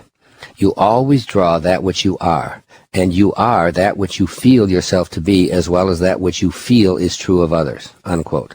So in this manifestation activity, the secret is to feel yourself as already being and having what you desire, and to keep the entirety of it all wrapped up in a spirit of love. By all means, place into your imagination the idea of living a prosperous life. But this in no way implies from a God-realized position that you desire a fancy watch, a luxury automobile, a large infusion of cash, a palatial home, or anything else that is for the purpose of elevating your position among your peers. This immediately involves conflict, two-ness, you and those who you are attempting to impress with your being in some way superior. Staying aligned with your source of being means no one is in any way better than anyone else, regardless of the monetary value of their stuff. This third question is asking if you love as you are loved by the creative source of all. Can you ask out of love, live and feel as if what you desire is already a present fact, and then allow the universal source of all to provide with no concern about appeasing the demands of your ego? If demanding and insisting is your style, do it from a place of pure love. Be willing to give it all away in the name of that love. Stay in that place of pure humility. If you desire to purify your body and live from a disease-free place of perfect health, simply assume the feeling of love throughout your body and live as if it were your reality. Not to impress others, not to have special privileges bestowed upon you because you are more special and thus more deserving of this healing, but purely out of your humble sense of gratitude for being in a state of well-being. Albert Einstein once famously observed that all he wanted to do was learn to think like God thinks. This means living and manifesting from a place of all-encompassing desire to serve others, to be love, to ask nothing in return for what you give. In other words, to simply be love. Get your ego out of the picture and draw out of the deep of yourself, as Neville expresses it. And the deep of yourself is truly your highest self, which is, of course, God. Let the God that you are, the God that Jesus said you are, the God that is your very essence, your deepest self, let this be the energy you draw upon to fill your imagination. And then, know that you are fully aligned with the only source that is responsible for all of creation. As you begin to see your divinely aligned manifestations show up in your physical world, think like God thinks, and share any munificence with others with no expectation of anything back, including even a thank you if it's not forthcoming. As you place your intentions into your imagination and assume the feeling of those intentions being fulfilled, ask not for anything that is outside the great umbrella of love that is God. The words of Jesus in the book of Luke sum up all that I'm saying here. Quote, "But if you love those who love you, what credit is that to you? For even sinners love those who love them. If you do good to those who do good for you, what credit is that to you? For even sinners do the same. But love your enemies. Do good and lend, hoping for nothing in return, and your reward will be great, and you will be sons of the Most High. For he is kind to the unthankful and evil. Therefore be merciful, just as your Father also is merciful." Luke 6, verses 32 and 36. Similarly, Lao Tzu, some 6 centuries or so earlier, reminds you that the great sage is kind to the kind and kind to the unkind, because kindness is his nature. If you can make your desires harmonize With the messages of the above passage, while practicing humility and keeping your ego at bay, you will come to see the truth in Neville's observation that, quote, you never draw out of the deep of yourself that which you want. You always draw that which you are, unquote. The key here is the deep of yourself. That is your highest self. And you will also see the significance of the fourth question, which follows. Question number 4. Am I free of judgment, condemnation, and criticism? Several months ago, my desire to manifest something into my life did not appear to be registering with the God force that brings all things into being. It is not that I was being impatient, for I have come to know in my heart of hearts that all things arrive in divine time, and that it is not the job of my ego to say when what I desire should show up. I've come to fully accept that infinite patience produces immediate effects, as A Course in Miracles tells us. The immediate results are the sense of inner peace that I feel when I trust in the divine, and infinite patience is just another way of saying pure faith. The point I'm making here is that I wasn't experiencing anything remotely close to inner contentment. In fact, the more I focused on what it was that I wished to see fulfilled, even though I was practicing everything that I've written here in the first 8 chapters of this book, the more I felt anxious, sad, worried, frustrated, and even mildly angry at times. It just didn't seem to be working. Then one day I was rereading for the umpteenth time the 3rd volume of the I Am Discourses, the little book that was left at the yoga studio all wrapped up in gold, and that influenced the creation of this book that you're listening to. And I came upon something that made me realize why my feelings in my body were so discordant when it came to the fulfillment of one of my greatest wishes. Quote, the student should constantly look within his human self and see what habits or creations are there that need to be plucked out and disposed of. For only by refusing to any longer allow habits of judging, condemning, and criticizing to exist can he be free. The true activity of the student is only to perfect his own world, and he cannot do it as long as he sees imperfection in the world of another of God's children. Unquote. Reading this paragraph was like having a bucket of cold water thrown in my face to shock me from the coma that had defined my life in relation to the lack of fulfillment of my wishes regarding this particular thing, which I have chosen to keep private. All the while I was using my imagination to have a clear picture of what I wanted, I practiced living from that mental position. I assumed the feeling of the wish fulfilled. I used my subjective attention to keep that vision alive in my inner world. And I always used the last moments of my awake time to go over and over what I wished to manifest before entering my unconscious state of sleep, where my subconscious mind was most at home. During all that time, I was also seeing imperfection in another of God's children. I lovingly criticized, not so lovingly condemned, and my judgments frequently overshadowed my spiritual visualizations and intentions. I had to learn that every single one of God's children is doing what they know how to do, and I need to be able to love them, all of them, as our source of being loves them, without judgment, without condemnation, and without criticism.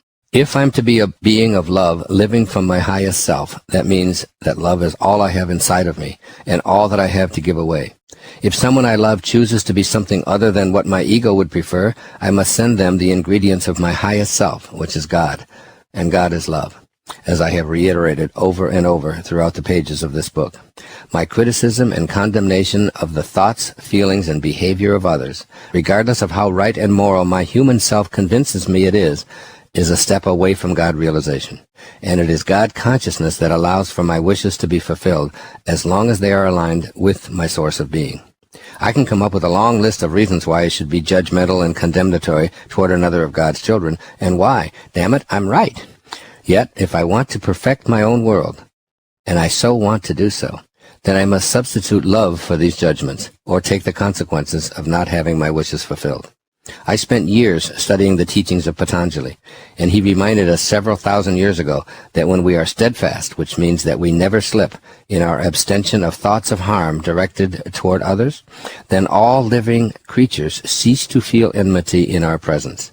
Now, I know that we are all human, you, me, all of us. We do occasionally slip and retreat from our highest self into judgment, criticism, and condemnation. But this is not a rationale for choosing to practice that kind of interaction. I can only tell you that when I finally got it, and I sent only love to another of God's children whom I had been judging and criticizing, I got the immediate result of inner contentment, and my wishes have definitely, assuredly been fulfilled. I urge you to send love in place of those judgments and criticisms to others when you feel they impede your joy and happiness, and hold them in that place of love. Notice that if you stay steadfast, when you change the way you look at things, the things you look at change. Question number 5. Do I pray as if my prayers are already realized? The traditional means of prayer that I was exposed to throughout my life involved asking for something and hoping that an external God would provide me with the answers for my wishes. A close friend and colleague of mine, Greg Braden, who is also a student and admirer of Neville, writes in his penetrating book, The Isaiah Effect, rather than asking that the outcome of our prayer come to pass, we acknowledge our role as an active part of creation and give thanks for what we are certain that we have created. Whether we see immediate results or not, our thanks acknowledge that somewhere in creation our prayer has already been fulfilled." Unquote. This may appear to contradict the ask and you shall receive version of prayer that you are likely exposed to. It may feel new, but it is so important that you acknowledge your own divine role in the fulfillment of your spiritually aligned desires for yourself and others. A vision is within your imagination as you enter into your sacred practice of prayer, one that is so strong you can already feel its fulfillment in your own body. To once again quote Neville, quote, "The moment you accept the wish as an accomplished fact, the subconscious finds means for its realization. To pray successfully, then, you must yield to the wish, that is, feel the wish fulfilled." Unquote. Being a piece of God, and therefore altogether God, as a part of the entire process of creation, you become an active participant in your own private prayerful moments. Consider shutting out your senses completely, along with all of the evidence they continually place before you, because you are, in your prayers, going to attempt to feel what they, that is, your senses, will most assuredly deny. Perhaps describing what I do will help you. When I pray, I always yield to the wish that I have for myself, my loved ones, and the entire planet, and all of its inhabitants, rather than attempting to force my wish or to have God take over and do my bidding for me. In my mind, I see my wishes as accomplished, and I experience what that feels like, savoring the feeling in my body. I stay in a profound state of gratitude. My prayer is without effort. Rather, it is felt as an already accomplished fact. I then act as if what it is I am praying for is my truth, even if my senses and all those about me give evidence to the contrary. I'm not asking for special favors because I do not believe in an ego-constructed deity who plays favorites, or who has the ability to heal everyone, yet withholds these favors because he or she is looking for something from me. I'm a part of the entire business of creation. I am divine consciousness, and I never forget it. I know I have the capacity to make conscious contact with my source of creation. There's no fear of insulting a mythical God. In the I Am Discourse, Saint Germain says, quote, "I say to the students in all sincerity, there is no possible way of attaining a quality or a desired attribute without claiming it." Unquote. With this in mind, I claim peace, health, happiness, joy, prosperity for everyone I know in my life. I claim peace and contentment for myself, for humanity, and the entire world. In my prayers, I give thanks for my mysterious role in all of this, and I reprogram my subconscious mind so I feel this in my body. I leave my sacred prayer time and go about the activities of my life, whatever they may be, with this feeling within me. I am not discouraged by what my senses might be reporting. I have left all ideas of time and timing behind, and I trust in the I Am presence that is my true identity. Often at night I engage in prayerful visualization. I visualize faces of people I know who have crossed over and left the outer world, people I've seen in the media but have never met, and people I knew as a child. I surround them with love. I see the love, and I feel it for them and myself. I am calling in the I Am presence. As the I Am Discourses teach, quote, "The undesirable moves out, and the I Am presence moves in, and you find that you have truly entered into a new world, filled with the happiness and perfection you have always known existed somewhere within your own heart." Unquote. This is prayer to me, and when I emerge from these moments of prayer, it's as if I've attended a movie and seen the successful end of the film, even though I may not have been shown precisely how that ending was achieved. This is not only the great power of prayer, it is also the power of a wishes-fulfilled life. No ego, no force, no special privileges, simply an awareness of the power that exists within us when we assume that what we pray for, always aligned with our highest selves, is a completed fact. We are, each and every one of us, a participant in this dance of creation. Question number 6. Is my mind open to infinite possibilities? You live in an infinite universe that includes all of existence. Because this field is unlimited in dimension, nothing can happen outside of it. Everything that occurs within this field is completely influenced by it, and consequently nothing accidental is possible. This field of consciousness, and your role in it, is, as I've stated at the beginning of this book, omniscient, almighty, omnipresent, and a fragment of God. With God, all things are possible, which is infinitely exciting when you are convinced that means there's nothing left out. Living from this perspective, if your wishes align with this one universal God force, miraculous occurrences become the norm. The universe seems to conspire in ways that are hidden from your intellectually inquiring mind, which seeks specific scientific answers as to why this or that seems to be taking place. While your cognitive apparatus remains totally befuddled, mysteriously benevolent forces begin to come to your aid. Synchronistic, unexplainable happenings become more easily accepted, and things that you were taught are impossible and outside the realm of reality just show up. I've had to address this question of being open to infinite possibilities during some meaningful and unanticipated events in my recent life. Since I've been practicing what I've written about throughout this book and living from this God perspective, I've experienced many things and events that I probably would have rejected without this awareness. Then again, I very likely wouldn't have been able to permit these new awarenesses to penetrate my ego-dominated shell. I am choosing 3 examples of my personal experience that have recently occurred as I've progressed on this path, as a man, as a teacher, and as a spiritual being. My first personal experience. As I reported earlier in this recording, there have been a significant number of unexplainable orbs showing up in photographs taken of me, particularly when I'm speaking before audiences on the subject matter that comprises the totality of the information in this book. Similarly, these orbs have also been appearing in photographs when I'm surrounded by people at these events, either signing books or simply enjoying the loving, friendly, and compassionate conversation that occurs at these gatherings. I have no idea what these orbs are, why they appear now, and apparently haven't at earlier times, or if they have any hidden meanings. There are photo inserts in the actual books showing these orbs. I've read Klaus and Gundi Heinemann's book, Orbs, Their Mission and Messages of Hope, and I encourage you to do the same. They've included their commentary on many photographs taken of these orbs at various functions throughout the world. Klaus holds a PhD in experimental physics and is taught at Stanford University, and his wife is a respected educator in California. Obviously, these are thoughtful, informed people whose inquiry into this phenomenon comes from a well-grounded perspective. The orbs began appearing in my life recently during speeches and subsequent conversational groups. They seem to me to coincide with my decision to help myself and others live from a higher place of God realization through exploring, living, and writing about aspects of God consciousness. If you look at the pictures of the orbs in the book's photo insert carefully, you see that a larger one appears above my head, and often the room is filled with smaller orbs, almost as a confirmation that the messages of love that infiltrate the occasion are being witnessed by these mysterious circles of light. I do not pretend to know what they are or why they are now making themselves known to me in the manner that they are appearing in my life.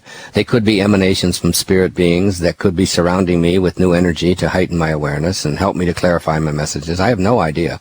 All I know for certain is that all things are possible, and I'm open to what they may or may not be about. My friend Linda Millick first acquainted me with these photographic light emanations from a Hay House Caribbean cruise not long ago. She told me that 18 years ago her son had died while saving a friend in an automobile accident. Her son communicates with her in a channeling fashion, and circular orbs and other orb shapes appear in her photos when she feels he's close to her. As she was telling me this, she said she could feel his presence there on the ship docked at St. Martin. She took my picture, and there on my left and right hips was a megaphone-shaped orb identical to the ones she had seen in photos at her own home. It was on this cruise that the first orb appeared, which I spoke about earlier in this recording. While I reiterate that I do not pretend to have an intelligent explanation for the continuing appearance of these orbs in my life, I love what St. Ignatius of Loyola once told his followers, quote, "For those who believe, no words are necessary. For those who do not believe, no words are possible," unquote. I leave you to make up your own mind, and I remain open to learning more about these mysterious occurrences. My second personal experience. My second example that defies any rational explanation involves my recent experience with a man who lives in the small village of Albijana in Brazil. He goes by the name John of God. My friend Reina Piscova, a medical doctor and eye surgeon who lives in California, has visited John of God in Brazil on several occasions. She asked me to go with her to receive his healing after learning of my diagnosis of leukemia.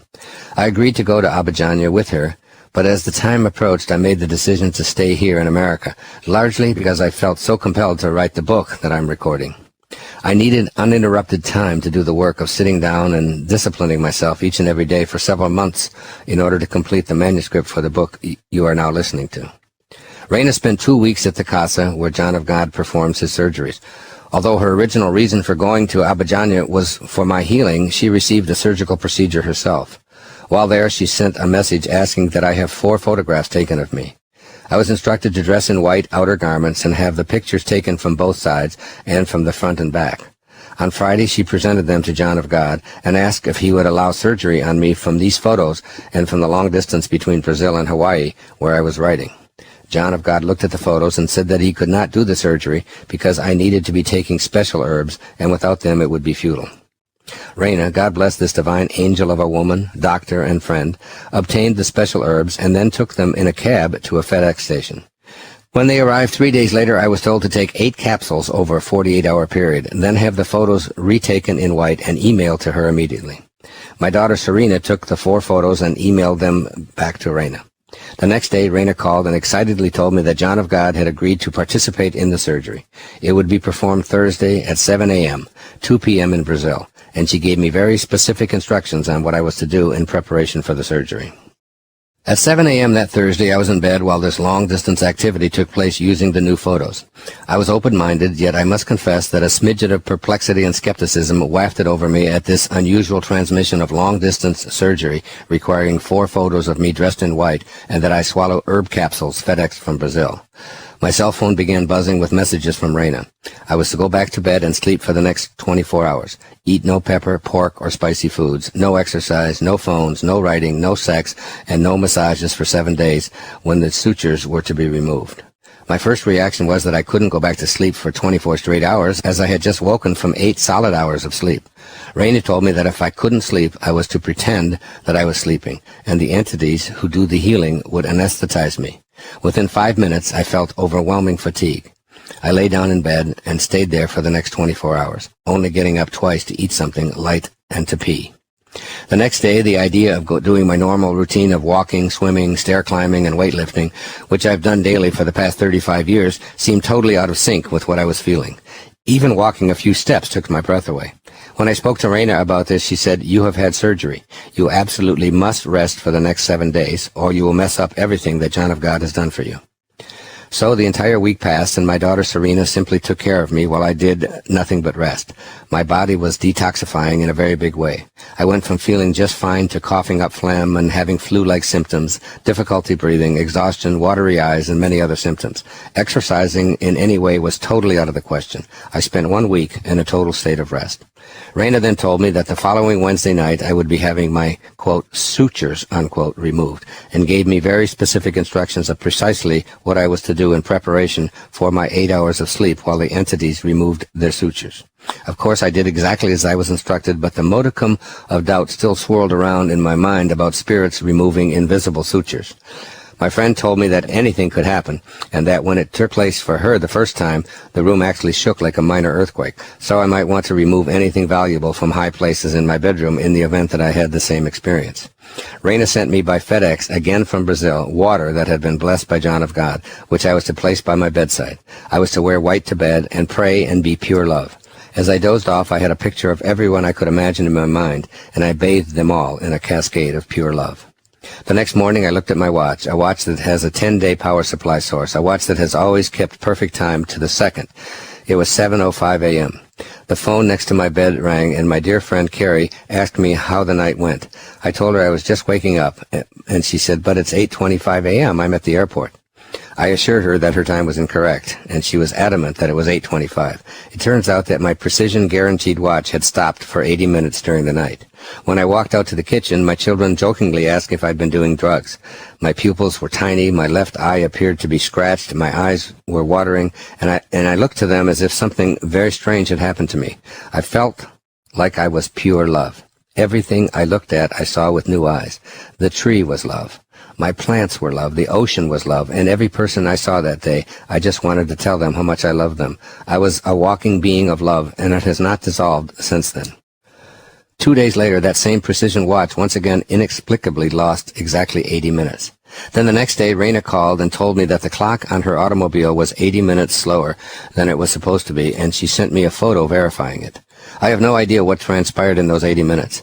Raina hypothesized that the electromagnetic field of the healing energies from the entities doing the surgical procedures through John of God is so much more powerful than the field of the watch that I was wearing, that while they were healing and removing the sutures, it caused the watch to stop. I admit I can't give an intelligent answer, other than I was being given absolute proof in a physical way that what was taking place was not only real, but that I would be able to tell others of this phenomenon because I live such a visible life.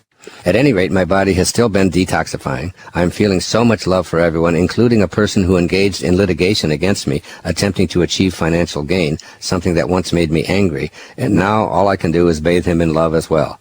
And the litigation ended shortly thereafter as well.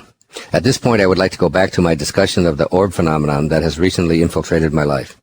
The Heinemann's book contains 65 color photos with orbs in them, taken at various functions all over the world. After my experience with John of God, I learned that some of those photos were sent to the authors, showing orbs making themselves visible in photos taken in Abidjanya. They are reproduced in the photo insert of the book. If you look at them, you can note the huge orb above John of God, while he does a visible healing intervention, and a photo where the orbs cloud the image of the entire healing encounter. The presence of these orbs with John of God, as well as those that seem to be showing up at my speaking events, is a synchronicity that defies my reasoning powers. Yet it is there, and I am open to learning what it all means, or living with contentment in the mystery. What I can report with certainty is that profound changes have taken place in my body in both physical sense and even more emphatically in a feeling sense. When I received the diagnosis of leukemia, I had been told by several physicians that I wouldn't be able to continue practicing Bikram yoga 4 days a week. The heat, I was informed, would be way too strenuous, and it would be ill-advised for me to continue this activity. Sure enough, I found myself feeling so weak in yoga that I ultimately abandoned the practice. Yet one early morning, while meditating, just 20 days following my suture removal, I heard an inner voice saying, "Do not go for a walk today. You can now do yoga."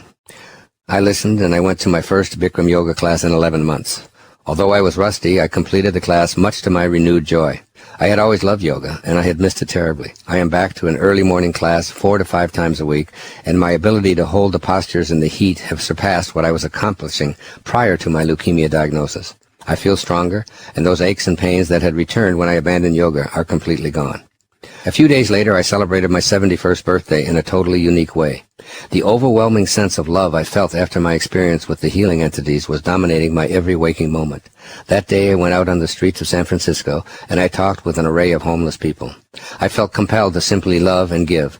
To that end, I had a wad of cash with me, and I passed out $50 bills to at least 30 different, somewhat lost souls. When I returned to my hotel room, I sat on the bed and simply sobbed in gratitude. I have never had such a memorable birthday, a day in which I felt driven to reach out and give love without any expectations in return. I now feel absolutely imbued by love, and while my body seems to be detoxing, I've shifted my eating habits and my body feels cleaner and healthier. I have not partaken of new blood tests and medical evaluations because I trust in what I experienced to such a degree that I need no external validation to assure me that these mysterious, mystical events took place. I was there for the surgery, and I was there for the suture removal. I need say nothing more. I believe in miracles, and I also know that I am not this outer body. I have no fear of death because I am birthless, deathless, and changeless. This is my I am presence of being one with God. In addition to this feeling, it has become clear to me, since my John of God experience, that I am more and more in contact with what I can only label angelic guidance. In my morning meditations, I receive what feels like instructions on how to conduct my day. Without exception, when I follow this guidance, I find myself encountering amazing opportunities to reach out and serve, and my inner voice says, follow through and be of service. One recent morning provides an example of what I'm experiencing daily. At 6:30 a.m., I conversed with a man who was struggling in his marriage. I advised him to focus for the next 24 hours on unconditional love. It was an unexpected, unplanned encounter, and I gifted him 2 books and a copy of my movie, The Shift. He was elated and expressed that he felt a huge burden had been lifted from his body as a result of our conversation. On my way back home, I encountered a homeless young man asleep on the beach. and I gifted him $100 and talked to him passionately about seeking help for his drug addiction. He smiled from ear to ear and said that I was the first person he met on Maui who wasn't full of judgment toward him. When I got home, I discovered I'd taken the wrong key and was unable to enter my apartment. On the way to the desk to retrieve a correct key, I encountered a woman who had lost her son in an automobile accident some 2 years earlier. As we talked, she told me how just the day before she had seen for the first time a video of his second-grade graduation, which was sent to her by a friend. Tears came to her eyes as she described having to testify in a few days at the sentencing of the impaired driver who caused her son's death. We walked together to get the new key, and I invited her into my home. I then gave her a copy of Anita Moorjani's description of her near-death experience, in which she defines death as an awareness of coming into the light of pure love. I said to this woman that after reading Anita's account, she might have some of her anguish removed. I feel these three experiences of synchronicity were the outcome of my hearing and responding to angelic guidance during meditation, directing me to walk in a certain direction at a certain time. 3 people's lives were touched because I was not only told where and when to walk, but also because I felt compelled by inner persuasive forces to reach out and be of service. These kinds of synchronicities as a result of inner callings happen every day since my experience of healing with the entities working through John of God. I observe, I listen, and I act. And I feel as if I'm a being of love more than just a loving being. What I have noticed is that I feel as though I've learned the lessons of assuming the feeling of the wish fulfilled. I am not simply a loving person. I am love. I was transformed in the encounters with John of God, and I rejoice in giving love to everyone and everything I encounter. This word feeling is so crucial for you to embrace. In the I Am discourses, this point is vividly made. Quote, I say to you, beloved Minutemen and friends of America, when you understand there is not one thing in the whole universe that can touch you, limit you, or harm you, but that which acts through your own feeling world, then will you come into the fullness of life. You cannot do it until you do realize that, unquote. My healing experience with John of God, I believe, made me realize that.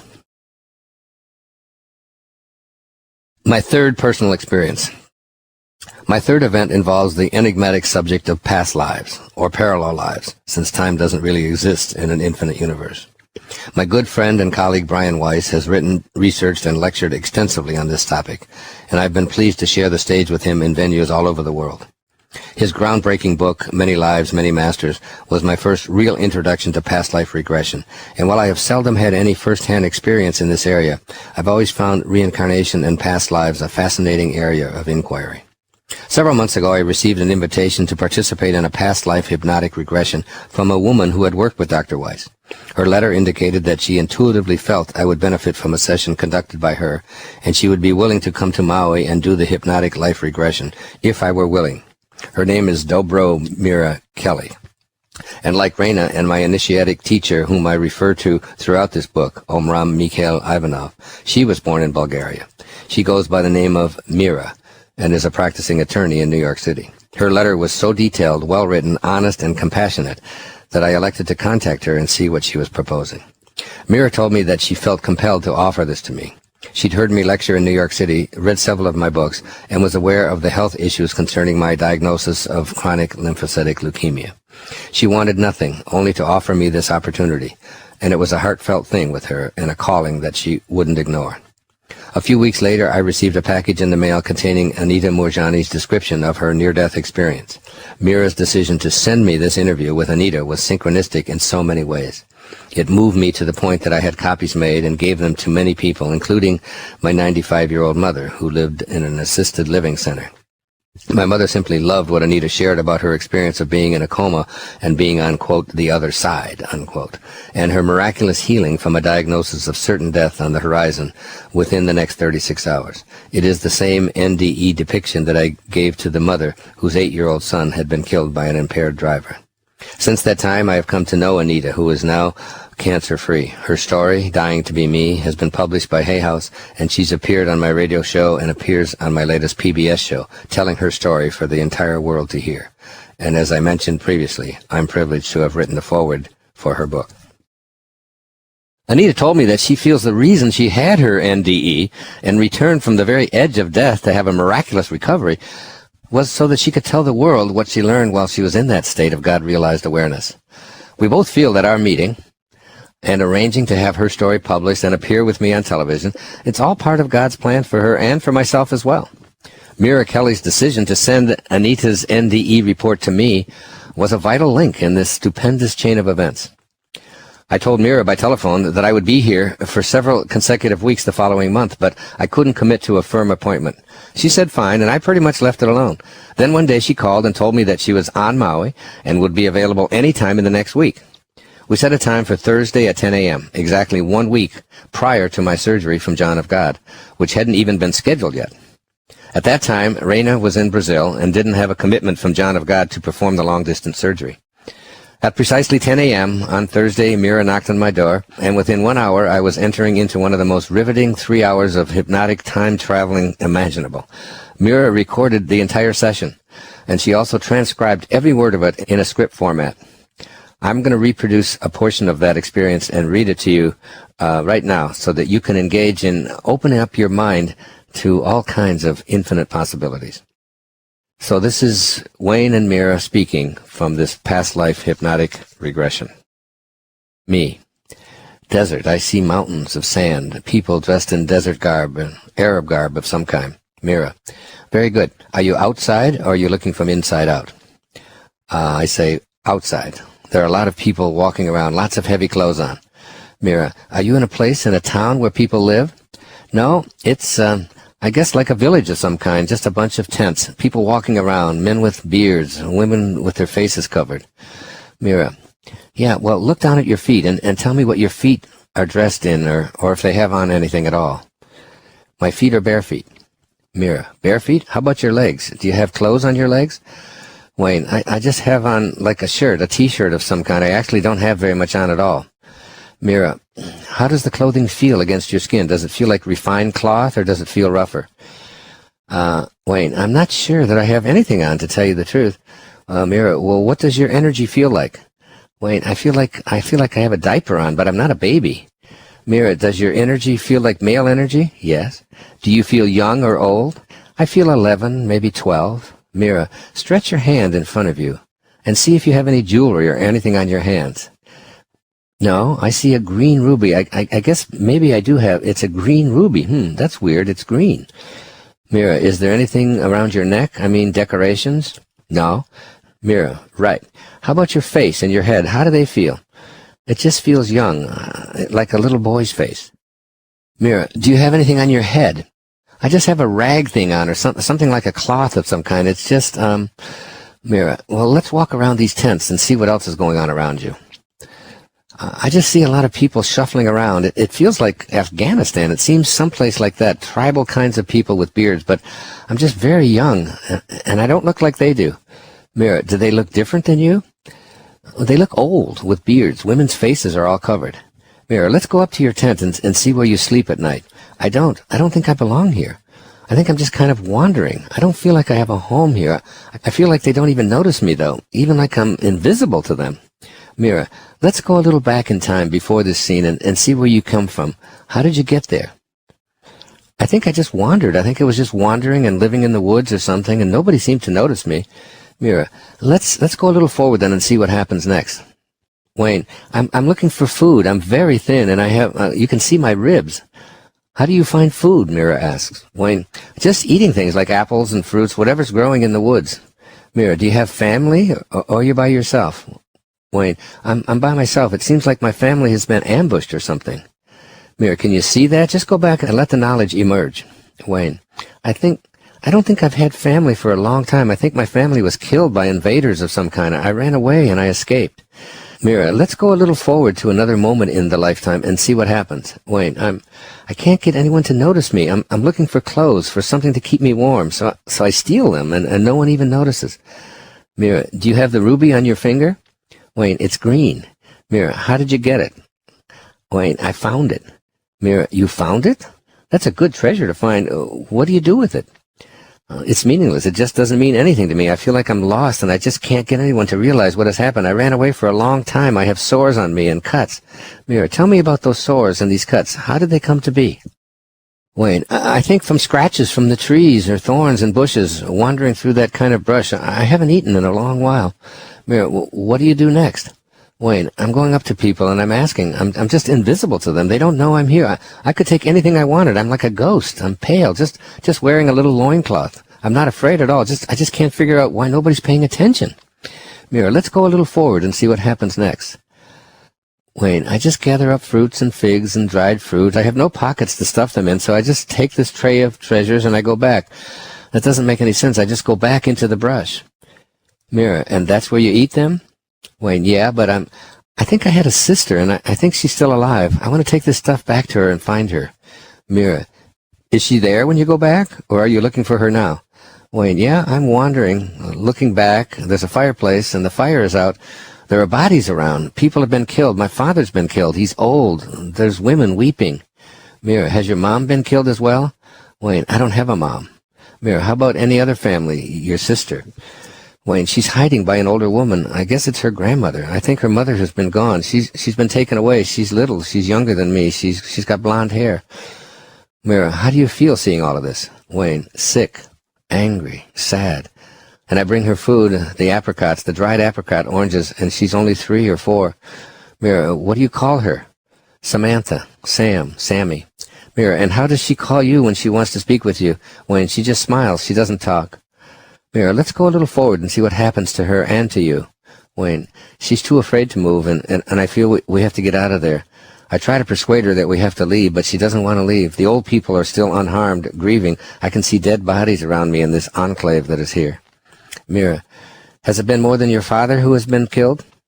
Wayne, that's my father. He's lying there helpless. He's dead. Blood coming out of his mouth. He makes no sound. It's so weird. His grandmother's dressed like an Arab woman.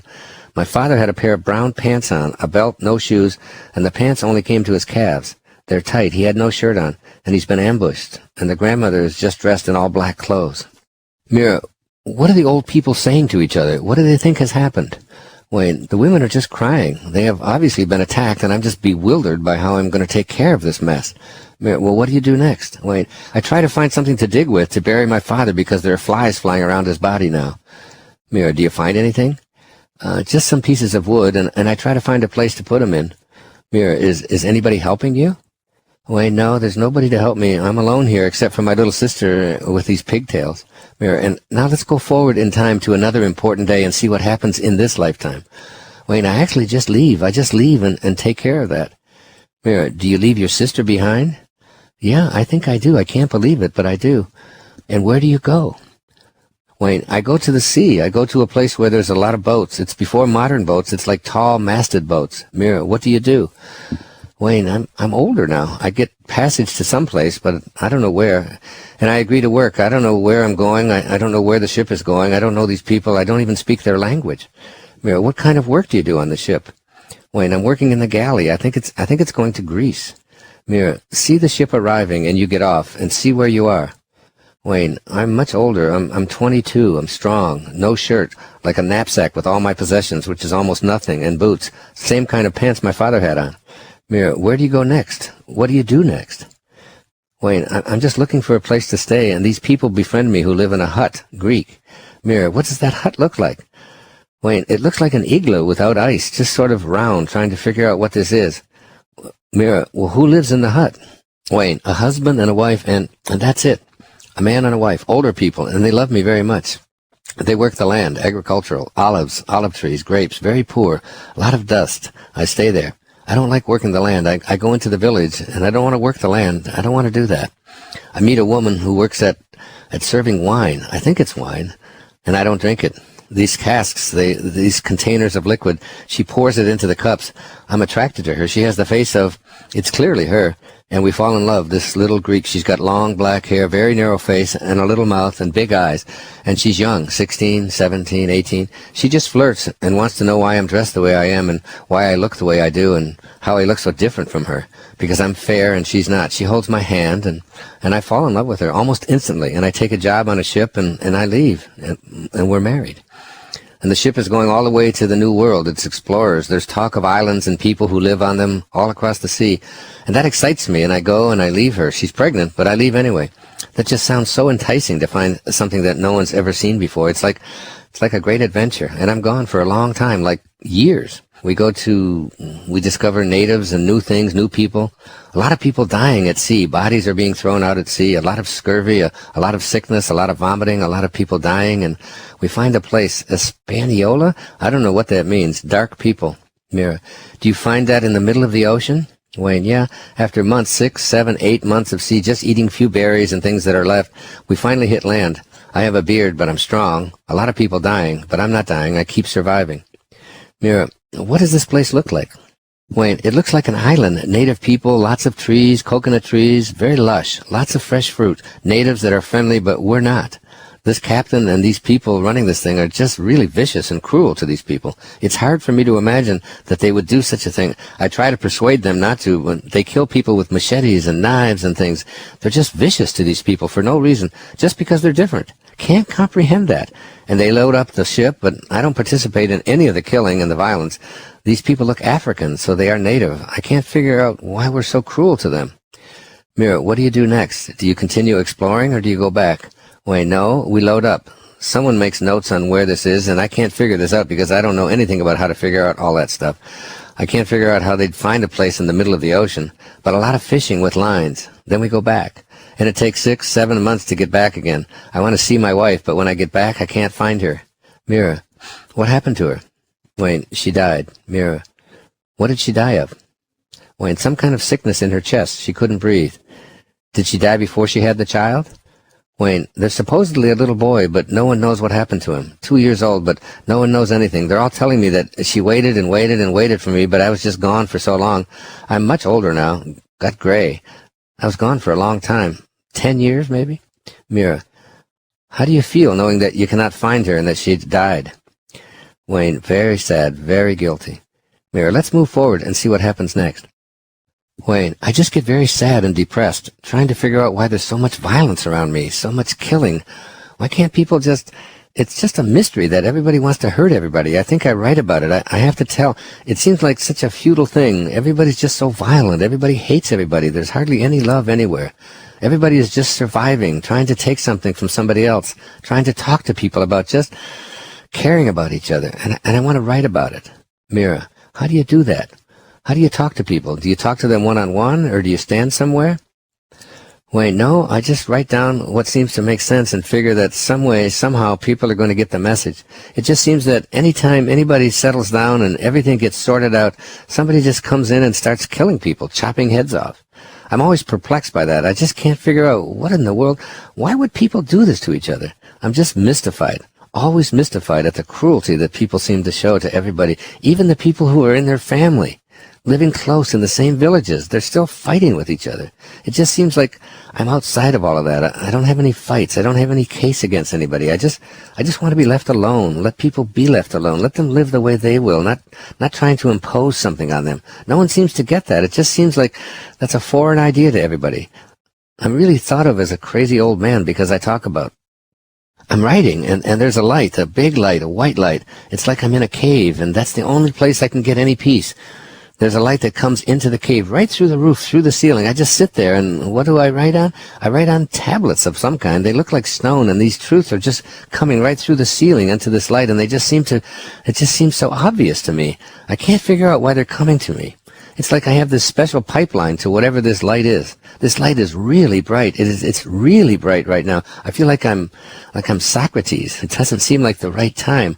I'm this wise old man. I've got a white beard down to here, and I've got like a whole white robe. It's like something the Pope would wear almost. These things that are coming are so... Mira, how does it feel when they come? Does it feel like ideas? Wayne, no, they come in pictures. Love is the thing. It's just love, and the word love and the feeling of love.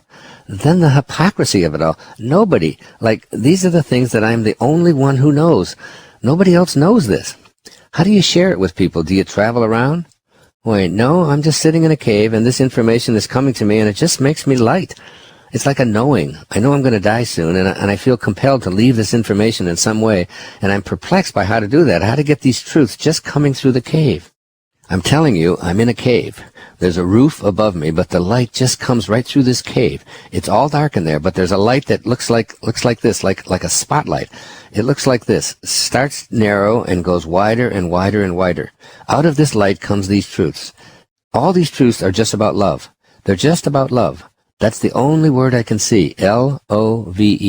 Get this message out there. Get this message out there. You just have to love each other. If you could just get that, all this pain and this killing, all this violence, this hatred, it's so simple. It just seems so simple to me. I just have this awakening. It's like, wow. All I have to do is just convince people to do this. But then I look inside myself and know that no one is going to believe me. It's all just going to be bullshit to everybody. No one is going to accept this, but yet you know it's this profound truth. You just have to love each other. Just love each other, and you can have your wife back. You can have your sister back. And now she's back. She's back. I can see her whole life unfolding right before me. And my wife is back. And I can see her smiling and how much she loved me. She wished I wouldn't have left. My sister wished I wouldn't have left. My father. And I'm just so heartbroken because I know that nobody is going to get this. Nobody gets this. And I can't persuade people. They're just so hell-bent on survival and fearing that somebody else is going to come up and take what's theirs because that's what everybody does. They create armies and build up all this hatred over all of this stuff, over little meager pieces of fruit, little nothings, over the few things that they have, the few crops that they have. I just can't get it. Why don't you just share those things with each other instead of hoarding? You'll multiply them. That's one of the truths that comes right through the light. If you share, Mira, if you share, there'll be more. Wait, nobody gets it. If you share it, you multiply it. If you hoard it, you lose it. It just seems like such a simple thing, yet it's just so nobody can, it goes against everything. Everybody laughs. What an absurd idea that is. If you share it, you lose it. No, if you share it, you'll have more. Nobody seems to get it. Everyone just wants to take theirs and get it before somebody else does. And we bury people, and we kill people. And there's a head over here and a leg over there. It's like, I've seen so much of that. It's just so clear. This truth is just so clear. This truth is just so clear, so clear. You just have to love each other. Love yourself. Love each other. You're going to be crucified for that, though. You're going to be laughed at. You're going to be an outcast. I look back, and even as a little boy, I knew it. I don't want to hurt anybody. I just wanted to feed people. I just wanted to talk sensibly to these crazy people who have swords, and they want to do so much damage. I'm just a little boy saying, they wanted to kill me, and they just stopped and let me run away. They killed my father instead. They took my mother someplace. God knows what happened to her. Mira, when you're in the cave and you receive these truths, see yourself being there and see how you write them. See your hands and what's in front of you. Wayne, the truth of it is, I see them and want to record it, but I feel like it's a waste of time to write it down. Mira, right, because people won't believe you? Wayne, nobody does.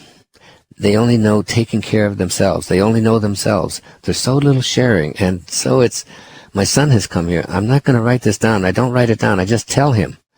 Mira, how do you find him? Wayne, he's 30 years old, more, 40 years old, maybe 50 years old. I'm very old. So you tell him these truths? Wayne, I tell him to remember these things, that these are great truths, that when you share, you multiply. When you hoard, you lose. When you do less to other people, you often get more. That being humble and gentle and soft, you get so much more. I'm telling you, you get so close to God. That light is God coming through there. That light is God. It's just so bright. I can see it. Here it comes again. It starts up here and it goes like this. You just swim in it. You just bathe in this light. It's all so easy. Just tell them that this is easy. It's not hard. It's natural. It's normal. It's what you came from.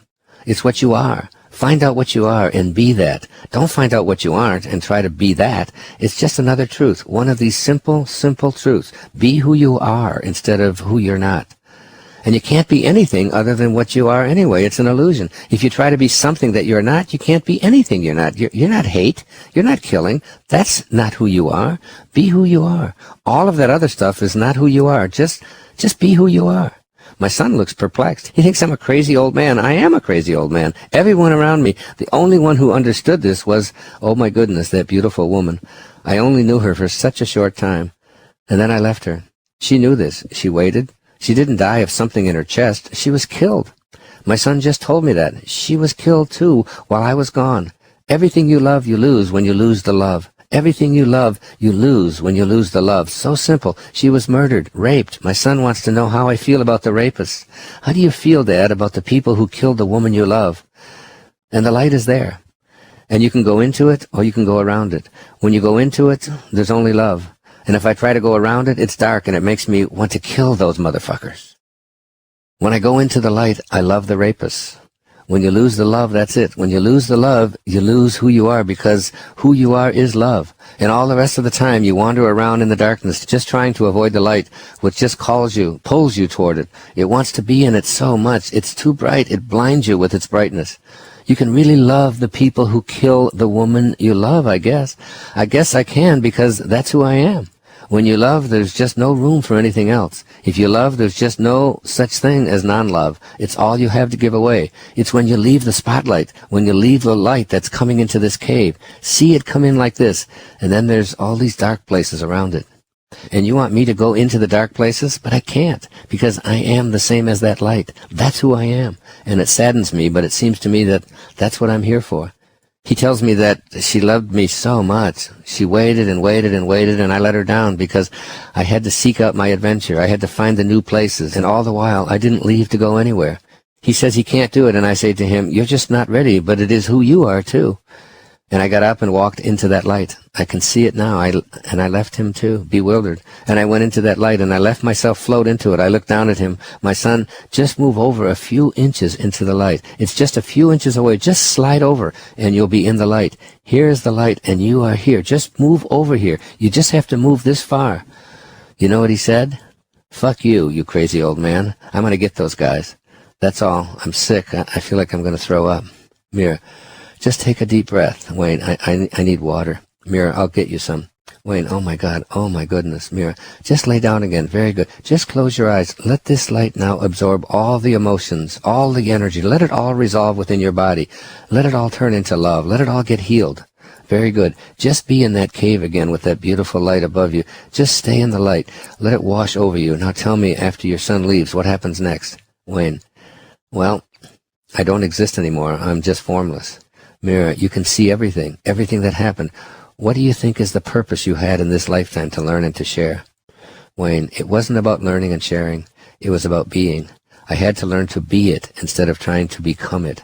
I had to learn to be it, and it took me to the end of that life to get that, because now I am God. I'm with God.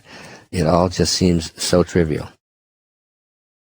While I had almost no memory of precisely what I said during this session, the visual images are still crystal clear. Was it a reflection of a past life, a parallel life? I can only speculate on that. But I am intrigued by what I said and what transpired while I was in that semi-hypnotic state with Mira. As Anita Moorjani said to me in a recent letter, quote, "When I am willing to step into the realm of uncertainty and ambiguity, I open myself up to infinite possibilities. I leave you to ponder this mystery." Question number 7. Am I willing to meditate to the I am that I am frequencies? James Twyman, the author of the Moses Code, asked sound healing expert Jonathan Goldman to research and create tuning forks that encode the holy name of God, and then reproduce these frequencies in a meditation program. The basis of these recordings is tuning forks that Jonathan designed. They correspond to the gematria of the holy name, I am that I am, given to Moses at the burning bush, as detailed in the book of Exodus in the Old Testament. At the end of the Moses Code, Jonathan explains how these frequencies were created to match the ancient Kabbalah traditions, wherein specific numbers are assigned to whole words and phrases. He concludes his remarks on his research in creating these meditation frequencies by writing, "The I am that I am tuning forks and the associated field created by them is a provocative and exciting sound experience, and the potential is promising." Unquote.